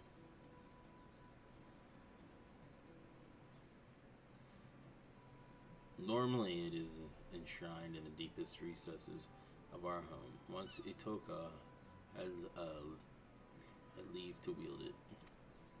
The forest provided shelter and sustenance to many, and not all we share its bounty with our friendly. When great beasts threaten our home, the cocoon's power may be used to protect our lives. Yet I used it for my own foolish desires. Couldn't take it anymore. I was a hunter, yet could barely catch prey large enough to feed myself. I was forced to wash clothes, prepare meals, and tune bows. Just once I wanted to be acknowledged. I wanted to feel pride, so I used the cocoon's power to transform myself into Itoka.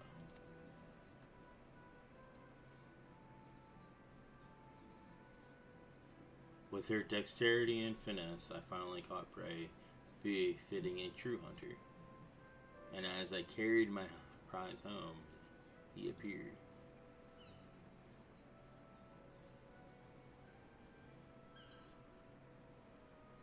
found him collapsed in the middle of a beaten path.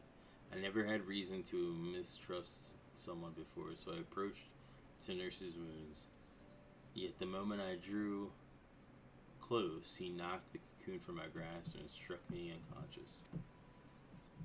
He was long gone by the time I awoke. I confessed my sins to the village elder, and in her boundless grace she forgave me, but I could not forgive myself.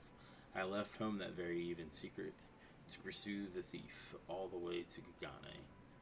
After several days of fruitlessly scouring the city, who should I see but Itoka?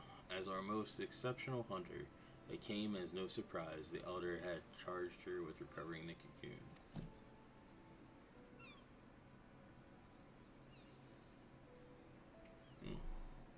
She was astonished to see me, of course. I had told no one of my actions.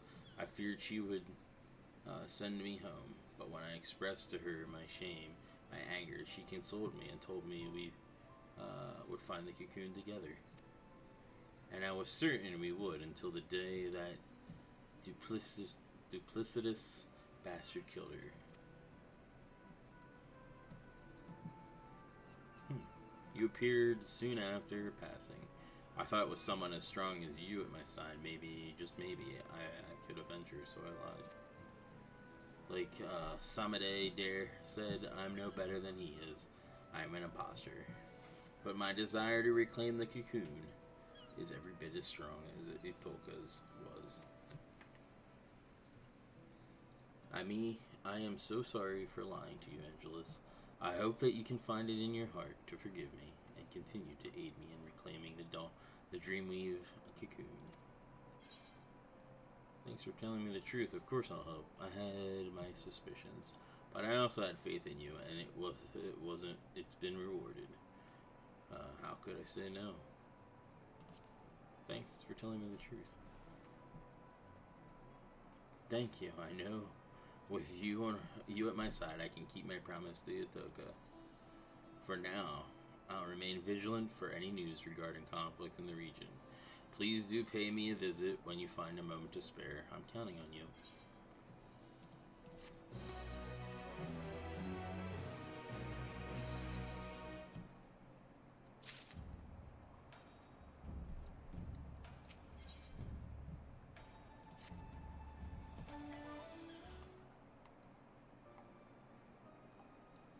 Andrews, I'm so relieved to see you. I thought you might resent me for lying to you, that you might refuse to lend me your help again. I'd certainly be hard-pressed to reclaim a cocoon alone in this foreign land. I truly meant what I said before. I'm counting on you. Though I am ashamed to admit it, when I first arrived here, I was nearly swindled out of an heirloom by a talking catfish. I'd been scouring the city for a shop to pawn my choker so I could secure room and board, you see, when the catfish approached me, claiming it'd buy the necklace for a fair price, offered me a handful of coins that glittered like gold. I was about to accept the offer when Itoka appeared. In mere moments, she discerned that the catfish currency was counterfeit, and I ended the transaction then and there. She dragged me to the markets afterwards and pawned her own necklace to secure lodging for the both of us. From the moment she arrived, Itoka took care of everything. What I am trying to say is, I can't do anything on my own. I'm reckless and impulsive, and I'm just really glad to have you by my side.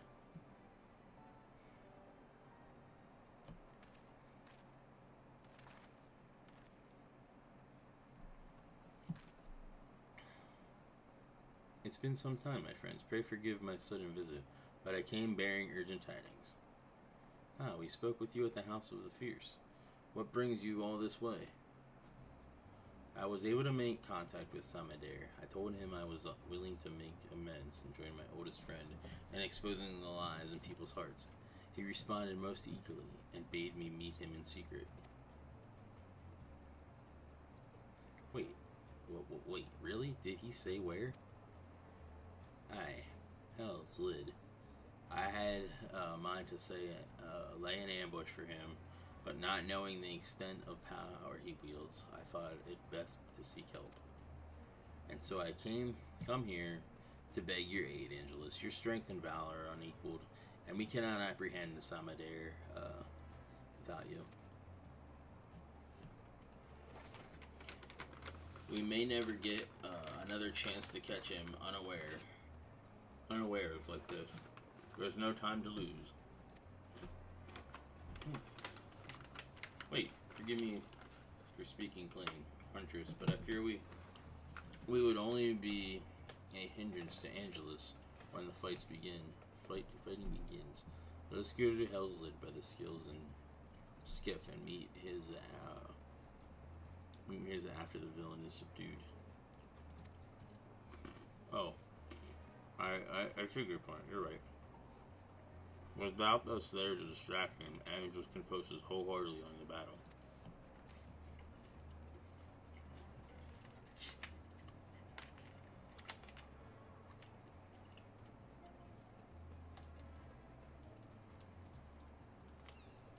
Sorry, would you mind going it alone? We'll be there as soon as we can.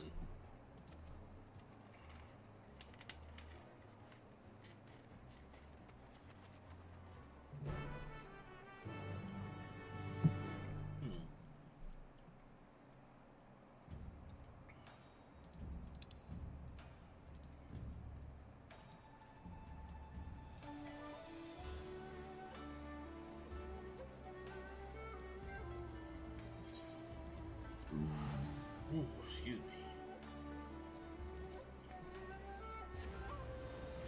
I thought he would have gone to the steps. But I guess not.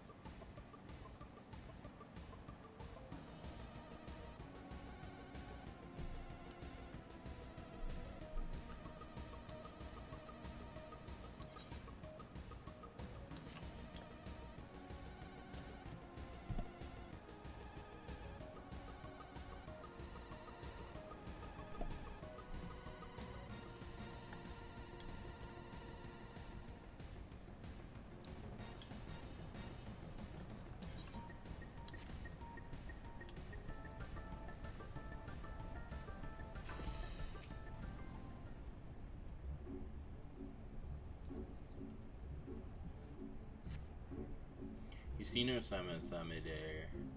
Perhaps his lair is further ahead.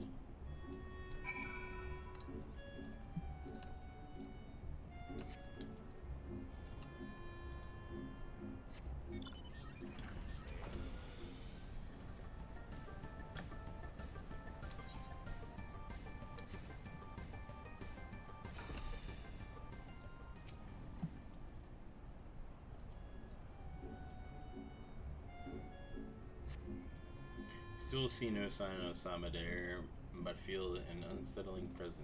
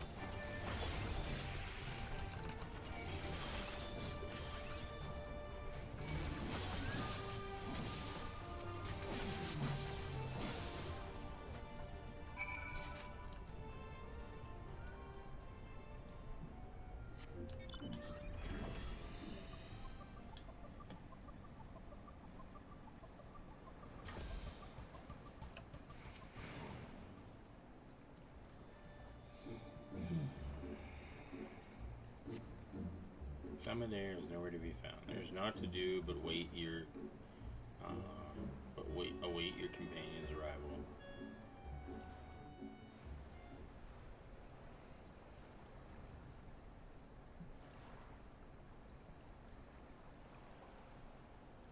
Hey, you alright?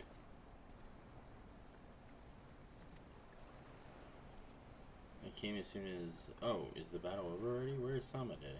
There. I was ambushed by a group of red Kojin.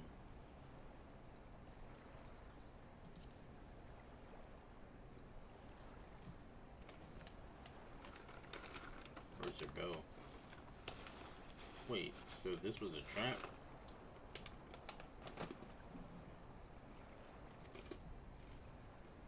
Way over there.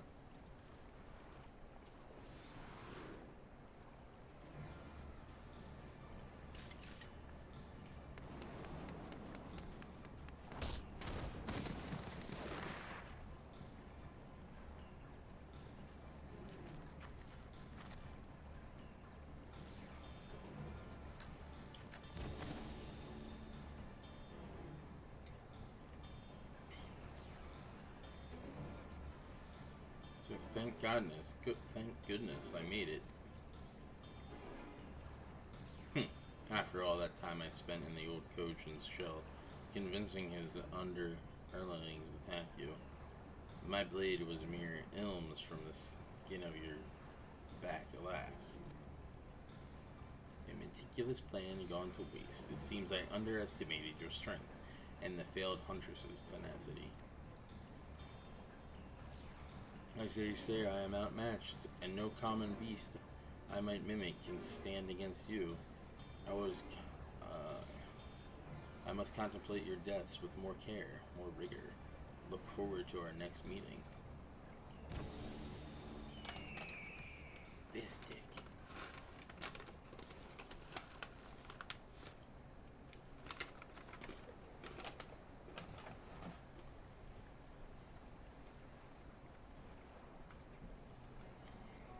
Forgive me.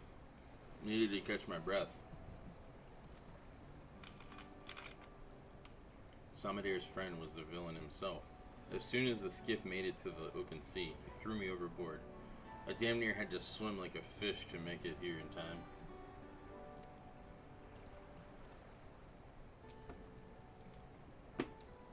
He made me into a fool again. He waylaid me before using a similar ruse. By the time I figured out what, Itoka was already... I already wondered how a craven like Samadere was able to kill her, our greatest hunter, and now I know.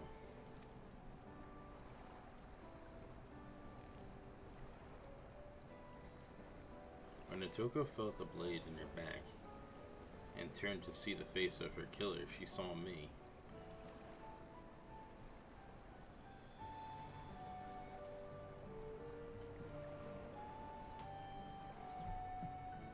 I'm glad I was able to prevent history from repeating itself.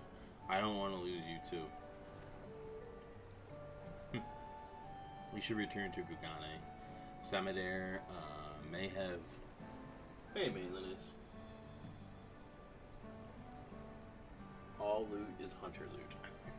Yep. We should return to Kugane. Samadere may have planted more than one trap for us here.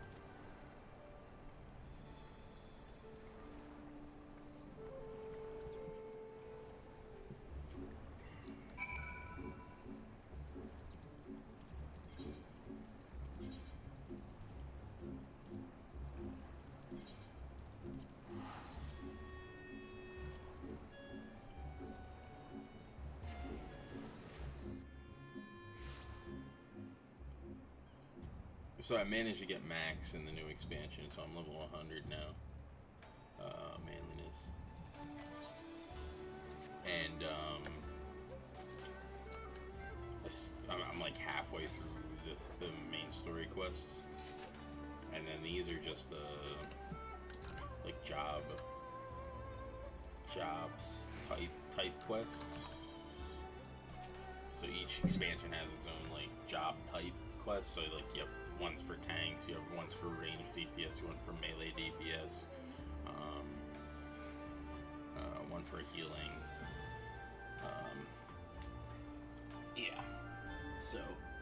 each type of thing. I fear the worst has rushed to reach you. The moment that Samadare was in sight, I charged without thinking, which in retrospect was probably for the best. Had I tried to shoot him from afar with my bow, I might have missed, or worse yet, hit you instead. In any case, I'm just relieved you're safe. I promise to be more wary from now on, particularly of familiar faces. It's hardly needs saying, but remember to keep your guard up as well. For now, I'll resume my efforts to gather information about Samadare's whereabouts. You'll be the first to know once I have a lead.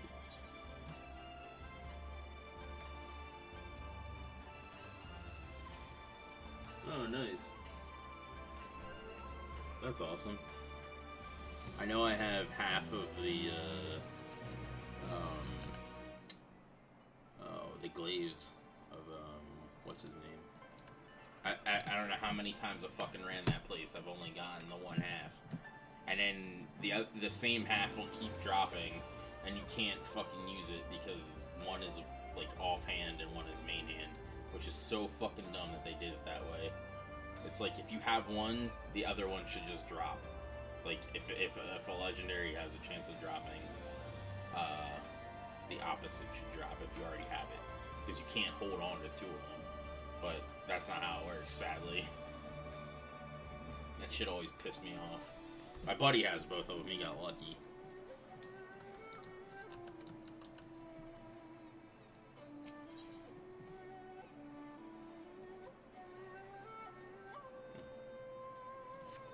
Fruit mallow jelly.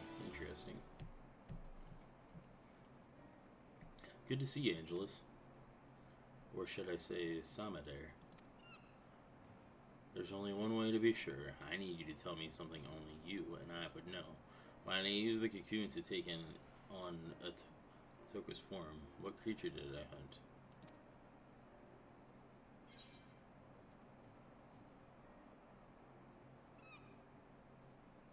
You never told me.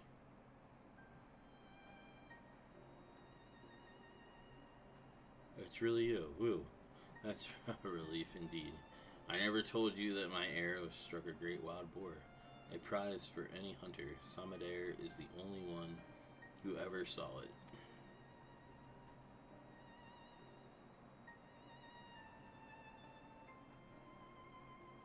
I am partly through the legendary staff quest, but of current power levels, it is hard to do this encounter without one shotting everything now. That's on my druid.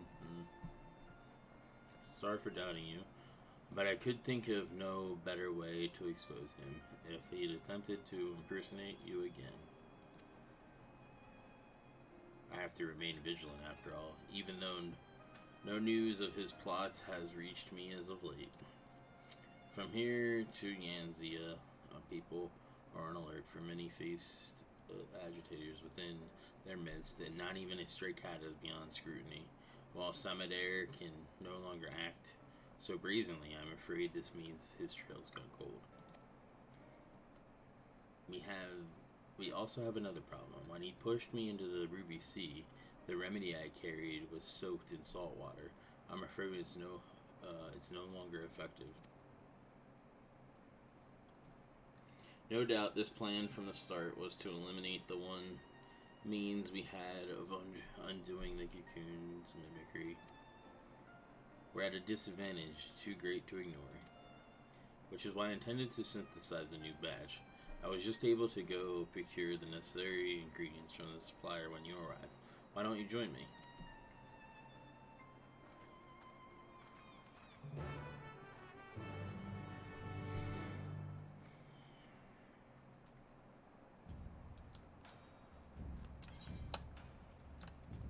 I think I had almost every class on at max at one point.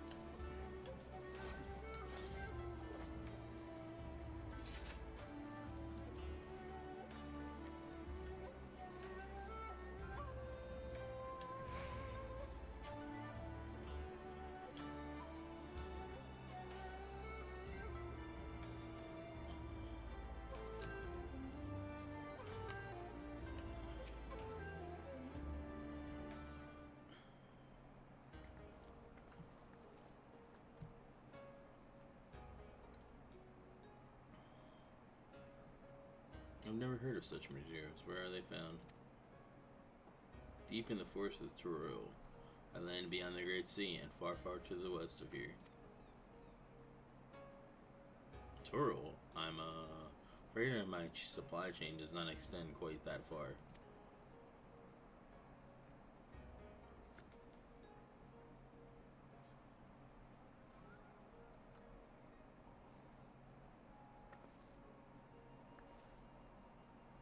I feared as much. It doesn't help that the materials can only be harvested when the season is right.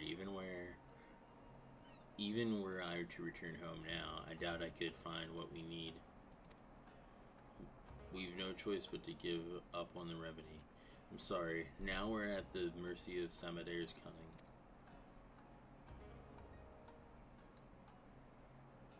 Hello there. Tell me, have you any salves that might ease my aching back?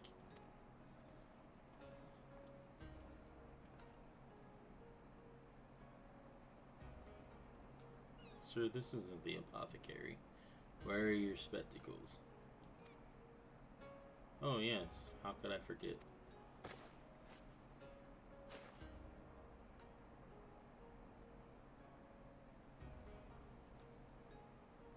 It's much better. Ah, sometimes I forget that I'm as blind as a bat without these. Forgive me, Shirokashi.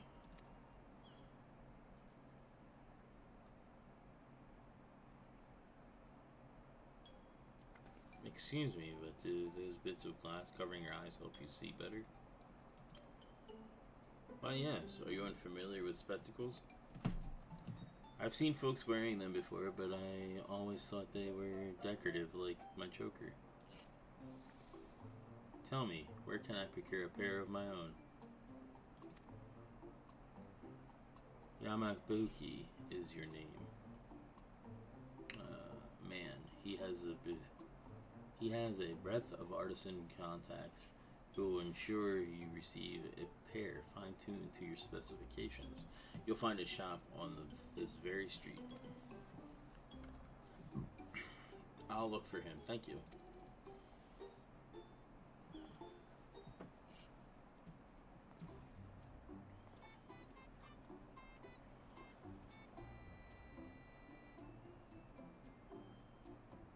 I'm sorry. You must be completely bewildered. I thought a failure of hunters like me would never be able to aid you in battle, but I've just come to the realization there's hope yet. But let's not crowd this stall any longer. Care to join me over there?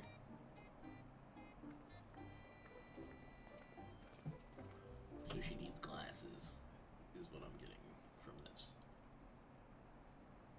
That's why she's a shit shot.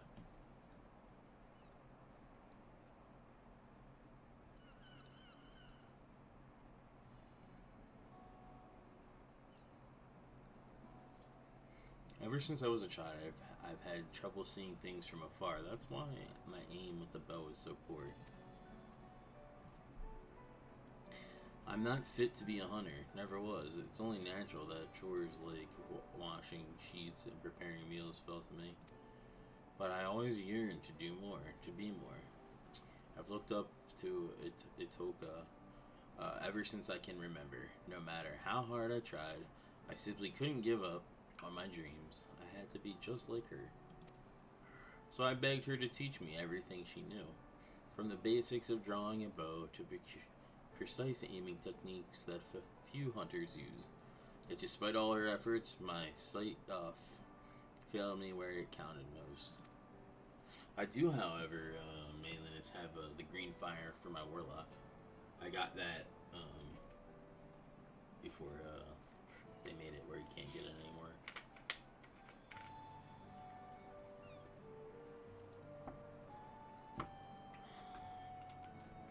That shit was a bitch to do, too.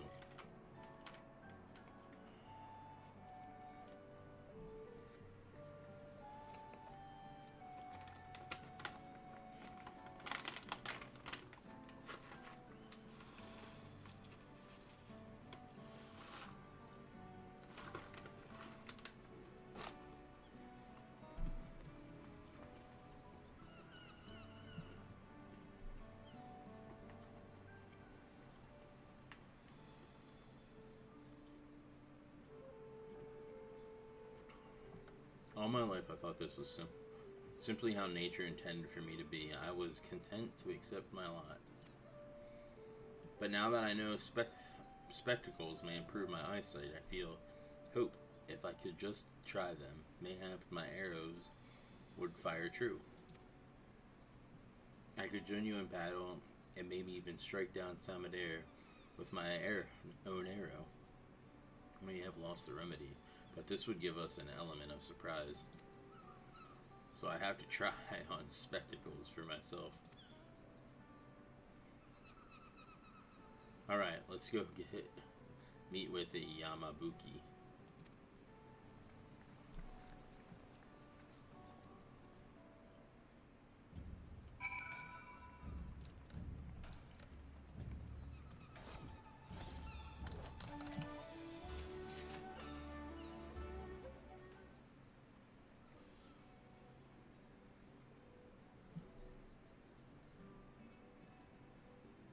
Pair of spectacles, is it? I can certainly get your order in the pipeline, but I'm afraid there'll be a wait. I'm fresh out of supplies, you see, and the next shipment isn't due for a number of weeks. Of course, if you're in a rush, you could roll up your sleeves and get the materials yourself. All you need is the glossy shell of an azure hawksbill and a cluster of a rollant quartz.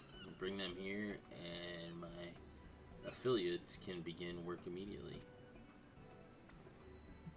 Who knows which schemes Samadir might contrive should we let down our chase for weeks. Would you be willing to lend me a hand with procuring the materials? If we split up, we should be able to gather them in the blink of an eye. Quite the eager pair, I see. In that case, I dare say you'll be able to negotiate with the Blue Kojin for a carapace of splendid quality. As I visit Mizu's during my investigation of the Ruby Sea, I'll handle the shell. That leaves you with the a Roland quartz. Pray look for a cabin near Shoal Rock in the Ruby Sea. Sprinkle some glittering gravel to lure a Shola Iwamushi from its lair within, and retrieve a cluster from its shell.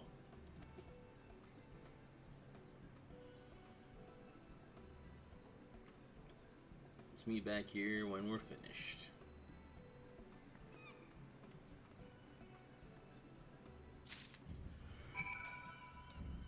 I'm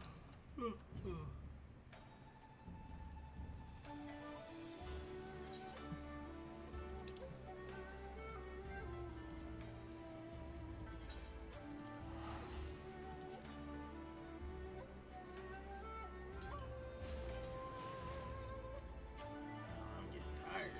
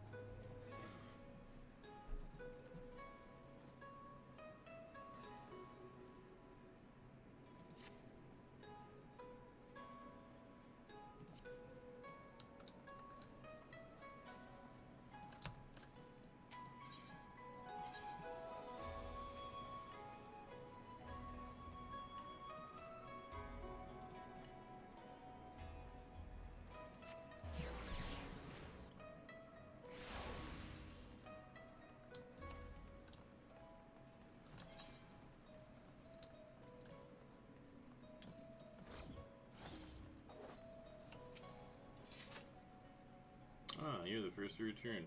Trust you have the courts in hand.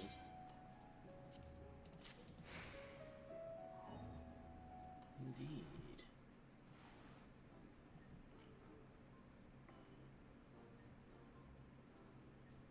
Excellent. This will make for a fine pair of lenses.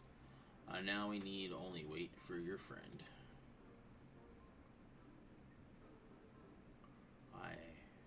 I'm back.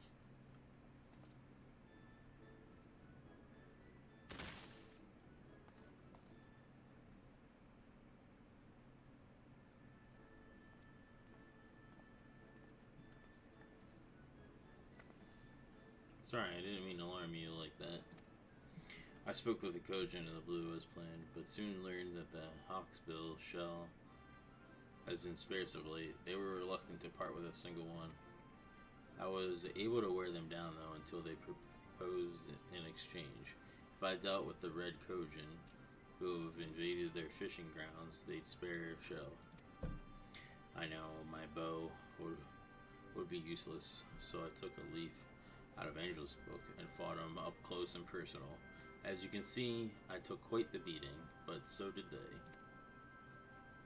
I may be a little worse for wears, but the trouble is worth it. I have the shell as promised, and with it, your associates can get started. Indeed, they can. Let us first measure your eyesight, and then they can get to work.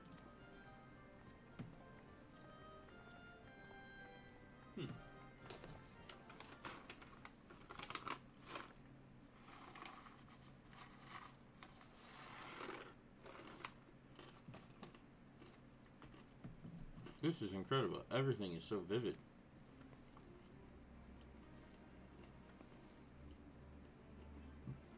Well,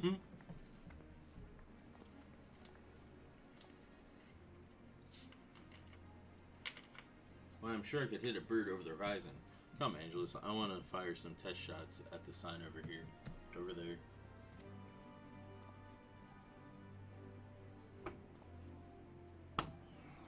Hold on. Hold on. That seems like a fine way to earn the ire of the Sekigumi. I'll prepare some targets for you. So let's move somewhere less crowded. Of course. Thanks for going to the trouble.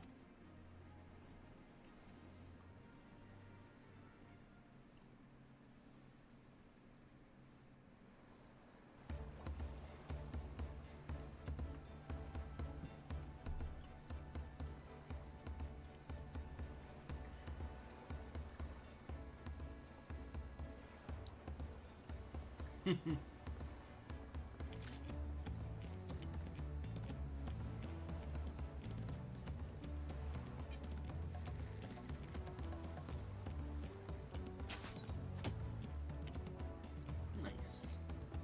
I'll go for the distance one.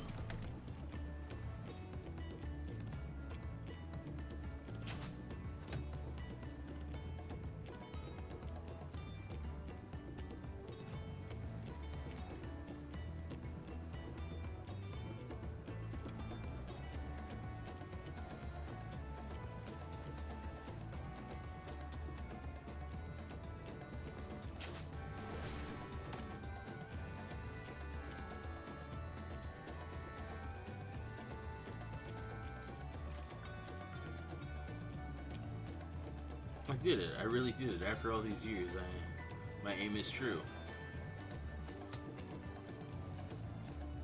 Well, when we find Samadare, he won't know what hit him.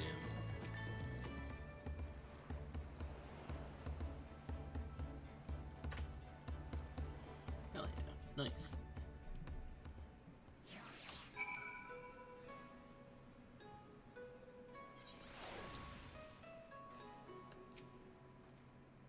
I don't know if I can properly describe this feeling to you. After so long, I don't feel like someone pretending to be a hunter. Finally, I don't feel like a burden. As soon as I catch even a whiff of Samadare's trail, we stop him for good. When that moment arrives, please lend me your strength for one last time. Together, we'll retrieve the cocoon and return it to my village.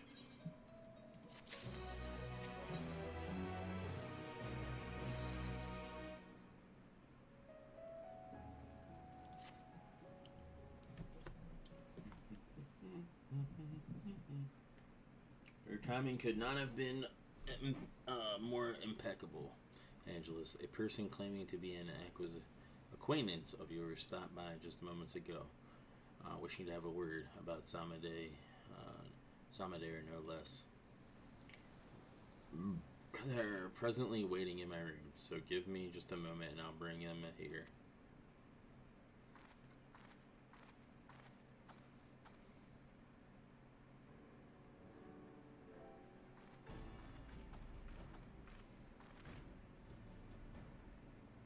You look well. Just forgive me for eschewing pleasantries, but there is an urgent matter I wish to discuss.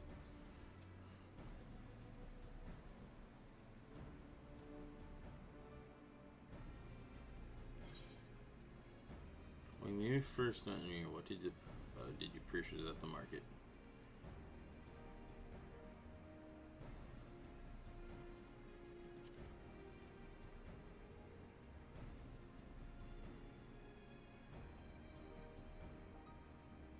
Kinsai, as I recall, I had insufficient funds to purchase it myself, so you helped me gather Whisper Root to trade for it instead. It would seem me to have grown wary of imposters. Then we can proceed straight into the heart of the matter. You appeared in Mull-Ilo a few days ago, claiming Hian had been driven to madness, that he was assembling an army in Doma with plans to conquer the Azim Steppes.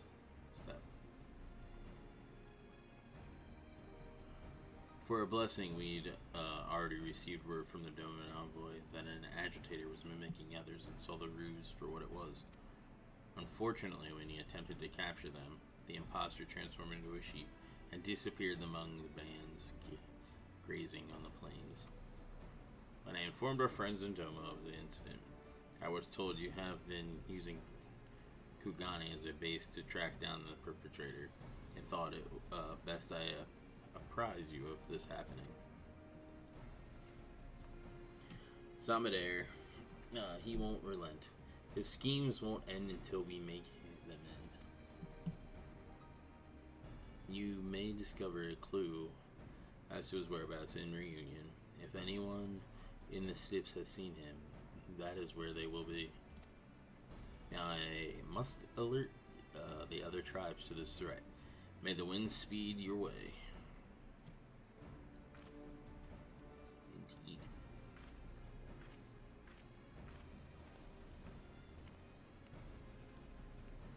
Off to the Azim Steppes then. With any luck, someone in Reunion will have insight to offer.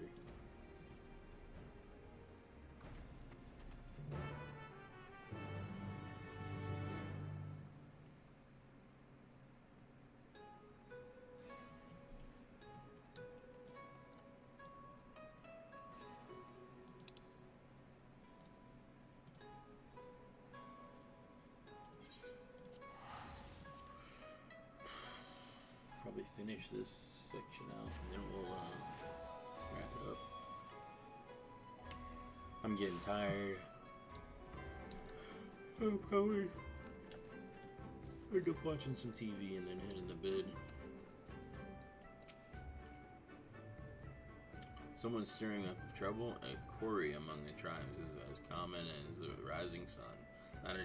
Not a day goes by without it. Now, if you will excuse me, I have goods to sell. Kindly continue your inquiries elsewhere. Well, shit. Oh, what's that blue thing? I don't remember that. Huh. Go check that out. Conflict is forbidden in Reunion. This is known. As for the tribes, all is at peace.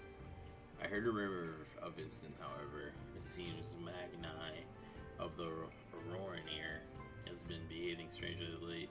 Perhaps that is related to the matter you are investigating.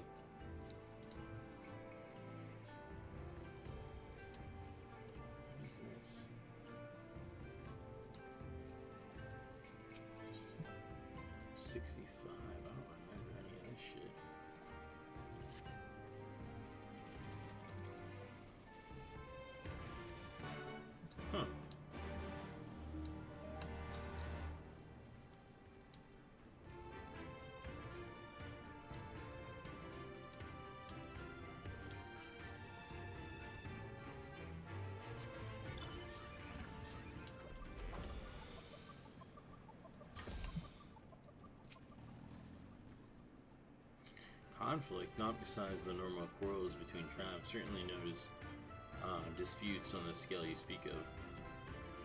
But I have heard rumors that Magni has been sneaking out from the Dawn Throne. Where could he be going in to do the what, I wonder?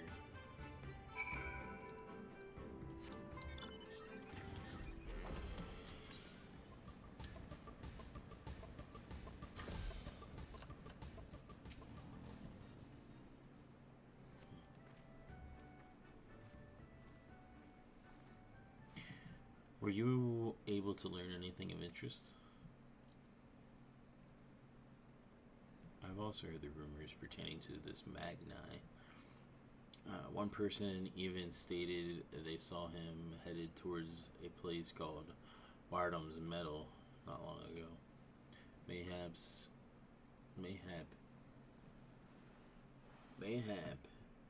his is the form Samadar has chosen to take on. Whatever the case may be, we'll find the answer at Bardham's Meadow. We can't allow Samadars' depravities to go on any longer. Steel yourself for when next we face him. We're putting an end to all of this. Good, you're ready. Once the battle begins, there are no telling which form Samadar might take. An eminent warrior, a fearsome beast, or worse. He's also shown more scrupulous behavior in his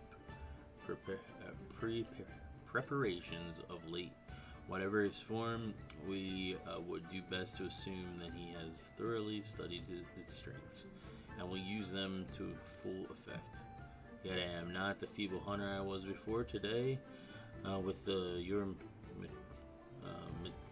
with your martial might and my exacting eye, we will defeat him. At long last, Utoka shall have her vengeance, and my village shall see the cocoon returned. 680, holy hell. Well, we'll give it a try.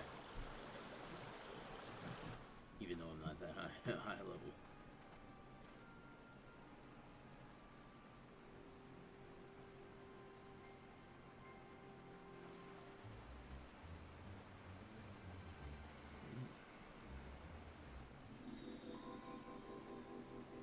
My beautiful, bright sun.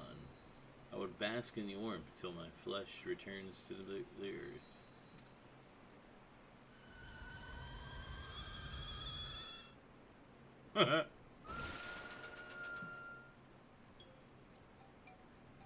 Has the feral dog gone rabid?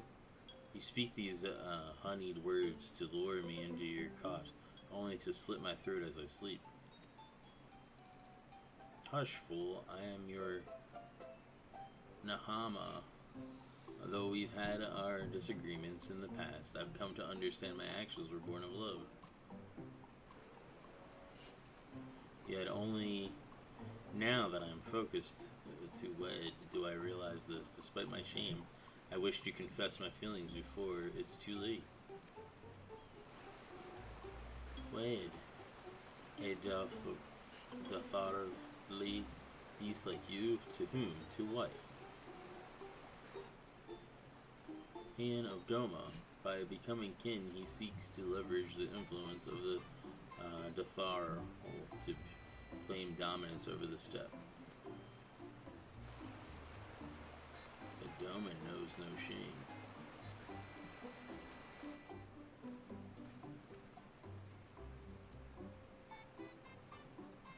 Very well, I would consider your proposal. Far-fetched though it may be, I cannot overlook the possibility that you are my Nahama.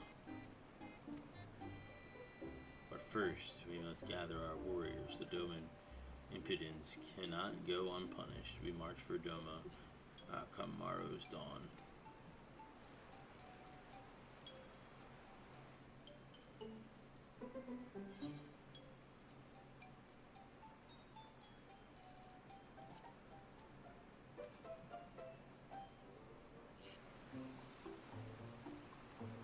You, what are you doing here?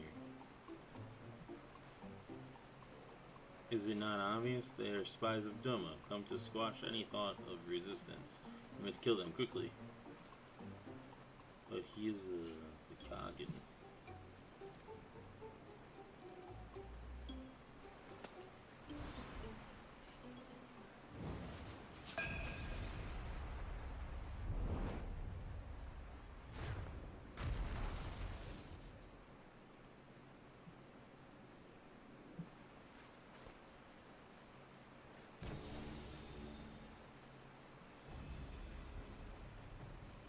You two are quite the persistent pair. I had hoped to strike at your backs from the shadows, but now you forced my hand. I will select from my repertoire the greatest warriors I have witnessed, and use their strength to give you the death you so crave. Unbound, Silver-tongued Samadare. Samidare. Beginning with her.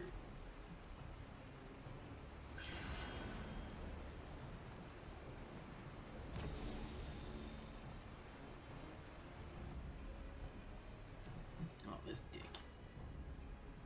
How dare you? When my arrows pierces your breast, Itoka will finally know peace.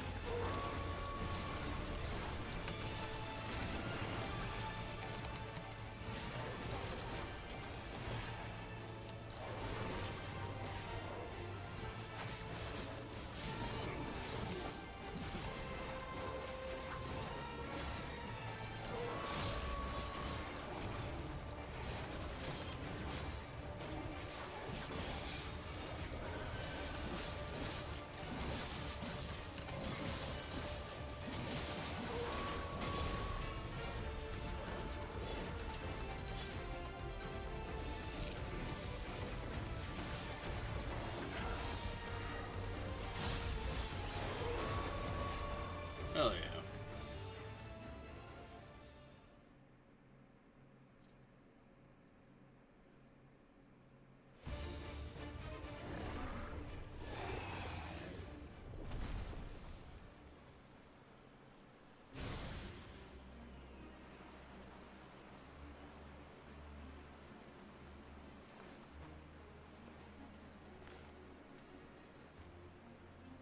No, no, no, no.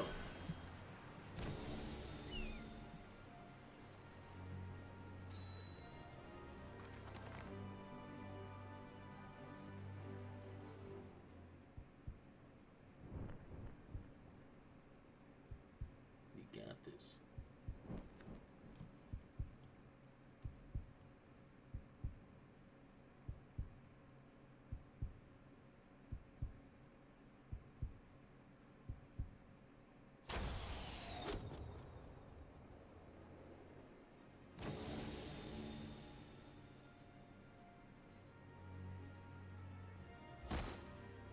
Yeah, bitch. Take that.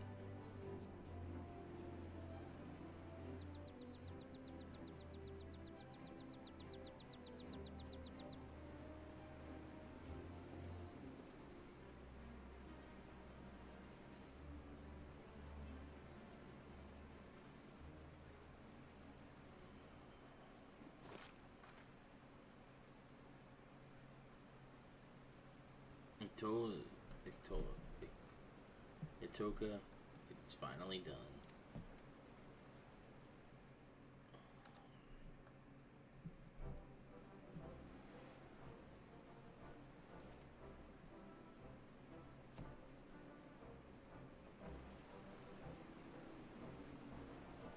What am I doing here? I feel so as though I have just woken from the strangest dream. Well, you see, this cowardly cur assaulted you from behind and knocked you unconscious.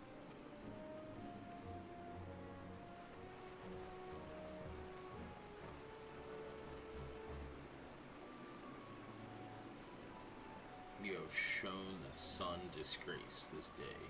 You will feel his scorn impressed upon your flesh. You shall forget the warmth of his radiance in the shadows. Will you scream, yet none will hear? Perhaps. Prepare yourself.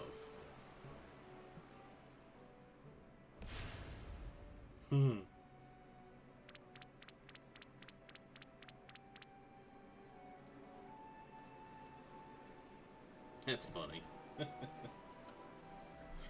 Death would have been too good a fate for him. He deserves to spend the rest of his days feeling the weight of his crimes. Now we've honored Itoka's memory and reclaimed the cocoon. No words can express my gratitude, Angelus.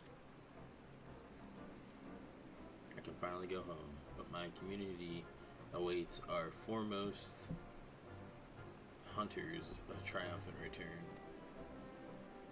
What expression will come over their face when the village disgrace arrives instead? I don't know if I can bear to see.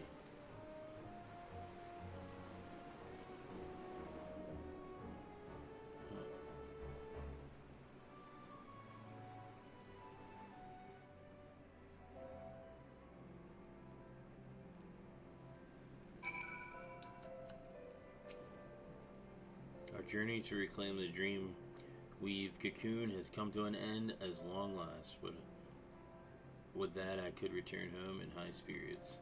As I recall, you said Sasha Pia is the one who requested your help, yes?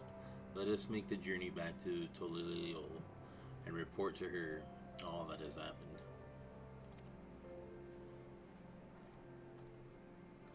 Sounds good. Now, what do we got here with this thing here?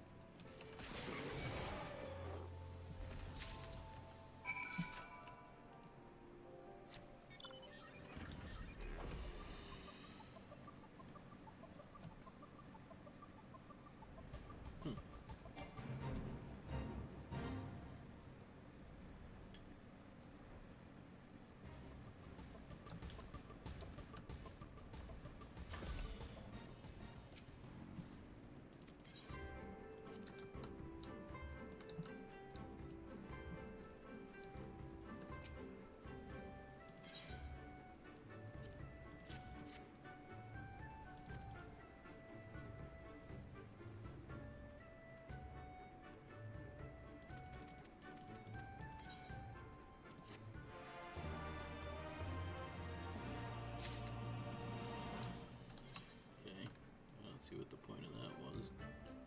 But alright.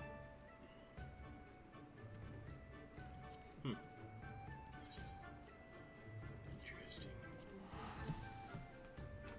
Yeah, no idea.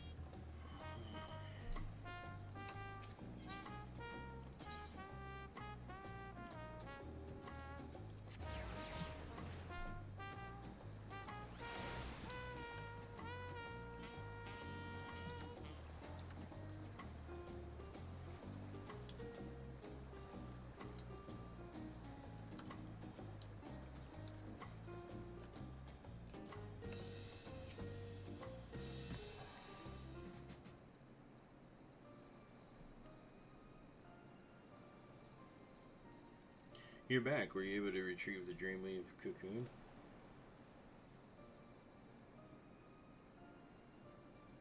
Ictol isn't with you?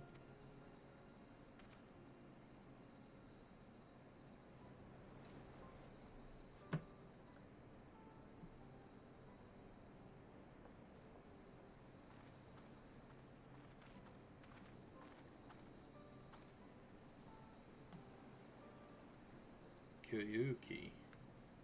Thank goodness you're alive.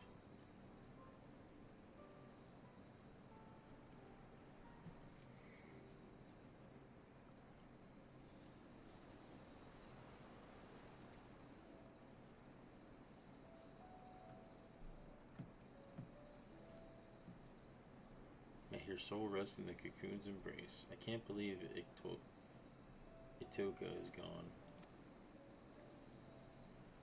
Yes, our village's greatest hunter is lost to us, while the greatest failure survives. Here, take the cocoon back where it belongs, home. I have no right to return. Don't be ridiculous. You are a child of the forest. You are our dear sister. You can always come home. The entire village has been worried sick about you. We all saw how crestfallen you were. So when you suddenly disappeared, we feared you took your life. For 3 days and 3 nights we scoured land and water to find you. Yet look at you now, Koyuki. Not only are you hale and whole, but you have reclaimed the cocoon too. I'm sure that Itoka's spirit hunting in the forests above is smiling down at you with pride. And she would much rather take up her mantle and protect the village than wallow in guilt over her death. Nothing escapes your gaze now. After all, isn't that right?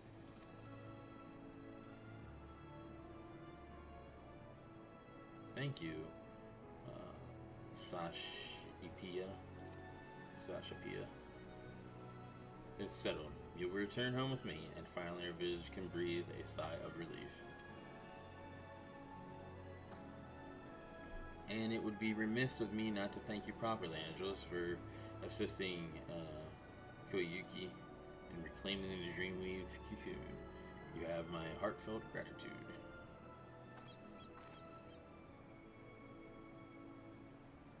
I was little more than a liar and a hypocrite when we first met. But during our time together, I discovered that I'm so much more than that. That with the right tools, even I could become a hunter worthy of following in the Itoka's footsteps. I'm truly grateful to you for helping me to see that. Farewell for now, Angelus. I hope that one day our paths may cross again.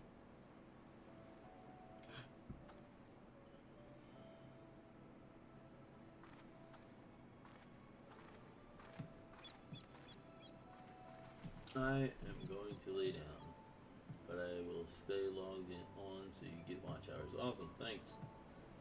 Sleep well, dude.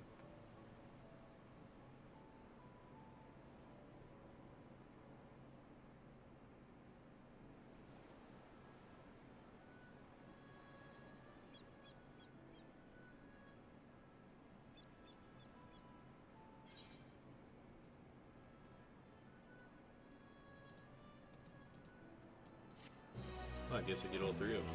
Nice.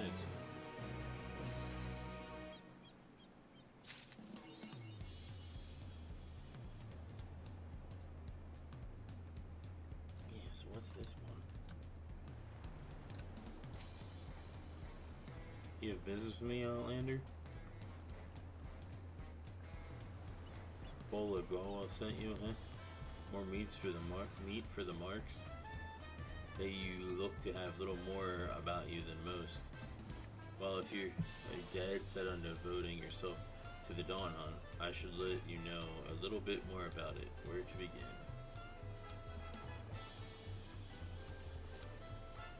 This is for the hunts. I don't care about this quest.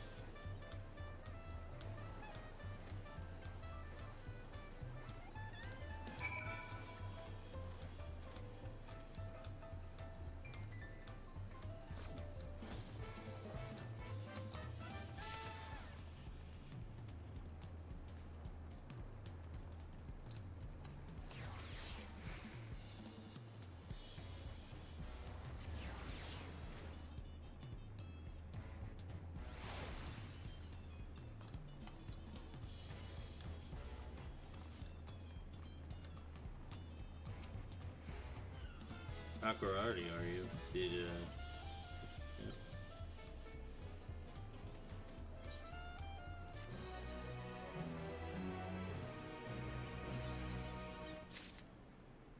Awesome. How do you get the next set? Oh, main scenario. That's how.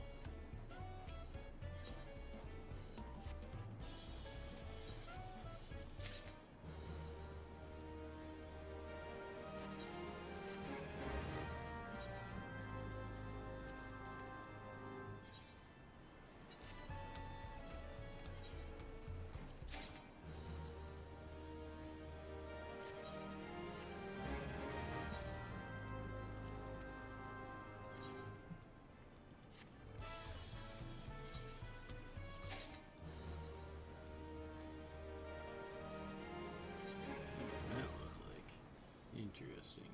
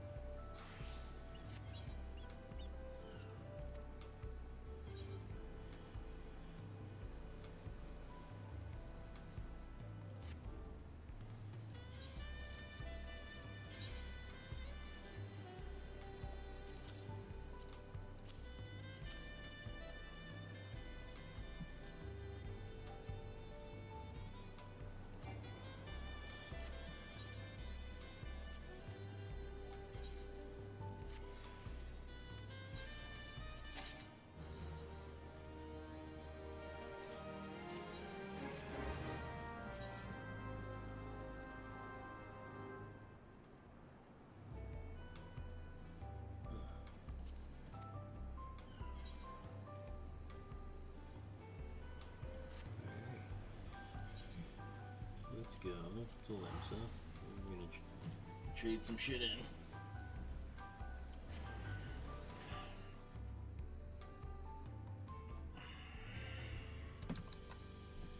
And I think we might call it at that point. Just because it's getting late and I want to just relax a little bit.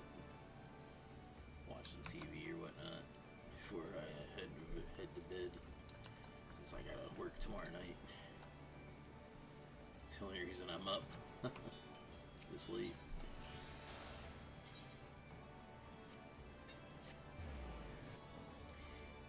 Well, maybe we'll start the next little bit of MSQ. after I do this.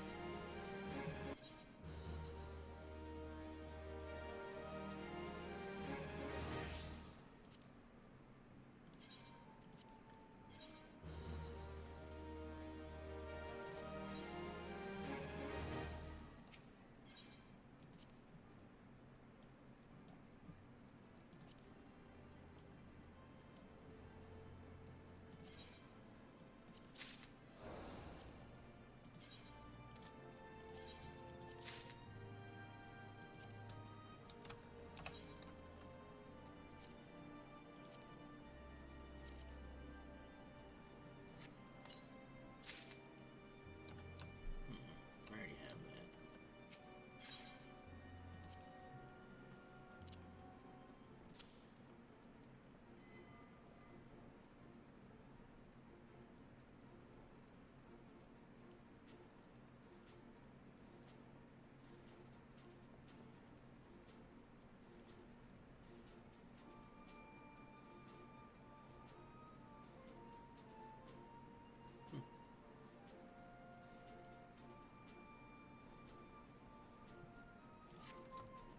Alright.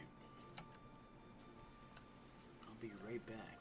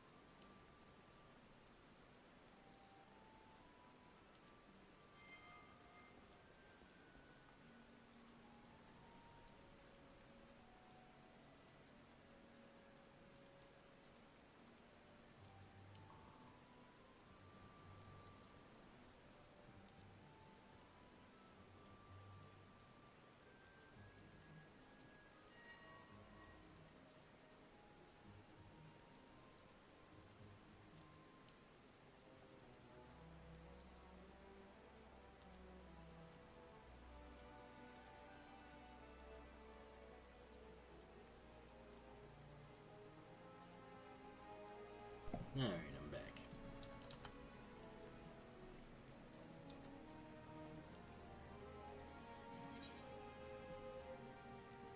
Let me check something first.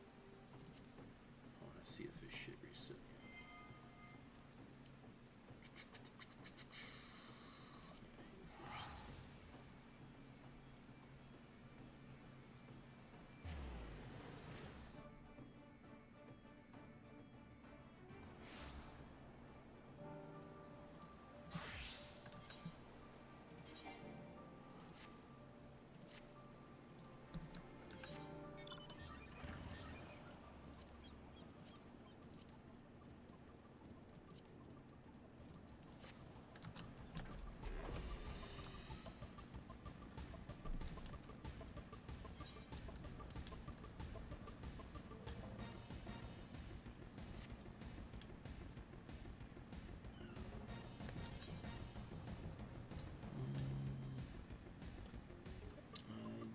I think it is. Oh, yeah. Well, nope, they didn't reset. So let's get up. Totally go.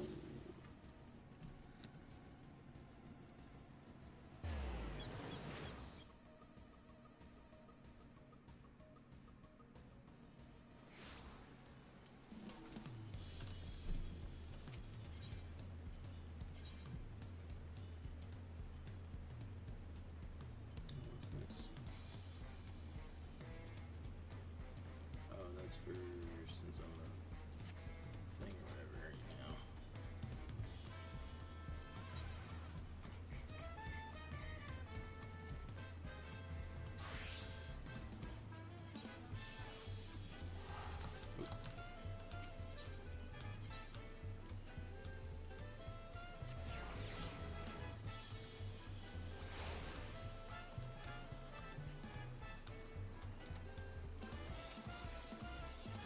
Fun speaker with you, several customers may play in sequence.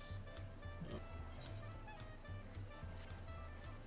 Welcome back, and I may congratulate you on Woklamat's victory in the rite of succession.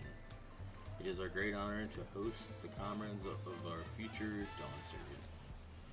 Such a good journey has doubtless left you with fatigue. Please relax and enjoy your stay.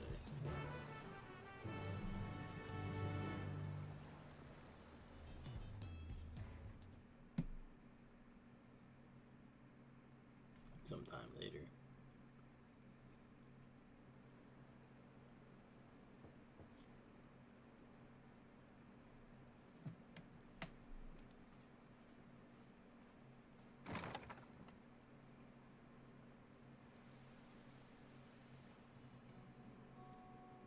Surprised to see me? I suppose it's only natural.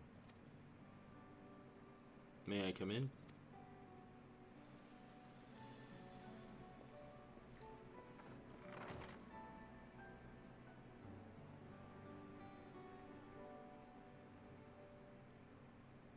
I haven't properly thanked you.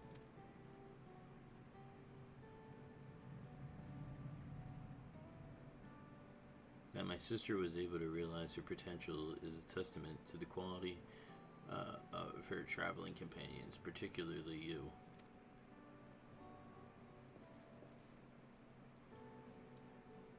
For that, you have my heartfelt gratitude.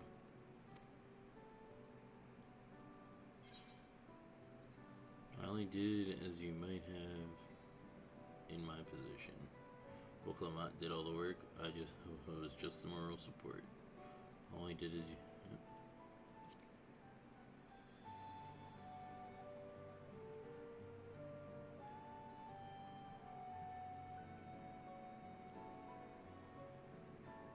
My primary business and calling is to deliver a message from Lamatia Lamechi. As you well know, after the succession ceremony, she will officially take up the mantle of Dawn Servant. She has expressed a desire for you to accept a post within her administration, while making no mention of me.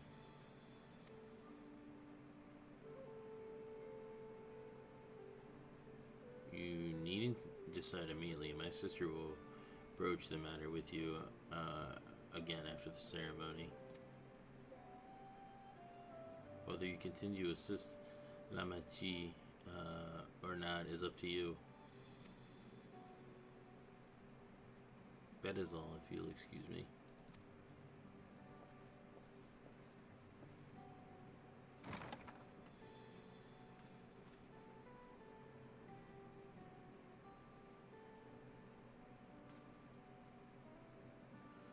You have become someone irreplaceable to her. As her brother, I acknowledge that with no little jealousy. But believe me when I say that I hope you will stay by her side.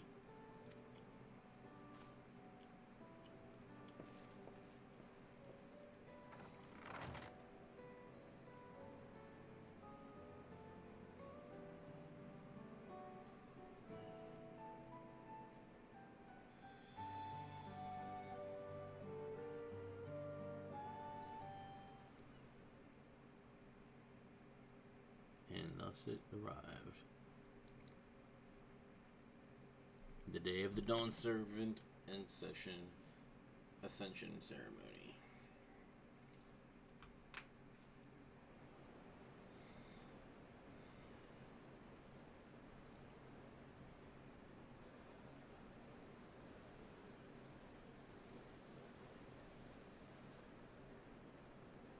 What a crowd!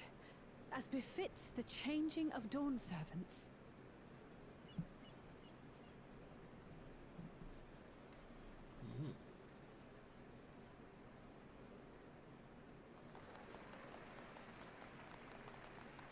It's starting.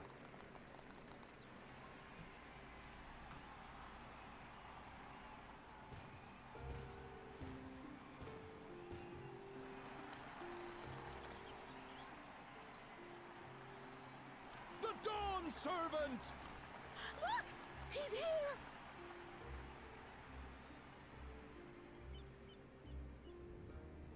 The head of reason is resting again. Thought he'd grace us for this occasion at least. People of Tuliolal, you honor us with your presence. For on this auspicious day, we witness the dusking of one era and the dawning of the next. The succession of Dawn Servants. But I've talked for long enough. Allow me to present the claimant, whose determination, wisdom, and compassion guided them to triumph in the City of Gold.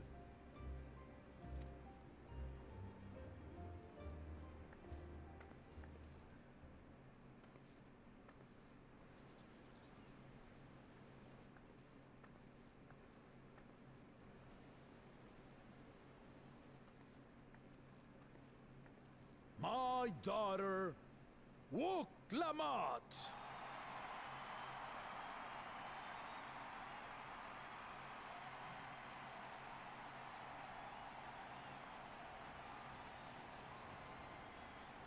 Huzzah! Huzzah! Long live the Dawn Servant!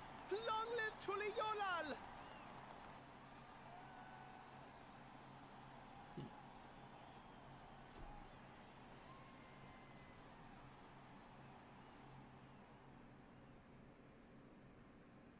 Growing up in this city, I used to think I knew all there was to know about Tulihyolal.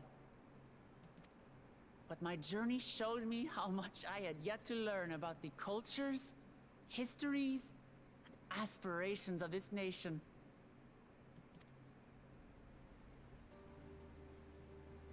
Through the time-honored Ihana, the Hanuhanu taught me how they nourish and cultivate both the land and their bonds with visitors.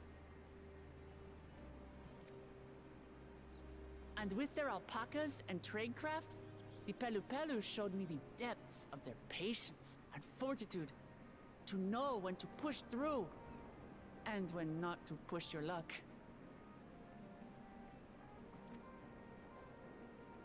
From the moblins and their artisans, I gained insight into the power of creativity, that it is when we are filled with passion and bolstered by the support of others that we produce our best works.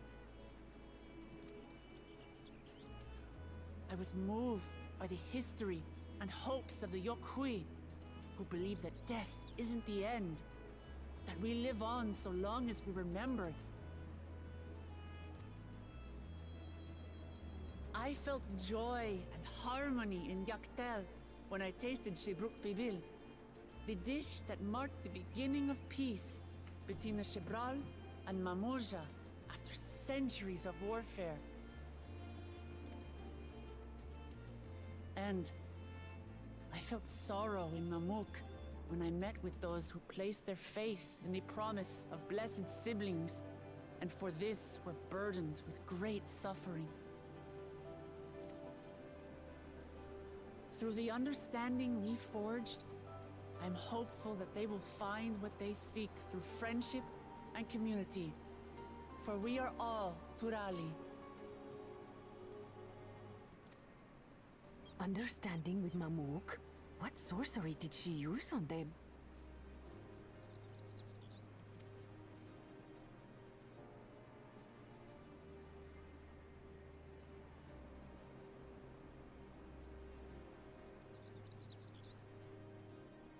All of which is to say that, as I've come to know our nation, I've seen the ways in which we thrive, and the ways in which we still struggle. Some in Kozamauka must resort to banditry to survive. A faction of Yokhui still cling to dreams of conquest. Not everyone lives in peace and plenty. And there's still so much of Tulihyolol I don't know. Places I haven't seen, and people I haven't met. That's why I hope to keep learning about and from you, that we might build a nation where everyone knows happiness. Because if there's one thing my journey has taught me, it's that your happiness is my happiness!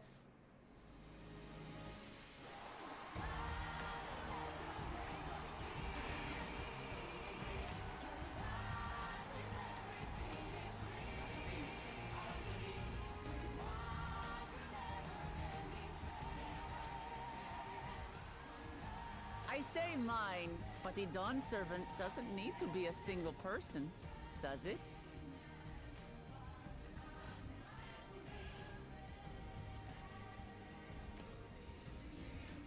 Oh dear. What is she doing?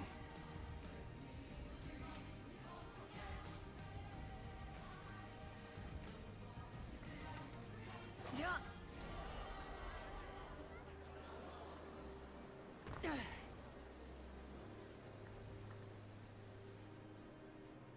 My father led Tulihyolao to prosperity by the resolve and reason of his 2 heads. But my 1 head can only get us so far. To further change our nation for the better, I'll need someone else. Someone with the knowledge and insight that I lack.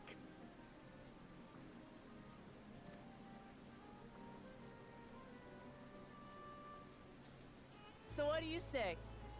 Be Dawn Servant with me, Kona?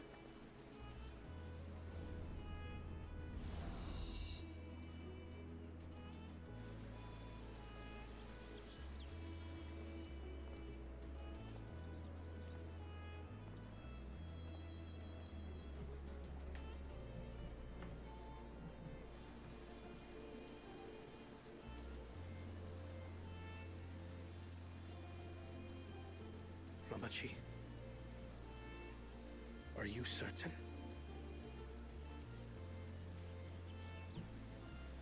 Absolutely. You take reason, and I take resolve. Together, we make a full Dawn servant.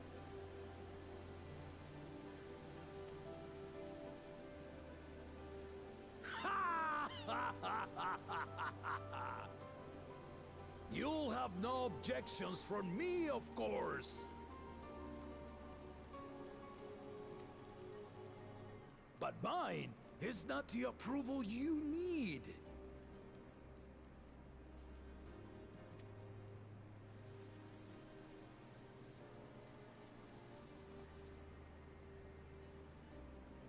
During my time abroad, I experienced the benefits of foreign technologies, some of which I introduced to our nation.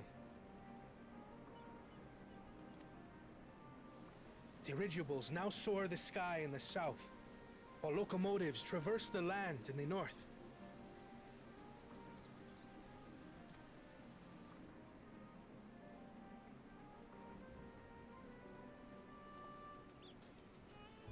I was convinced that by imitating foreign powers, we could assert our strength and thereby deter invasion. Yet despite my intentions, I failed to understand what I was too eager to cast aside, and the very people I wish to protect.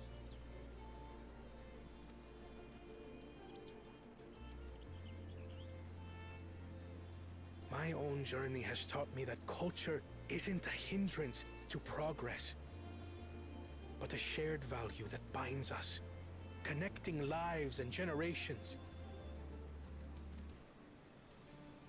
With your blessing, I vow to help Tuli Yolal prosper in a way that honors the hopes and heritage of all her peoples. My esteemed predecessor would accept nothing less.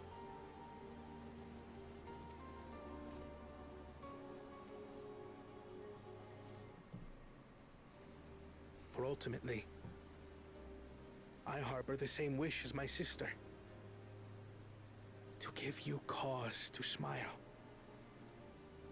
That is my heartfelt desire.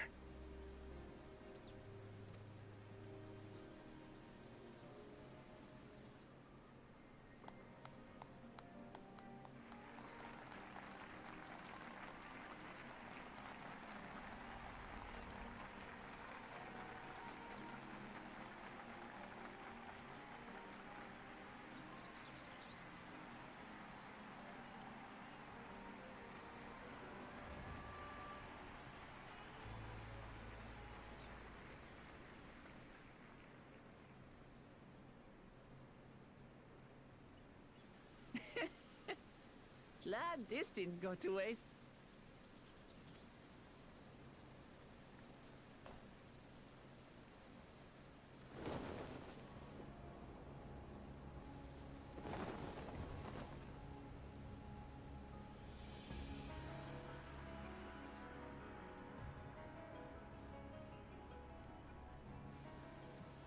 This is the Lay of Legacy, the part of the Tulihyola saga where you and I become the next Dawn servant.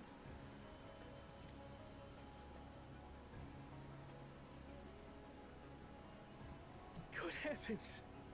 Don't tell me this is what kept you so busy ahead of the ceremony.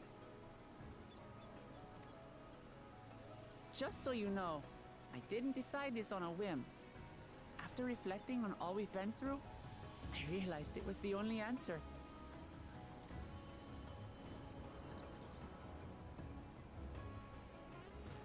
With this, both my brother and I have worthy successors.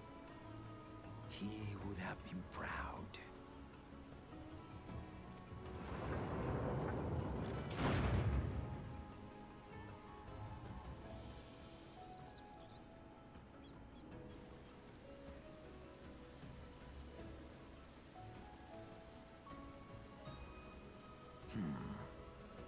Of course you knew.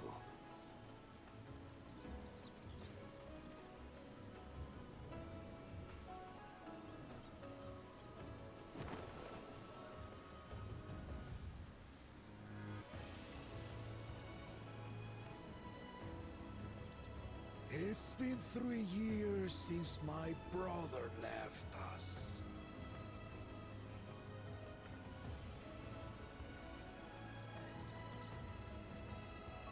It cannot be. The head of reason is no longer with us. Oh, tragic tidings.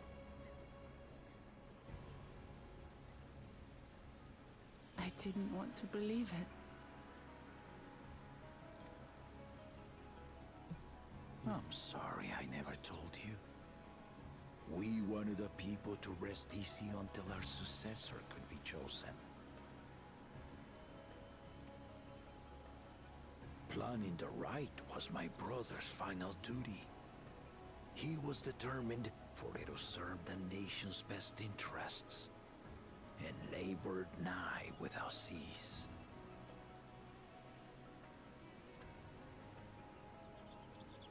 And then he died, forcing me to do the actual work. A sneaky bastard. But he did well. I have to give him that. The outcome speaks for itself.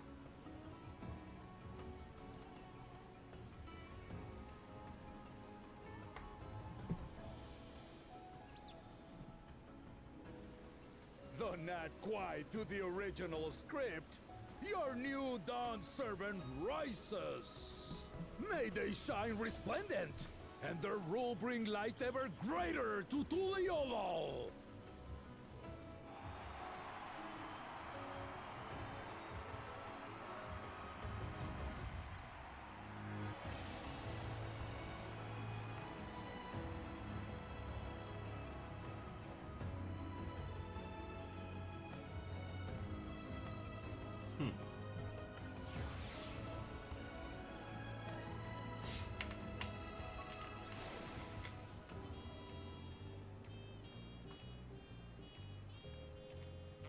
That's pretty crazy. I didn't think that the head was dead.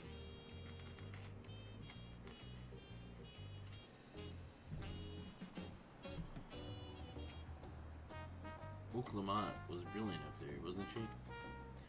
The part with the second promise was surprising, but between the two of them, I dare say our new Dawn servants will be capable of anything. The future of Toliliol is bright indeed.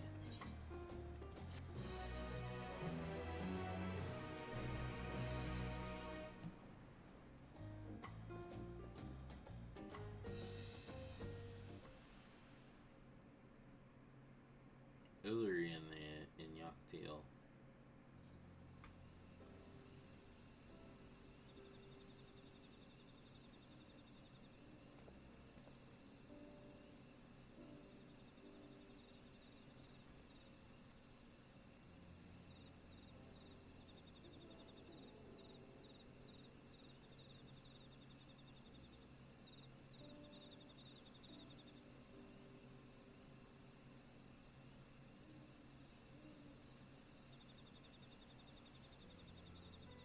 Changes in the air, and it's all because of our little firebrand.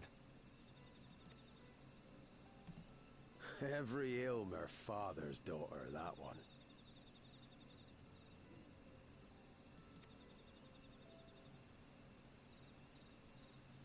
I'll be watching where you steer this nation, lass. With what time I've got left.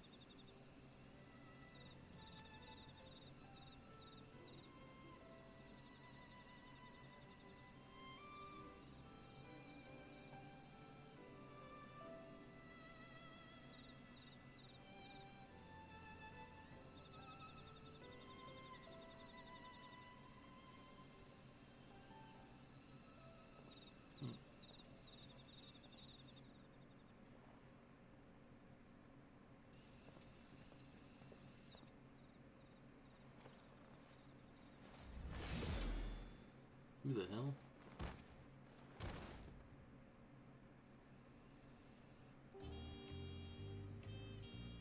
Shit, somebody just killed him.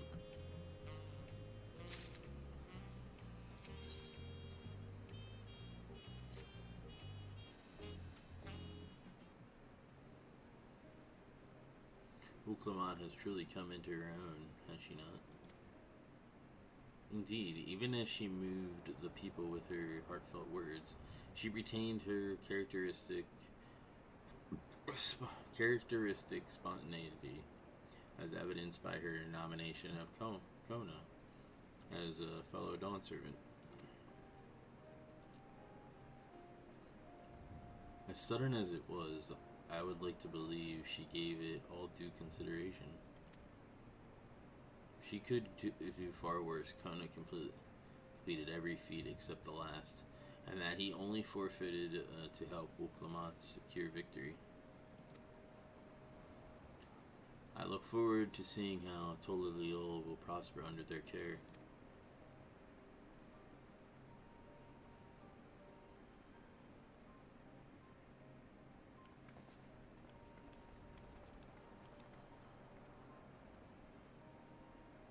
Everyone, thank you for coming.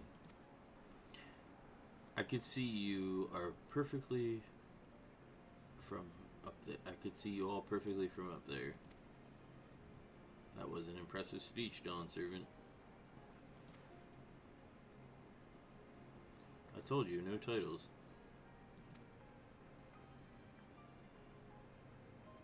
Besides, after everything we've been through together, you're nothing less than family. So, like my family does, I'd like you to call me Lamate.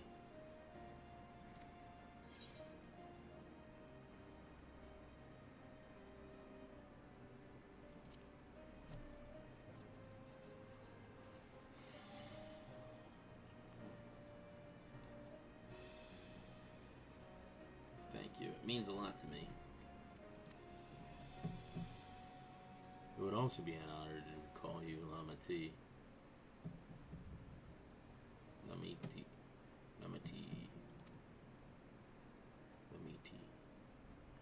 Mine as well. Indeed, consider us your Eorzean cousins, if such a notion appeals to you. Eorzean cousins. It's a little embarrassing, but not in a bad way.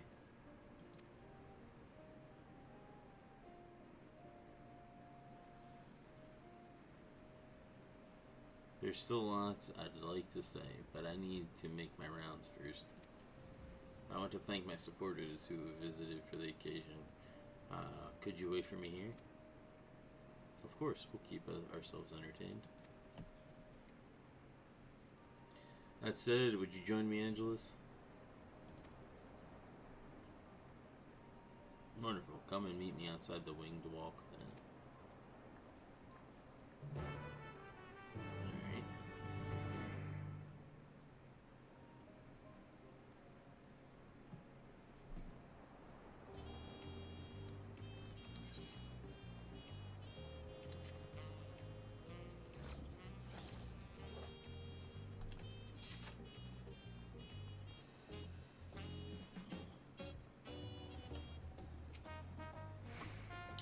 Alrighty, let's go. Our first stop is on T's Tacos, and not just for a snack, I promise. Book Ivu and Mablu should be there. Alright. Oh shit. Whoopsie.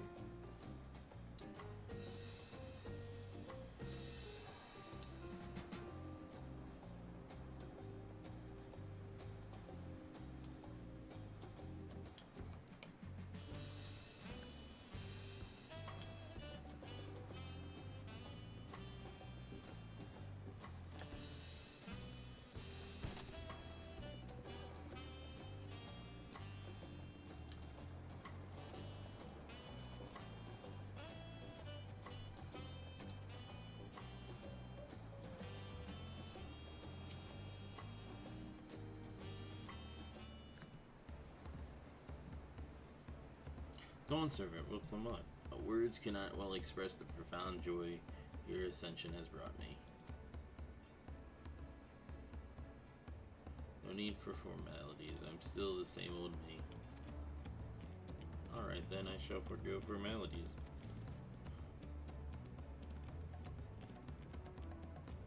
Oh, but I cannot. You are Dawn Servant. Too disrespectful it is to address you without your due title.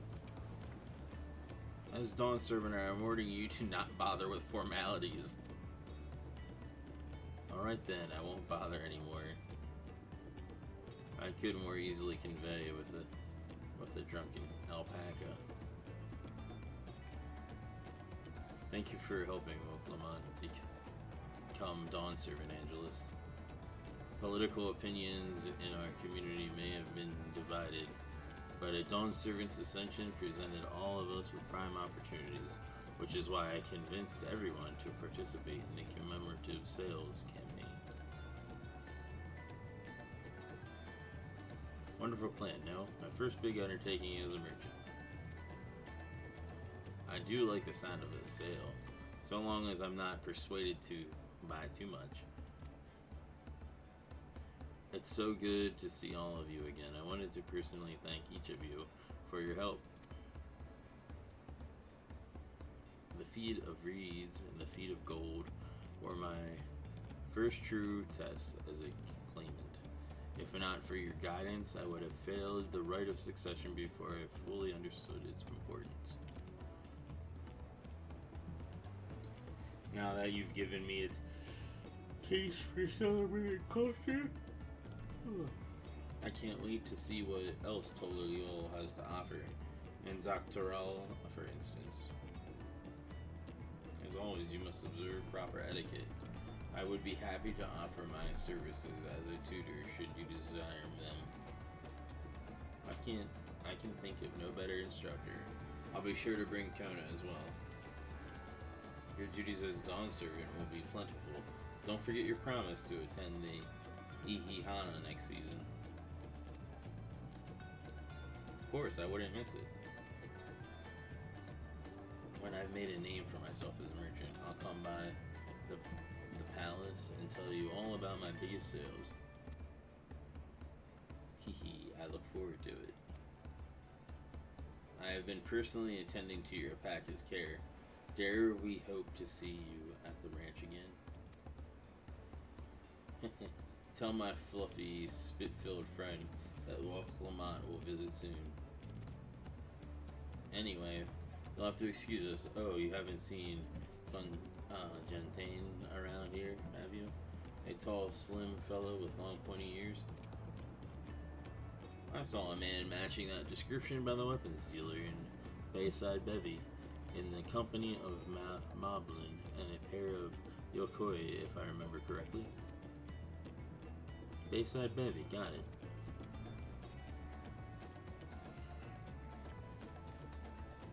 Enjoy the festivities, everyone. And the tacos.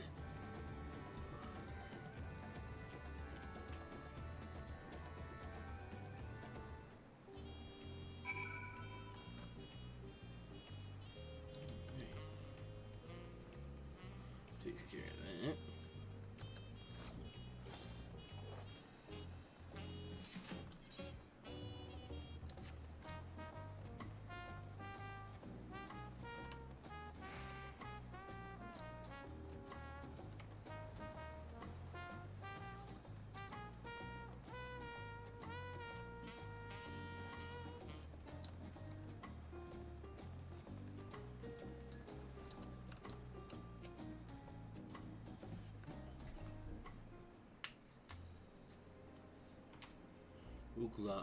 Dawn Servant Angelus, you honor us with your presence. Thank you for coming, everyone. I know the journey to Tololiol isn't a short one. Long road worth the travel to congregate new Dawn Servants. To hear the head of reason has passed to bring me sorrow, but we who remember him will ensure he lives on. May the accolades of this day be as offerings to the future he envisioned. The High Luminary and I attend on behalf of Warlord's Echo. Had our people come in mass, we would have been an obstruction.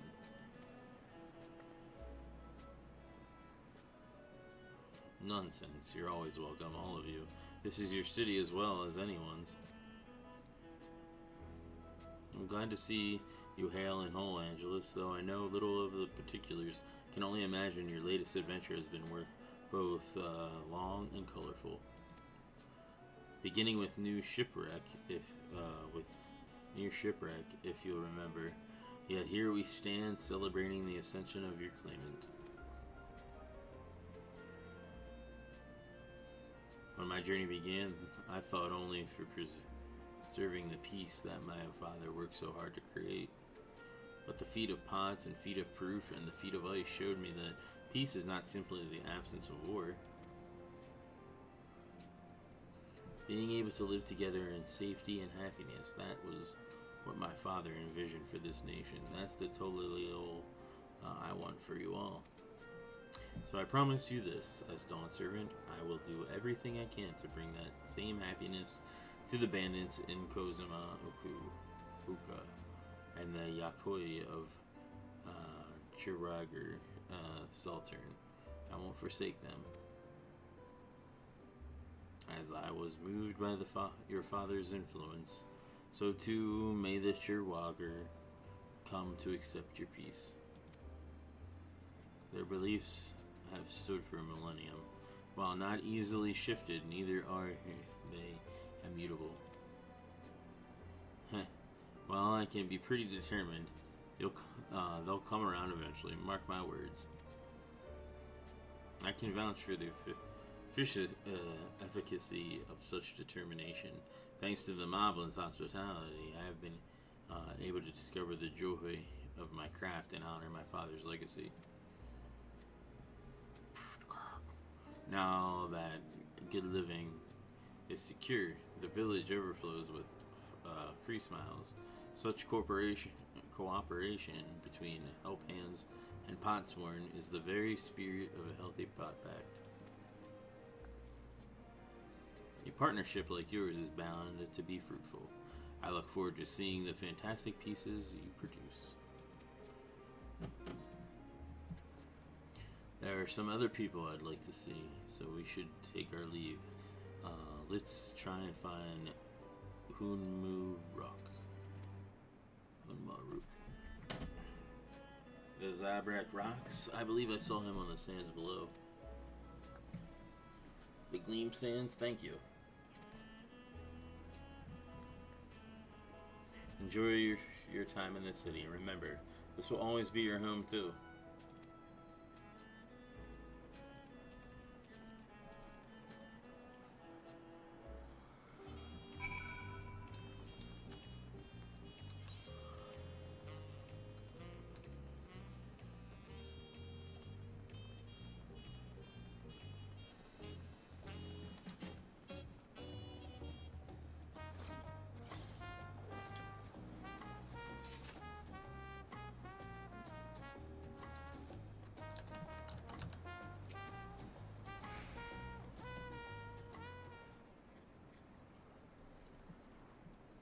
My, you honor us with your personal visit, Dawn Servant. Congratulations upon your ascension. Oh no, none of that. My title may have changed, but I'm still just Wook Lamont. More than just. I'd say you have grown into a leader fit for this nation. Your father must be proud. I hope so, but big events like this make me wonder, what my birth parents might say if they knew.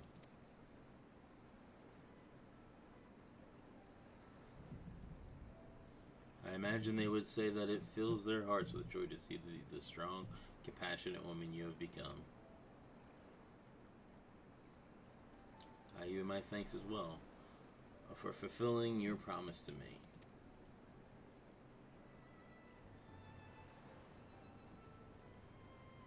I told Bakul Jaja to stay with us so we could all congregate and congratulate you in person. But he marched off muttering something about not being able to face you just yet. The boy needs purpose. Purpose beyond catering to demands of others. He was always too obliging for his own good. I'm sure he'll find it in his own time. Especially he knows his family is there for him. That we are. By the way, have you seen Ket and Ram anywhere? Or Tonqua, that is? Ket and Rama was a strong name, if a bit exotic. We called upon him before leaving Mamuk, but he wasn't at home. I don't recall seeing him at the ceremony either.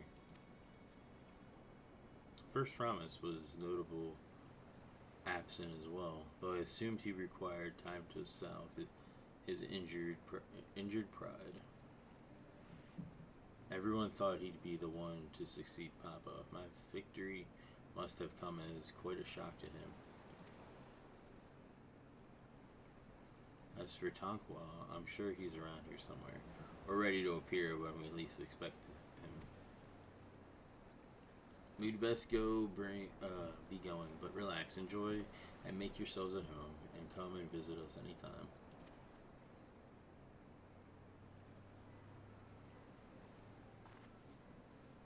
Alright, I think I found everyone I could find. Let's return to the others in the wing to walk.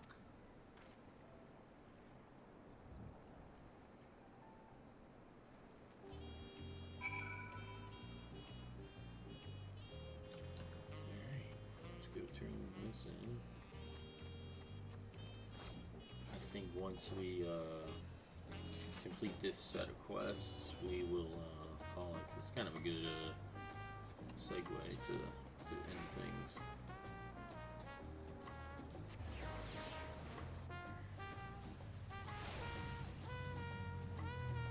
Like a little arc of the story.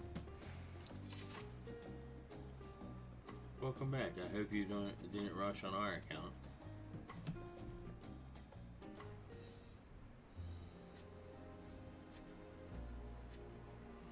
Seen everyone you wanted to see? I have. Sorry for keeping you all. Now, there's just one last matter. What Kona spoke to you about. I'm sure he made it abundantly clear, but I'm completely serious.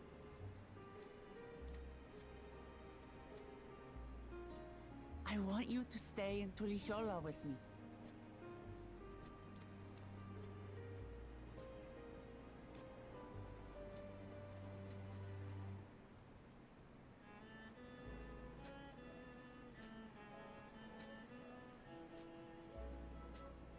I'm not forcing you, of course, but should you wish it, you'll always have a place here.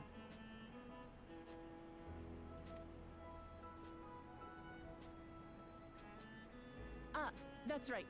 This is for you. A permit granting passage to Shat Tural, which, as I recall, you've yet to see. An adventurer like you could hardly resist, no?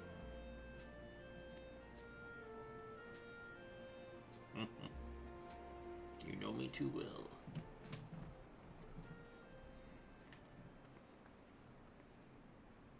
I can't believe our journey is over already.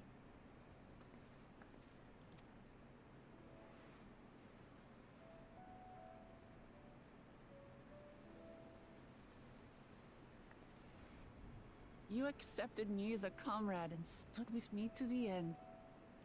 You have my eternal gratitude. Thank you.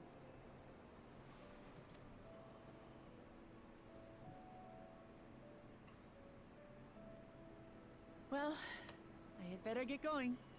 I need to start learning all my official Dawn servant duties. I'll be sure to share what my old man says about the Golden City too, once he tells me. Till then, feel free to pass the time as you like.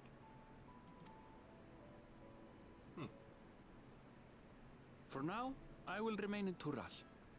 There's someone I'd like to see before returning to Sharlayan.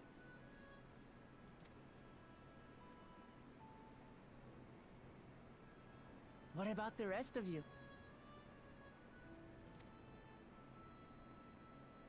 Alize and I also intend to remain a while longer. As educational as this experience has been thus far, we feel there are even more lessons to be had for Garlemald. By hearing about the peace your father facilitated, and then seeing you reforge relations with Mamook, we were reminded of a profound truth. That is, acceptance begins with understanding. And, like you demonstrated throughout the rite, there are unexpected yet effective ways for two sides to understand each other. The question is how to encourage it, and by seeing more of this nation born of unity, we hope to find some hints.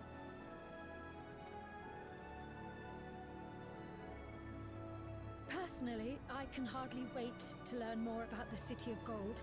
So, if I may, I'd like to stay in Tula Yolal as well. By all means. Your rooms are at your disposal for as long as you need them. And what of you? Thinking of touring Shaktural, perhaps?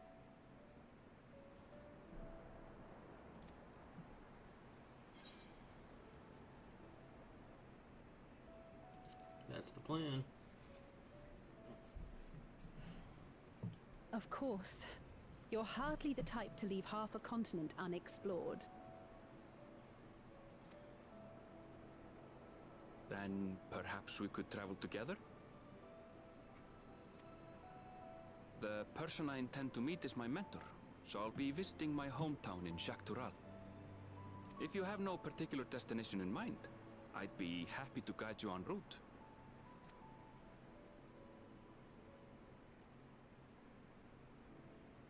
Then it's farewell for now.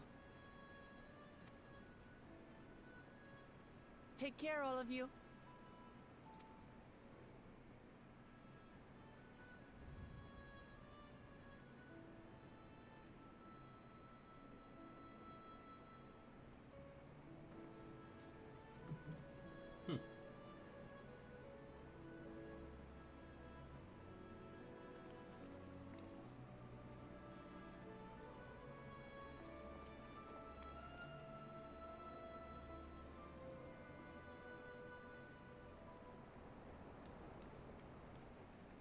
When you're ready, come and meet me at the Shaktural Skygate.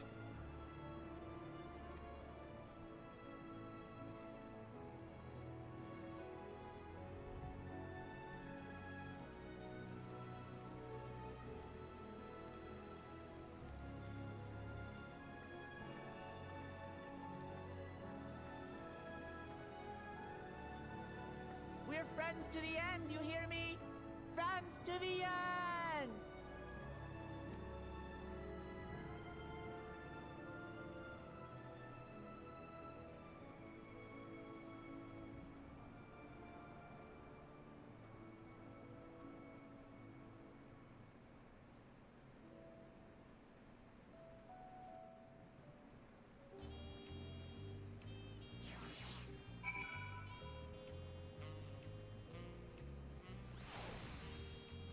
Alright.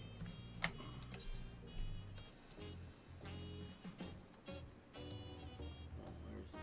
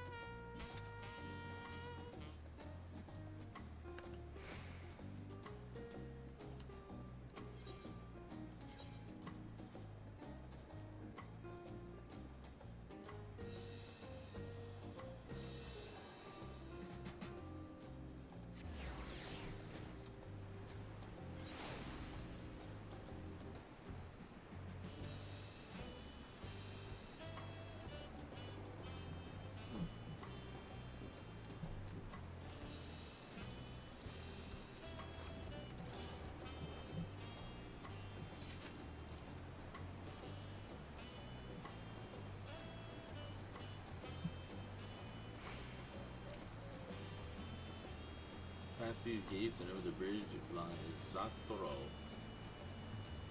You have your permit, yes? Packed and ready, no last minute stop to make before we leave.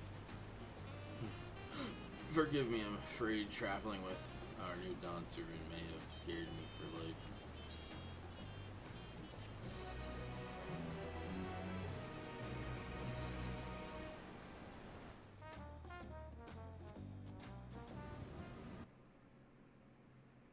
Meanwhile, in the depths of the sky deep cenote,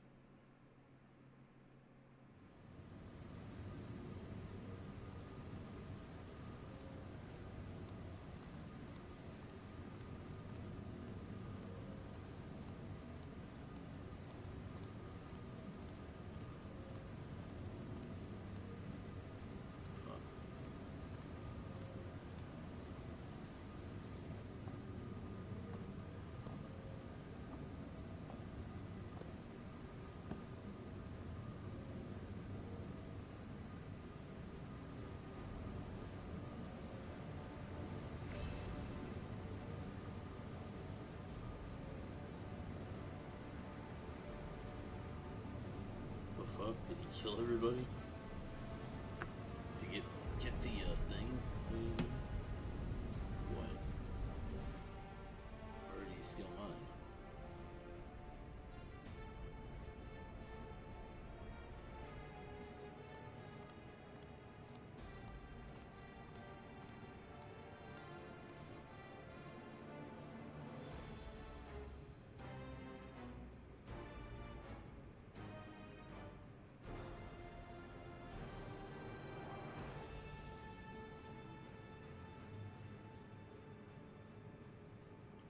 This is the gate to the Golden City.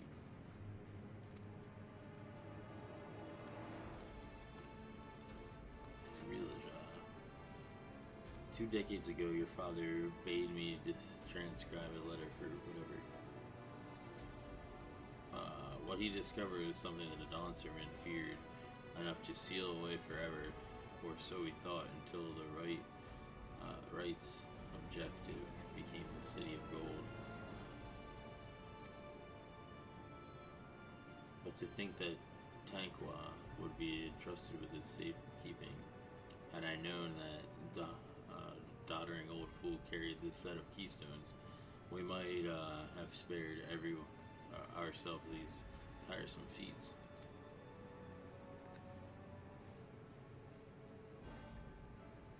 Great power sleeps here, and with it, you shall attain your birthright.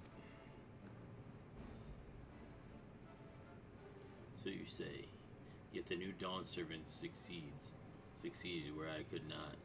Taking their throne will be no easy task.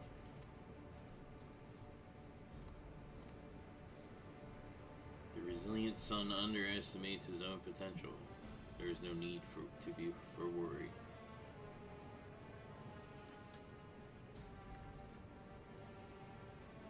I have liberated the key from the Dawn Servant's vault. You alone have the means to unlock the gate. You will gain all you were denied. The right, your father's shade. These bitter memories shall soon be forgotten. Seize your future promise. Open the gate and become the ruler you were destined to be.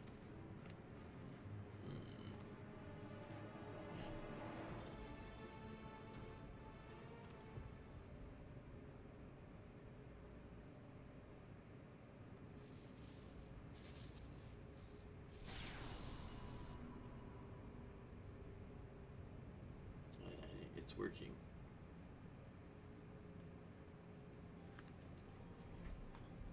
Is someone there? Can hear me?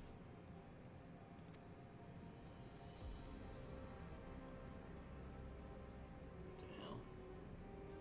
At last.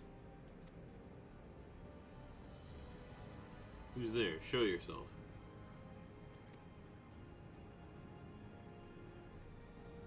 If only I could, alas, this gate will not open for me. Only the key in your possession can connect us.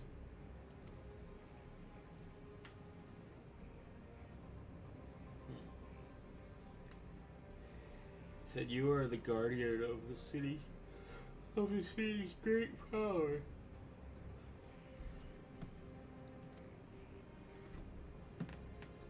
I do not claim this power is great, but the knowledge I possess is enough to realize any desire to remake worlds. Oh shit.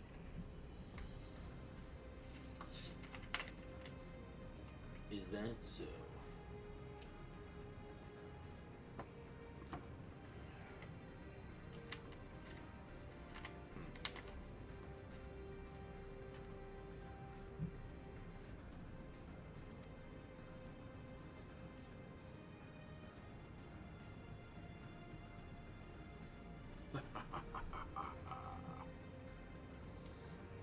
Fascinating. Name your price then, for my desire is the world itself.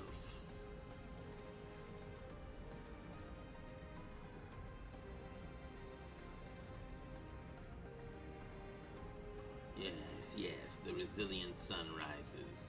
Together we shall create a nation worthy of our rule.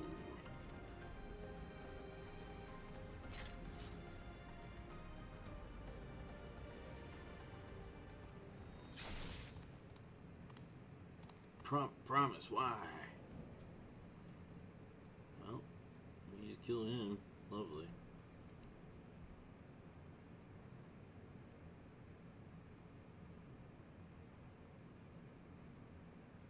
The useless tool was cast aside.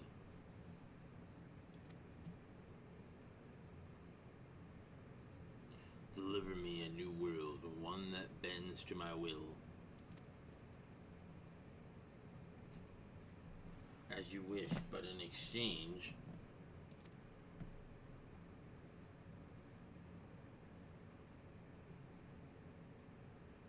the fuck?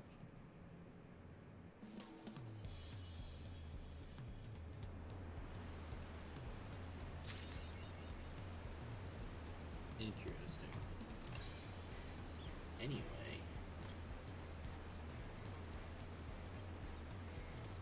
So now I can get this stuff. Elegant tombstones.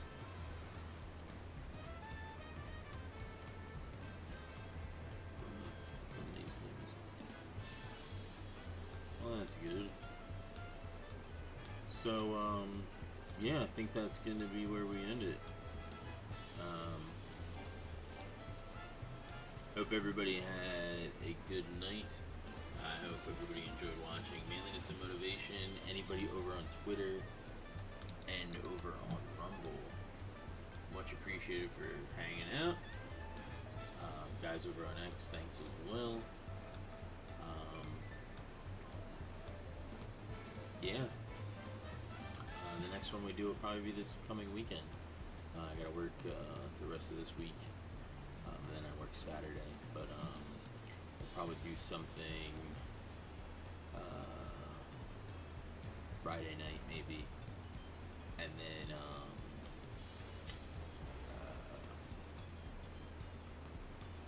Friday night if I can catch up with ROH, we're gonna watch the ROH pay-per-view. We'll watch that here on the channel. It'll be on Rumble and X as well. And then Sunday and Monday, we'll probably play more of this. So, yes. Hope everybody has a good night, and we'll talk to y'all